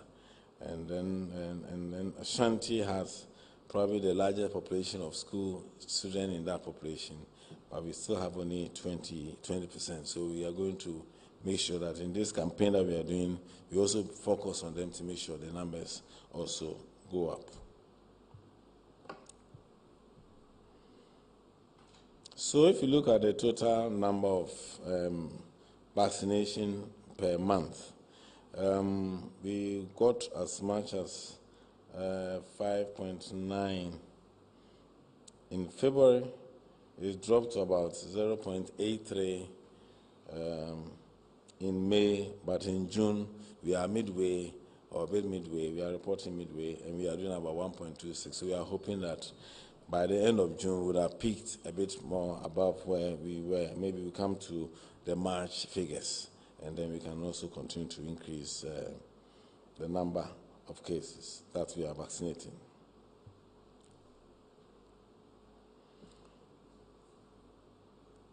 As we used to have a challenge of vaccines, now vaccine availability is not the problem. We're actually having to manage the cold chain, having to manage the supply chain to ensure that we don't have more vaccines in the system. So we are saying wait and deliver. So we are now scheduling the delivery because we have enough vaccines for everybody. We still have a significant challenge as far as hesitancy is concerned, especially in the areas where the cases have not been high, where people feel that they feel they don't see themselves at risk, and so convincing them to take the vaccine is a challenge. But that is where, when you have a new surge, those are the places where you are going to have more people getting sick because they are not protected. We have misinformation as one of the key drivers for the hesitancy. Some of the stories you hear are just ridiculous, but we still get people to believe them. Fear of serious side effects, and you know we are all in this country. We have given 16.4 million people, and we know what has happened. Concerns on efficacy and safety. We will continue educating people that the vaccine protects you from getting infected. It's not 100%, but it also protects you from getting sick and getting severely sick. And so there's still a lot of gain in having been vaccinated. Of course, there's this low-risk perception I talked about. And sometimes it's also political and religious beliefs that is fueling this hesitancy. And we need to continue to work and engage community members, politicians, everybody to ensure that these things are removed so we can all get protected. So the outlook on vaccination is that we continue to allocate resources for social mobilization efforts. We have done the first round for 2nd to 6th February. We've had another round from 21st to 25th of April. We are currently, we just completed the 3rd round, which is still ongoing anyway. And then we are going to have a 4th round between 24th and 28th of June 2022, and to ensure that we are able to cover more grounds. Okay, so that's it for COVID. Monkeypox, as was reported globally, and then also what we found in Ghana, we've had about 72 suspected cases so far, and we have investigated in Ghana. Among these, 18 so far has tested positive, and the last case was on the 14th of June. That's when the lab report came out. So I want to say that maybe the last case was ever found was about a week ago. So that's where we are as far as monkeypox is concerned. The age ranges between 9 months and 41 years, and mainly we have found them in Greater Accra, Ashanti, Bono, and Eastern. And case fatality rate is 0. Nobody has died from monkeypox yet. But I want to also add that let's not make it look like monkeypox has just popped up in Ghana. You can't have a disease all the countries on your left and all the countries on your right, and then the virus will jump over you. But now that we are actively searching, we are finding them. But it's also good that I find them and stop the spread. So the cases are in the next slide, where you can see them in the Greater Accra, Ayawaso, etc. This is where we found the cases in Ghana. So what's our outlook? We are dealing with a multiple public health emergency currently, as COVID-19 and monkeypox. They are experiencing an increasing number of cases of COVID-19 across the country and virtually all regions. It started from Greater Accra now. We are picking cases in the region, so there's a need to quickly stamp our authority and make sure we are able to keep it down. The COVID protocol adherence is still low, and we need to work on them. Vaccine uptake has improved, but it's not the way we want it. We want to make it faster because they are available. And there's an increased risk for a major wave of COVID-19 vaccines if current trends continues, and that is if we also don't change our attitude to the protocols. So mask wearing is recommended in all enclosed spaces, and wherever, like I said last week, you feel threatened in closed places, too many people around you, please wear your mask. And if you all wear a mask, we really keep vaccine the COVID away. Thank you very much, Honorable Minister.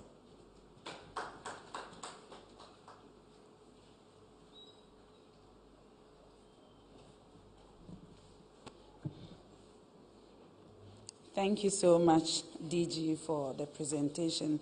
That was so brilliant. And please, you heard from the horse's own mouth. We have no reported case of Ebola in Ghana. Please spread the word.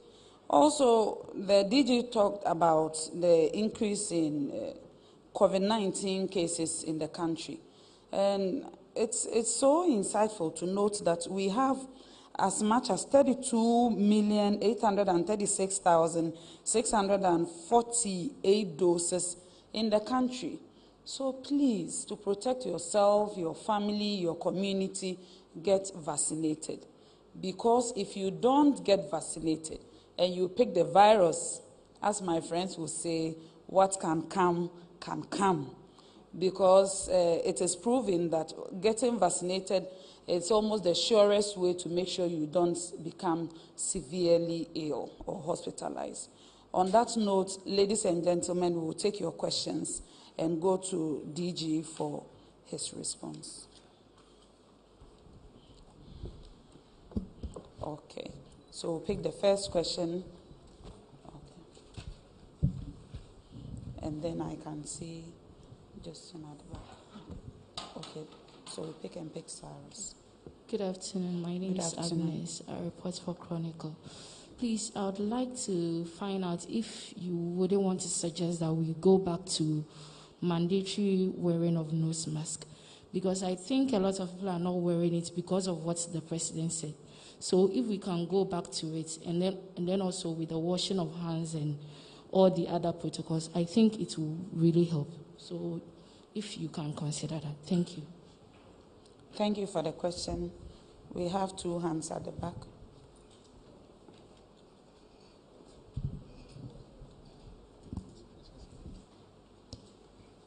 Please, my name is Sarah Apenkra, I report for TV3.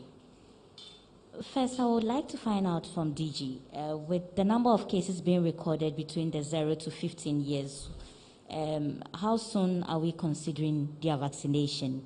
Like you mentioned, it's in the process. I also want to find out the schools that were closed down due to the COVID outbreak, if we could get specific number.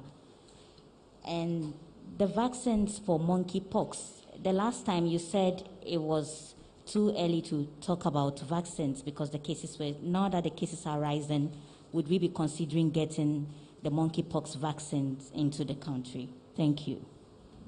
Okay, thank you, Sarah. Let's take the next question. Okay. But before then, I heard DG mention that so far 13 schools have reported cases, but they also believe that they may be underreporting. So that's... Okay. Not the number of schools with reported cases, but those who have closed down. Okay, well noted. Okay, Honorable Mbasho, good afternoon. Good afternoon. Okay, from Opoku, Free Kingdom FM. Pastor, my question here, it boils down to the lady first question.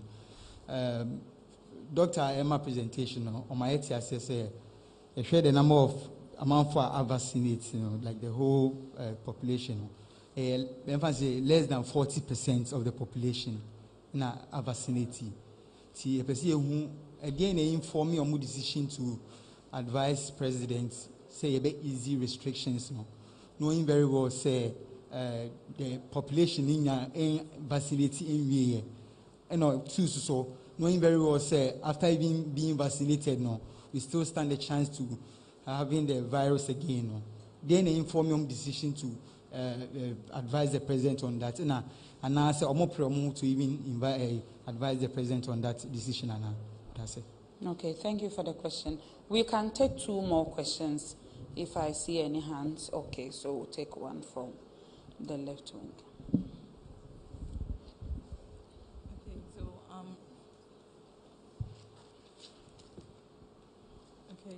Doreen Andor from the Daily Graphic.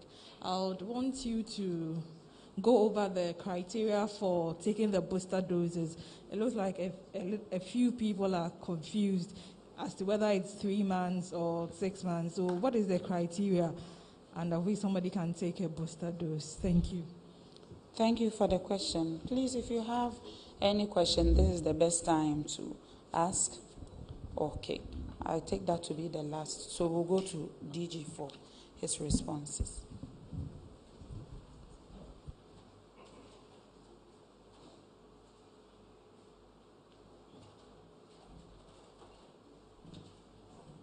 Thank you very much, Honorable Minister. Mandatory wearing of face mask. I believe that the education is enough and that we should stick on that. People see the value in the wearing the mask, and I think it's a more sustainable approach than saying that we are going to make a law that will.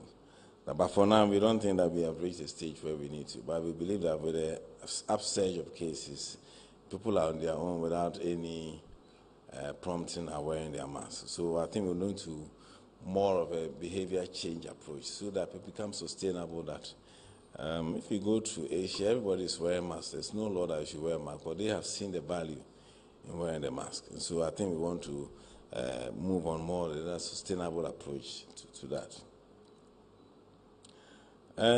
Sarah wants to know the total number of schools. I know about 2. It is not a recommendation that schools should close down. But the school decided that it's getting out of hand. Let's stop for a week or 2 to see that it's contained and come back. But that's not a recommendation that we do. I know of school 2, but most of them don't report these outbreaks. Or they don't even give you the reason why they still, but we know. So that's what it is. See, monkeypox is endemic, and we haven't reached even the surge where you can even do some reactive vaccination. And so for the number of cases, I don't think there's a need. We have not reached any need to look for vaccines for that. And there are criteria even before you can qualify to get those vaccines. So they are in limited supply, and if it is not, there are countries with 1,000 cases, they are not vaccinating.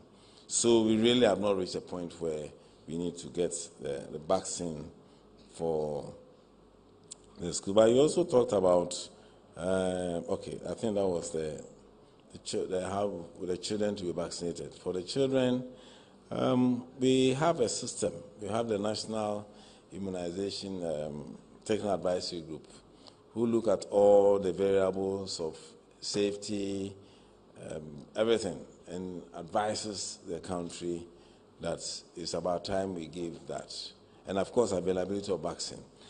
So far, we have not taken a decision, but we have submitted before. As I mentioned in my presentation, we will engage the team to see whether, under the current circumstances, it is worth taking that step to ensure that some youth between the 0 and 14 are considered. And so that will be the group to provide the advice, and we'll look at that.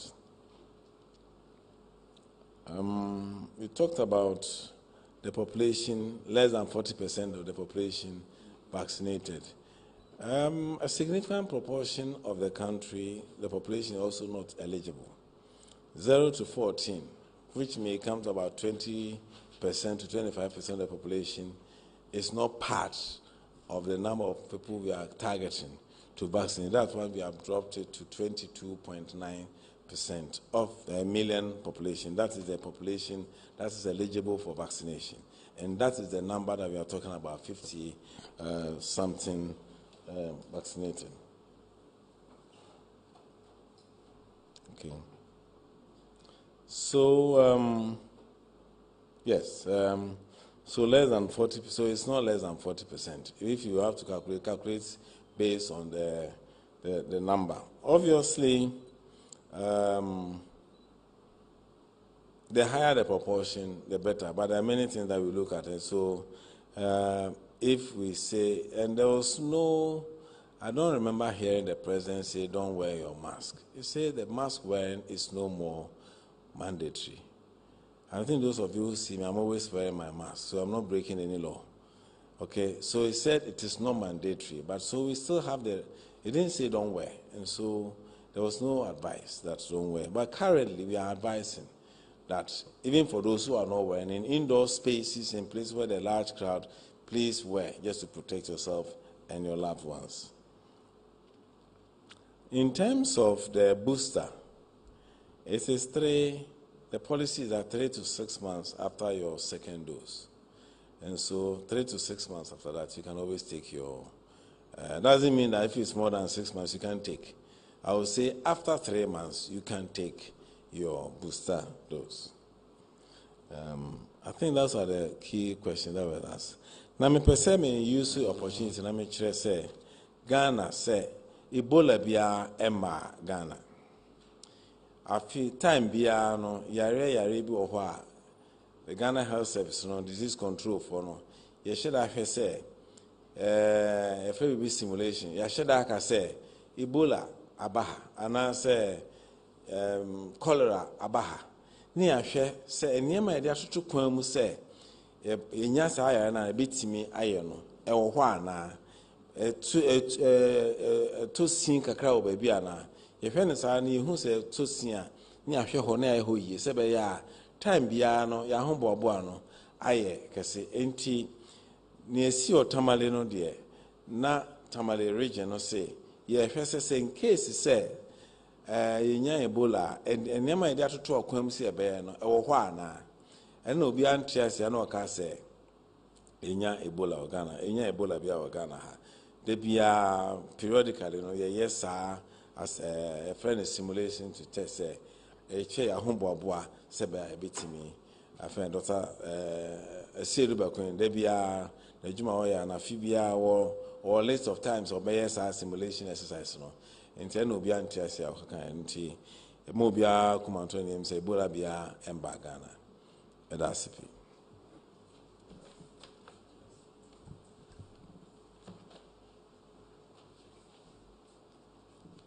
Thank you so much, DG. Ladies and gentlemen, if you have any question, we will give you another opportunity to ask. But if you don't have any question, I will encourage you to follow the Ghana Health Service and Ministry of Health portals, be it their social media handles, their channels for dissemination information, be it newsletters, mass media campaigns, community outreaches, updates by the president, and so on. If you hear anything, if there is a speculation, the first thing to do is to go to any of their portals to confirm if indeed they have put out any such information, so that we can curb the misinformation, because sometimes the unnecessary scares and all that does not help at all. So please, I encourage you to look out for some of these platforms, their websites, and other channels through which you can access the information from Ghana Health Service and also the Ministry of Health. On that note, I would like to thank you so much for making time for this all-important exercise once again. And as and when it's necessary, I believe Doctor will be gracious enough to come back to update us on our public health outbreaks. Thank you so much for joining us this afternoon. Good afternoon.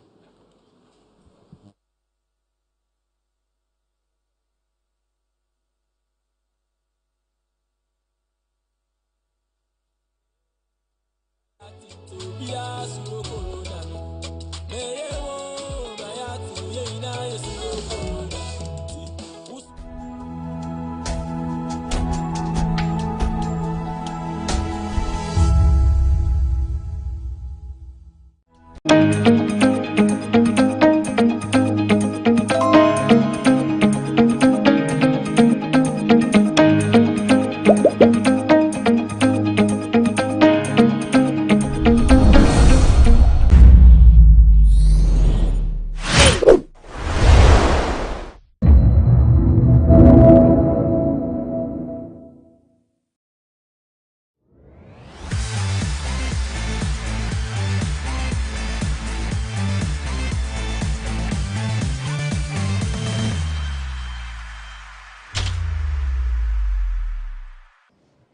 Valentine no dear. I ain't a Valentine is coming. Where's your boyfriend? Just say, Mama, ya sumu join. Ofa online also be a posty flowers, be roses, or most are chocolates. And I didn't say, eh, in see a boy make a one as a man, but in a dear quackle, any na yabo pepe. More when you been Monte Murray. Next year be an old dome for a boy manager. More obinsa Thomas and I just a musumedibi. Monso Mudino, my ad. Mumbisa nyoma abdofo ebiesa amabuni na watwi masanso atwimiti nkomo ekoso entertainment industry ena maboaboa na mede abesom ye nche kra mma ye ntwa ye ho na ne ekonyina ye mbesanguo me mama kwa bona sa 14 February etwemu the pressure upon pressure just say ufa baby a na ne obi kita ne eyi flowers ufa ha say na ne obi tro ne o celebrating boyfriend na girlfriend na odwe ho say nti aye ni boys aye ni bi na ye say ye kan sen amanfo ne celebrities no nim say krom ha de afi bia so a ene no wa hyeda drop videos pictures and say red Dietary won obeyi won ho won so what did red na ebe dress ya hye gown bi no won so wo ho na sa video ojai na mo be kai sa time na moisha vals de bia do so no bia ye crowd hwe say photo shoot be na moisha be but say de onim say you born again Christian nti afi midi mani edi echi hwe celebrities are slave for vals de no nkan ho but say ye hye no what say what person can break internet just one what trend year 14 February and anka me be ba muna for real Hajj for real na one who say no was some bad tabby what them na cheja I say a 2-piece lingerie fine one red I say go work account say body na nka say body na engineer ma say photo shoot we ya mo na ye ntumi nye bi ye one work account fella makafu Zinelzu Hajia Bintu yan broadcaster say wa me here no ka ho Bella Mundi nsu no ogine mu bi je say wo do so ankasa na eyi je say adofo asusu adofo nsem na medwom no say eyi nti wo krom ha na wonni mpine yi bia na say wo kunu nsu etukan wo be ye ne den cause pressure ne ndafemu me say na me pese ha me ntimi say man she dey ndi echi sa so o ma ni ehye wu ma bibi be ye wo bankofo dress yankasa me ma no nso wenje eja wo nso na wo man kasa na vals dey dey di nsem bebre beba na vals dey ye dey na ekeka ho nsem na ehu say eye obo an onim say dey no ye managing director for Ghana Post Company Ubeka former a musical no ohwe so but say the obo owo a Ghana Post man pehin na adran kokufado no na wa bondin so on be decide biere na wo say adwuma obo ye obo amanfo chima wadwuma soani na den some picture bia a first lady Rebecca Kufado posti nso obo ankasa etna moto so I deliver fu yi bi otena so no na ni crew omoko ne office omoko deliver flowers ma first lady na hu say flowers in there fine ankasa no first lady nso ade ato Ghana for anima say na say their Ghana Post no say abeye Ghana Post at say nkofo patronize on munkoso na mu use nti vals any dey nsem ne dey bebre pictures ne ade ne fala maka feed message bi be drop ma ni kunu medical and her sister Debbie ono so engage an ho grounds on ni new boyfriend no say na empaso kakra Debbie da ho kakra so show skin na ben use gina say abode ono so ne white shirt ono so gina nche na vals any dey pressure bebre minim say na wodi ne but say na ekọ bia mo amagba mo ho ban say yesese mant ne ye be kan edu ho na ye hwe na say da wani ma ye hu say 14 February say na ye no mo say mafuchire ma ye yi tutu bronya ai vals any say na wo chire ma wo frɛ ne no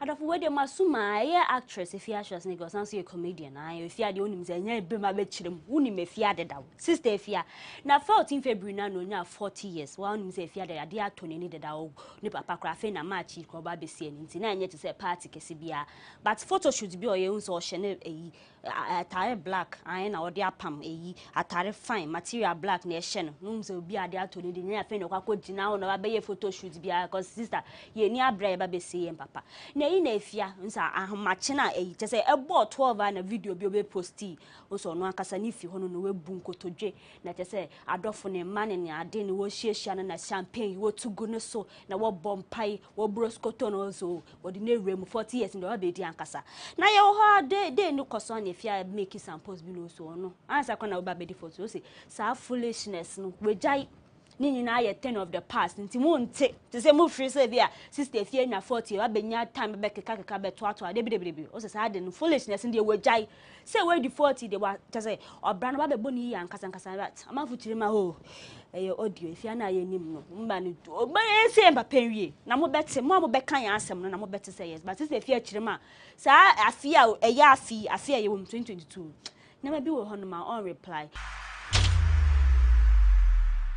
Yes, to us and what you did and send be brain across on Zama Bonidia, Mercas media, you may add to Miss Swede. They be my committee cacas and a Cecilia kind, and diminution echo. Now, yes, at our new girlfriend here when you was a friend Elfrida.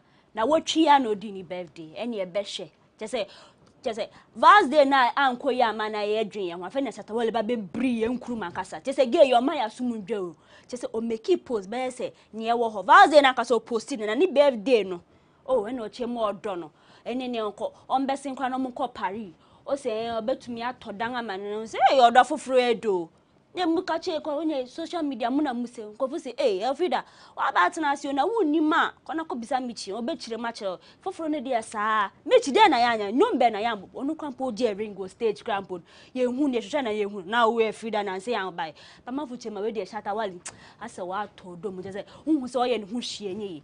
Na ye wo hoye wo ha se de ni ba be ko end no Frida birthday no na Shatawale post video bi na Frida na wo ni studio one done SM for the wo young private studio te say SCM na ya studio na akwa record nyum ye hu se Frida e wo eyi studio ho no ma che say Shatawale ni esoni mu na say emfia no kakra hu se de afede abranti so mu de mu hwe video na mu hu ne ekọ.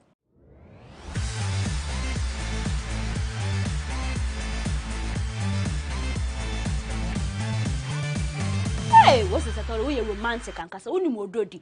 Now, Saturday, only said, now what we do trendy and casa. Now, yes, I could dear. I also can make some post business and expensive sneakers. I find cozy. And they just one done. They feel and comments about news already be beer, cause what Twitter beer. Or the none about to me. Say, I find who say, I find who. Then I one done chill or no season. Answer no base at all. Let say, will be a generous bandana time. Some man being answered in 7. Banqui be fakey. Oh, I dang. O to me rocky fake be pepe who say fake your share and would ya cotton and here $100 in na ye pay. Just all see. All fameso I am a bonida to youthful in him say man yet to say pressure bio now bet celebrities be na cause say only bit so no until say yakupon beton 7 abenyeska na man for fake na to say ye be rocky akosi say yakupon be frey but o chirima say enye by force nti sha yi say according my own say fashionista na my youth pressure no dear na enumutom o say anso no betumi afford this and diamonds ni ade nyina na fake yo she bisa na ye Shatawale crew ya Shatawale ya unim say yenye ordinary ye A-list American artist na ebonyum na isani nyom more feature Beyonce feature on already 3 years na ye adena che but se sie no nyom di papa de ade panel ton ma de bia moye ma no pa na Shatawale won say yakwa ko win award and SM4 se de yes, Beyonce nyom no feature aye Shatawale ni Major Lazer. Urban Music Awards 2022. One bondin say omo no mu win aye best collaboration. Say dey enyem class ni yen. Yen girl celebrating the birthday. Yen so aye sanso e win award. Say dey montimi nchire yen fake say cancer fake ni man na ye hye banku. Say dey original nkasa. Man for one don Shatawale, me say wo kana asem na no do bi susugum. They say they bia Shatawale be trendy. Na ye video bi ebebe to do na ye for Shatawale ni former bodyguard we friend Shatakumoji. Ai na me say to kwa kakra bi si wo camp, this is the one album. Na Shatakumoji akwa kopie mu Shatawale private studio no me say nkofo bebre nso wo ho ne ade ma me bi tie kwem ne ade. Na ni girl ya ni new girlfriend Frida nso gina ho. Na so the one smoky peace pipe asem ni anything ni tieti anane. Na Shatawale so where they loyalty num say SM there for life is for life. Shatawale chain diamond chain it say unim say sumbu over billions upon billions or rofi ni kom no dey chest as kumoji and so how can you say what dey achine kan yen koye ni me Shatawale feel na no na we feel na no ibi and the better social media we say Shatawale say na eyi fo no wo kan ho bia na but amanfo wo news on beka so ye gay na nyakopon nkofo susu chema we say trust some na say yen feel ya no holy case bi say bia na bi na Shatawale akwakoya amanfo say we dey guarantee ase aye MP Sam George ayo no kwade na no atum say Shatawale dey was smoking some substance bia na cause we dey ase enye normal say nkofo bebre akasa but shatter movement fo no wo chirema eye normal unse ye ndie your do na ye dodo ye hunti o feel na nje so ye gay some of munja asasem no nja tie mama ye nko ye ni me member of Parliament Sam George ayo no so din se bia betuja na nye Shatawale esemi nkwa na waka wo ye ho na Sam George di betuja so ono na yire Oshia na ne years say or wa worry na on ne one me. Answer no be shia no o serious relationship bi mu pa. But Oshia no e happen no jai. Ai Ochima na ye no kwa no to date you big gidi say ono so ehun bi e mu odin. But wo shia won ho no say debi won say asa afele na wo ho utumi wo relationship but wo shia brand bi na wo shia baba bi wo say we na ye me simple say asa what wo ha say wo rep we no bi nti enu no so ye ntama ni serious girlfriend no so ko no koja no ai mp ni so koja ni serious girlfriend e no be ka che ni yiri so we ja no feel say ye no o twantoro ene nkrafo be ka so laka mi da be enya no bi nti asa on tie ne ho asa feel say bia Sam George boy no frɛ ye ne ex girlfriend na all the two speaker no say pacho ka kire ni se me ni wojai no ka say oni no nyu say sister na hu say kwan aba beda ho ene je mo de aware si de hu say wan na ye fe no ko social media na kekeke na Sam George posting ne yere and I love you vows day you call we share no Sam George kire ma no was serious girlfriend ene o ja no ene one ne yere ekwa ware ntamafo so wo hwe na say bia udo ato bi ma menka say bia unyo sister wo hwe na mdi mbo wa jai na ko wurem na hu say e bia be fa na fa amfa so na ja wa betine fi na sa na wotwene akwaye say your do asem nko amanfo say woni hu kafu bia na say wo ye single the sister e bia fa wani so ankasa na ye journalist and radio presenter Kofi Adoma wani ai mu say girls amanfo say ye ne crash na ade ne kasa ye nde ne ade but papa ya be kire ma waware on just over 16 years ko wo bi etare ne ho ankasa na amanfo say Kofi na sa na eti na wan kire mu no ya na say ye wo ha ne say Kofi post some video bi ne dey TikTok I say sister bi ni tida ne ne kokoso ne ja o suso ni mu kakanka ni nyina ye hu nanim yes anso ko so Facebook and so say some post ye sister yi o gina nanim pampe just say o hu nanim kram na mu say Kofi ade ya ka say abeje sister ye fi mu say na but o sheka kai bi na sister nso che mafutire ma we dey I say ye fresh ye dey ni dey echi aka na ye fresh but Kofi nso be so chire ma wa wa deda eye na adam for vim lady ono so abechem say sisters na de bia mo de mo fafa no Kofi ni na mo kwa ye ne sere ko so ni so no de obi wonu ka say o de betu ja say wa wa afa say eye mo yaw na say mo dwe ho amonti as so mo besu amunsu but all the pictures betu social media no chemo say ye ni invincible player say mrane ni de bebre ba Kofi so onim say wo bare na man Kofi raise yen hope sa ni nyina say o de sister yi betu o ma mama fo ho a kire won pa ba wo kire ma Kofi Adoma wani sister nanim say unsura wo de yi nanim keka na ye hu na asam fa na asam ko keke for so say we di 41 but social media for chirima wonje ndi na keke ye u age na soje ma wo chirima ka enu kura di ahe na wo baka chen say we di 41 years 14 February na keke for so make post so say de yankopon ahira no when you 41 years na asem de ankanka mo beka when happy birthday yankopon ahira na anka ye koyenim ene be share social media wo say keke chiremu a wo chiremu a wo se den na ye nkura ye di ahe na wa be di 41 years bandana akura we di ahe o ja me kwa me kura we di ahe na wo den times say wo kan ma wo say wo ye legend na den na wo di 41 years ba manfo onu a na efi ni yem onu wo hu ni birth certificate jare na wo challenge ni say keke mafuchi mo say wo ni 50s mo kasa o say we nya 41 years wo ye ne ma me na wo ni na ebebusia keke ye ma happy birthday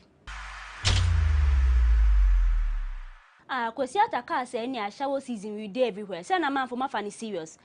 Eyi kwabna na ekọ perform me say so gina stage or abetu nyom say ja wa to nyom matwa mo na say na temu de bi achechemre na ya koyenim. O gina stage so performance say sisters bi na wodin won safa ne komaso ne kokosu nyina afi de wa start bebe ne buttons. Em say kwabna umpe baby ngwa nka say o bia umpe sa na woni nje hu. Ne no so ne sere say aso ferry bi or blush. Em say kwabna keke bi music adi ne mo de mo hwe video no na mo hu ne ekọ so wo ho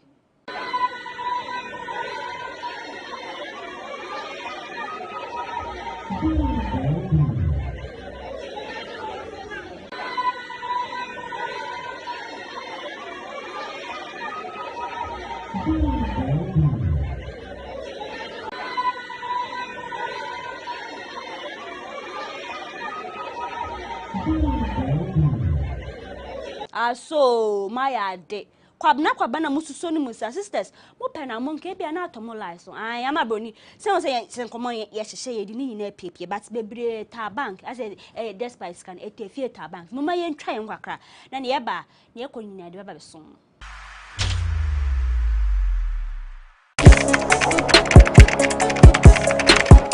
We table issues relating to the arts and entertainment for a riveting discussion, of course, without fear nor favor. The question the presenter asked them was a dumb question. You need to speak the fact and move. Varied views. We agree to disagree. So I would disagree with everything you said. I think that he's a smart guy. I think what he did. No, but I also said he's a smart guy. Yeah. I guess that I'm waiting for the what next. Yeah, I don't think that we have to wait for what next. It sometimes gets confrontational, but that's the beauty of the game. Today you are denying funny face. It's not my brother. Today you are denying funny face. I don't know him. You don't know funny face. It's not my brother. You don't know funny face. It's a package. We meet, we sit, we dialogue, we learn, we progress. My name is Benefo Wabin Abrantepa, a proud blogger, and this is my forum.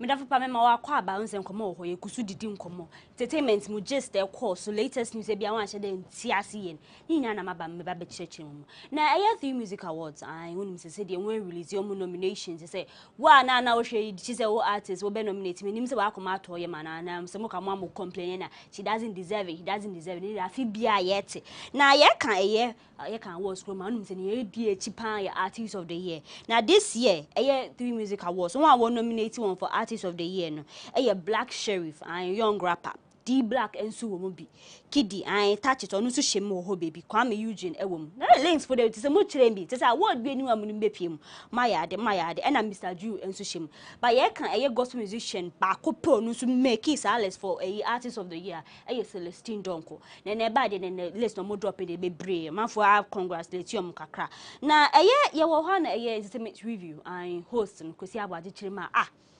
share artist of the year category na can send fata kwakwa Celestine Donko din bebem o say na ye kan obi a gospel ye ba gospel wa born homodin a year and a review kan be ma empress gifting gift adoye na de na mo boy Celestine din no mbe na wa ye o say empress wa born homodin je ke san ko owo mu ba empress we nya nomination almost like 3 nominations but ko sidin sem betu juan anya Celestine de Chemoso ono so wakache Ghana for say ono awards doesn't define here.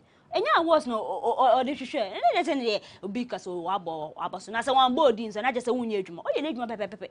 Inti say Kwesi Abwaje kire ma say empress gift more deserving na. Ene she's ever willing. Say slots no dey man or the Bema Empress, and say fan or the Bemano. Nay, no sense to just catch your gospel musicians for so moon shiny ye papa because entertainment industry ye woman, Peso Kayantibum. I Kakatibum phone. They be also say you're united, Tracy Matsu Minim, only gospel musician and me was our category. Number Konya, one and Mukaka say, Obinate Davis, or Chema, gifty, in Tiewe Crampo Man fan show. Now, I Celestine Don Koyan, so sans interview, bina a host in Bisani so. What one assume say ne member ba could be so or the $40,000.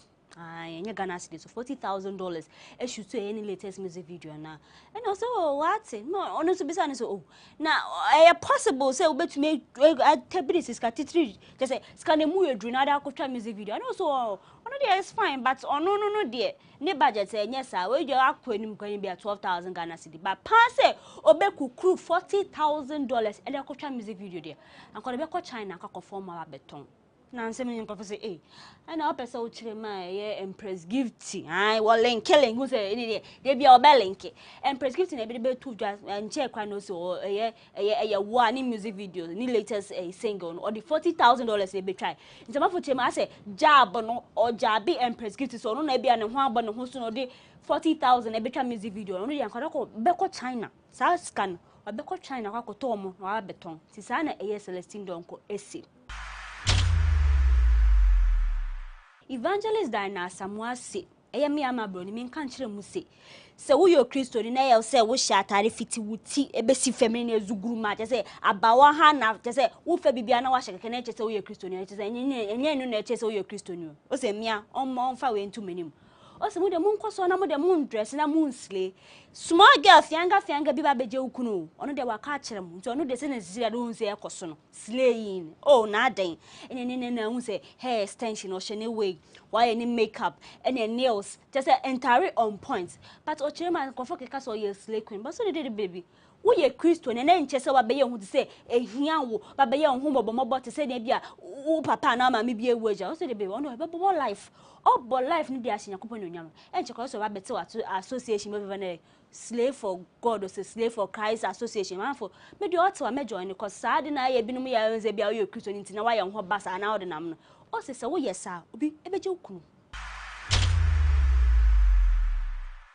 I remember Parliament for since Central Kennedy here in Japan him so ne eye prophet na jogezi na woni nhia kwakwa je say na eyi ken say na ju ye fake o chance na ju sura ba be reply ne je say ekoba sa ba say de picture bia hu say betu odwa say na jogezi ogina ha say na eyi ken nsunsu gina ne nchen je say wo say wodo abodo say peace pipe no say na work and they smoke the peace pipe say or how bia ni mtokwa bia ni honom na eyi na amafo chem na say picture ne beda abonten no na nkofo keka na eyi kan ekọ na aje wa sorry obi say there's a narratives in the bebre but Kennedy Japan kasa di nchirima ba also no what tricking no what tricking na don't know ene nkofo tricking na obehia na nko no pa de sanko so kasa odi ne boni acha nka won atwa so but no de anko rinhia ne say na wa be trap pictures ne ne keka also wo fie na adam for be friend so obe so hu but won so odi ni di man so say it's all right fine me wo fie bra na besra me oba ya fedo beba ni tu so won say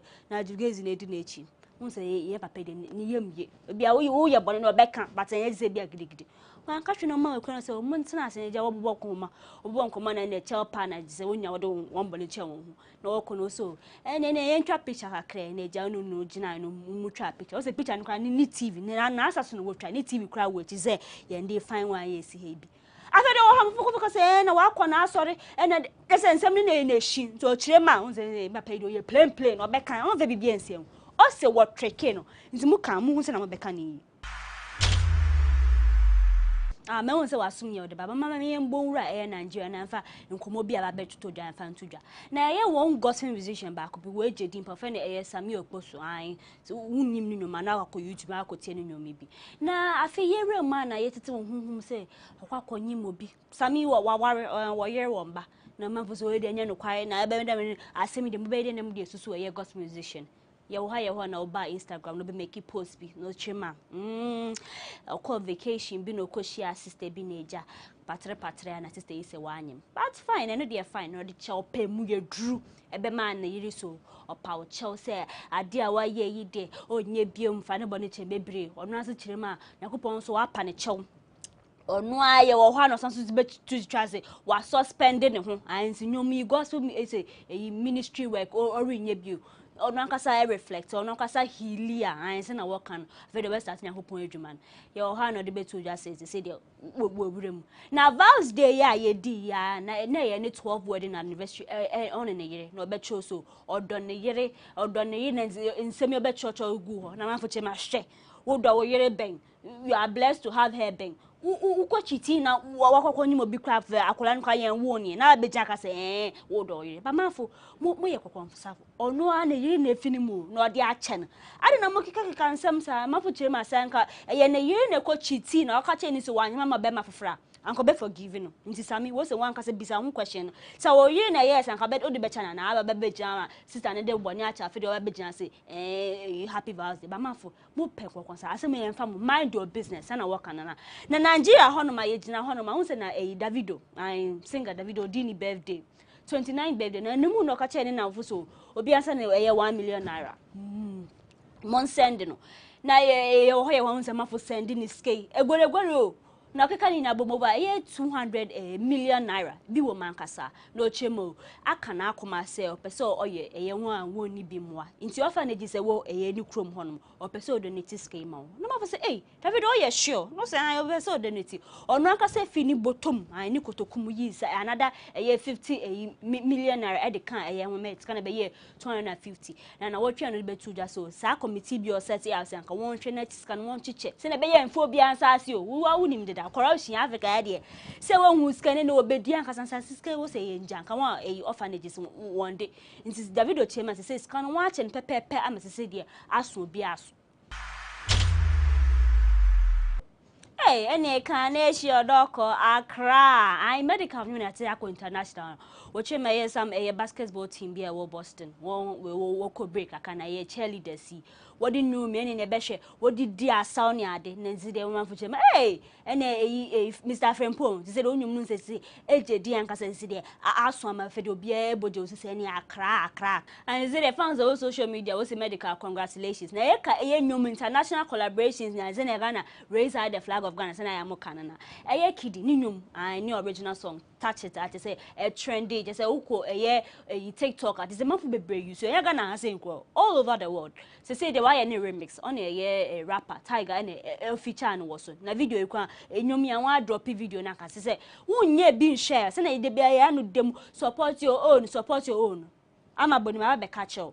Kiddy had released a remix of Touch It Away feature Tiger and but more dear energy now more support other African countries and money more sa energy now I'm calling video because me mama some few way per say hitting the millions of the millions Kiddy ni a new comedy unze marketing some because some a UK Toby nti O2 no na so sanso bomodin save kakaka na we so akwa na akọ support no kase na mo kanu support your own sa fi de yamba ni keke ye be support ye ho akasa amabroni na what twi de unse na emuye de vals de fu na mudi tutu anya so se de ni nyina akwa kokumo unse wi asa fefede next year ya nye bi no ye ko so abompai of good behavior sana mo kan sana be am boys be di mo vals day mo amofre mo mpra no ma wan fa na wakati mo se wonam kwan so no mo se mo ye side chick wo se mo na mo nye men meters for no won na wo ko hu nti wan te wo dofo bi nka vals day a no fo se che se wo ye side chick ai sana wo kan nti na wo twi nso wo se di ni na aba be so abroni da se ne nye koso entertainment industry me boboni na nam na besum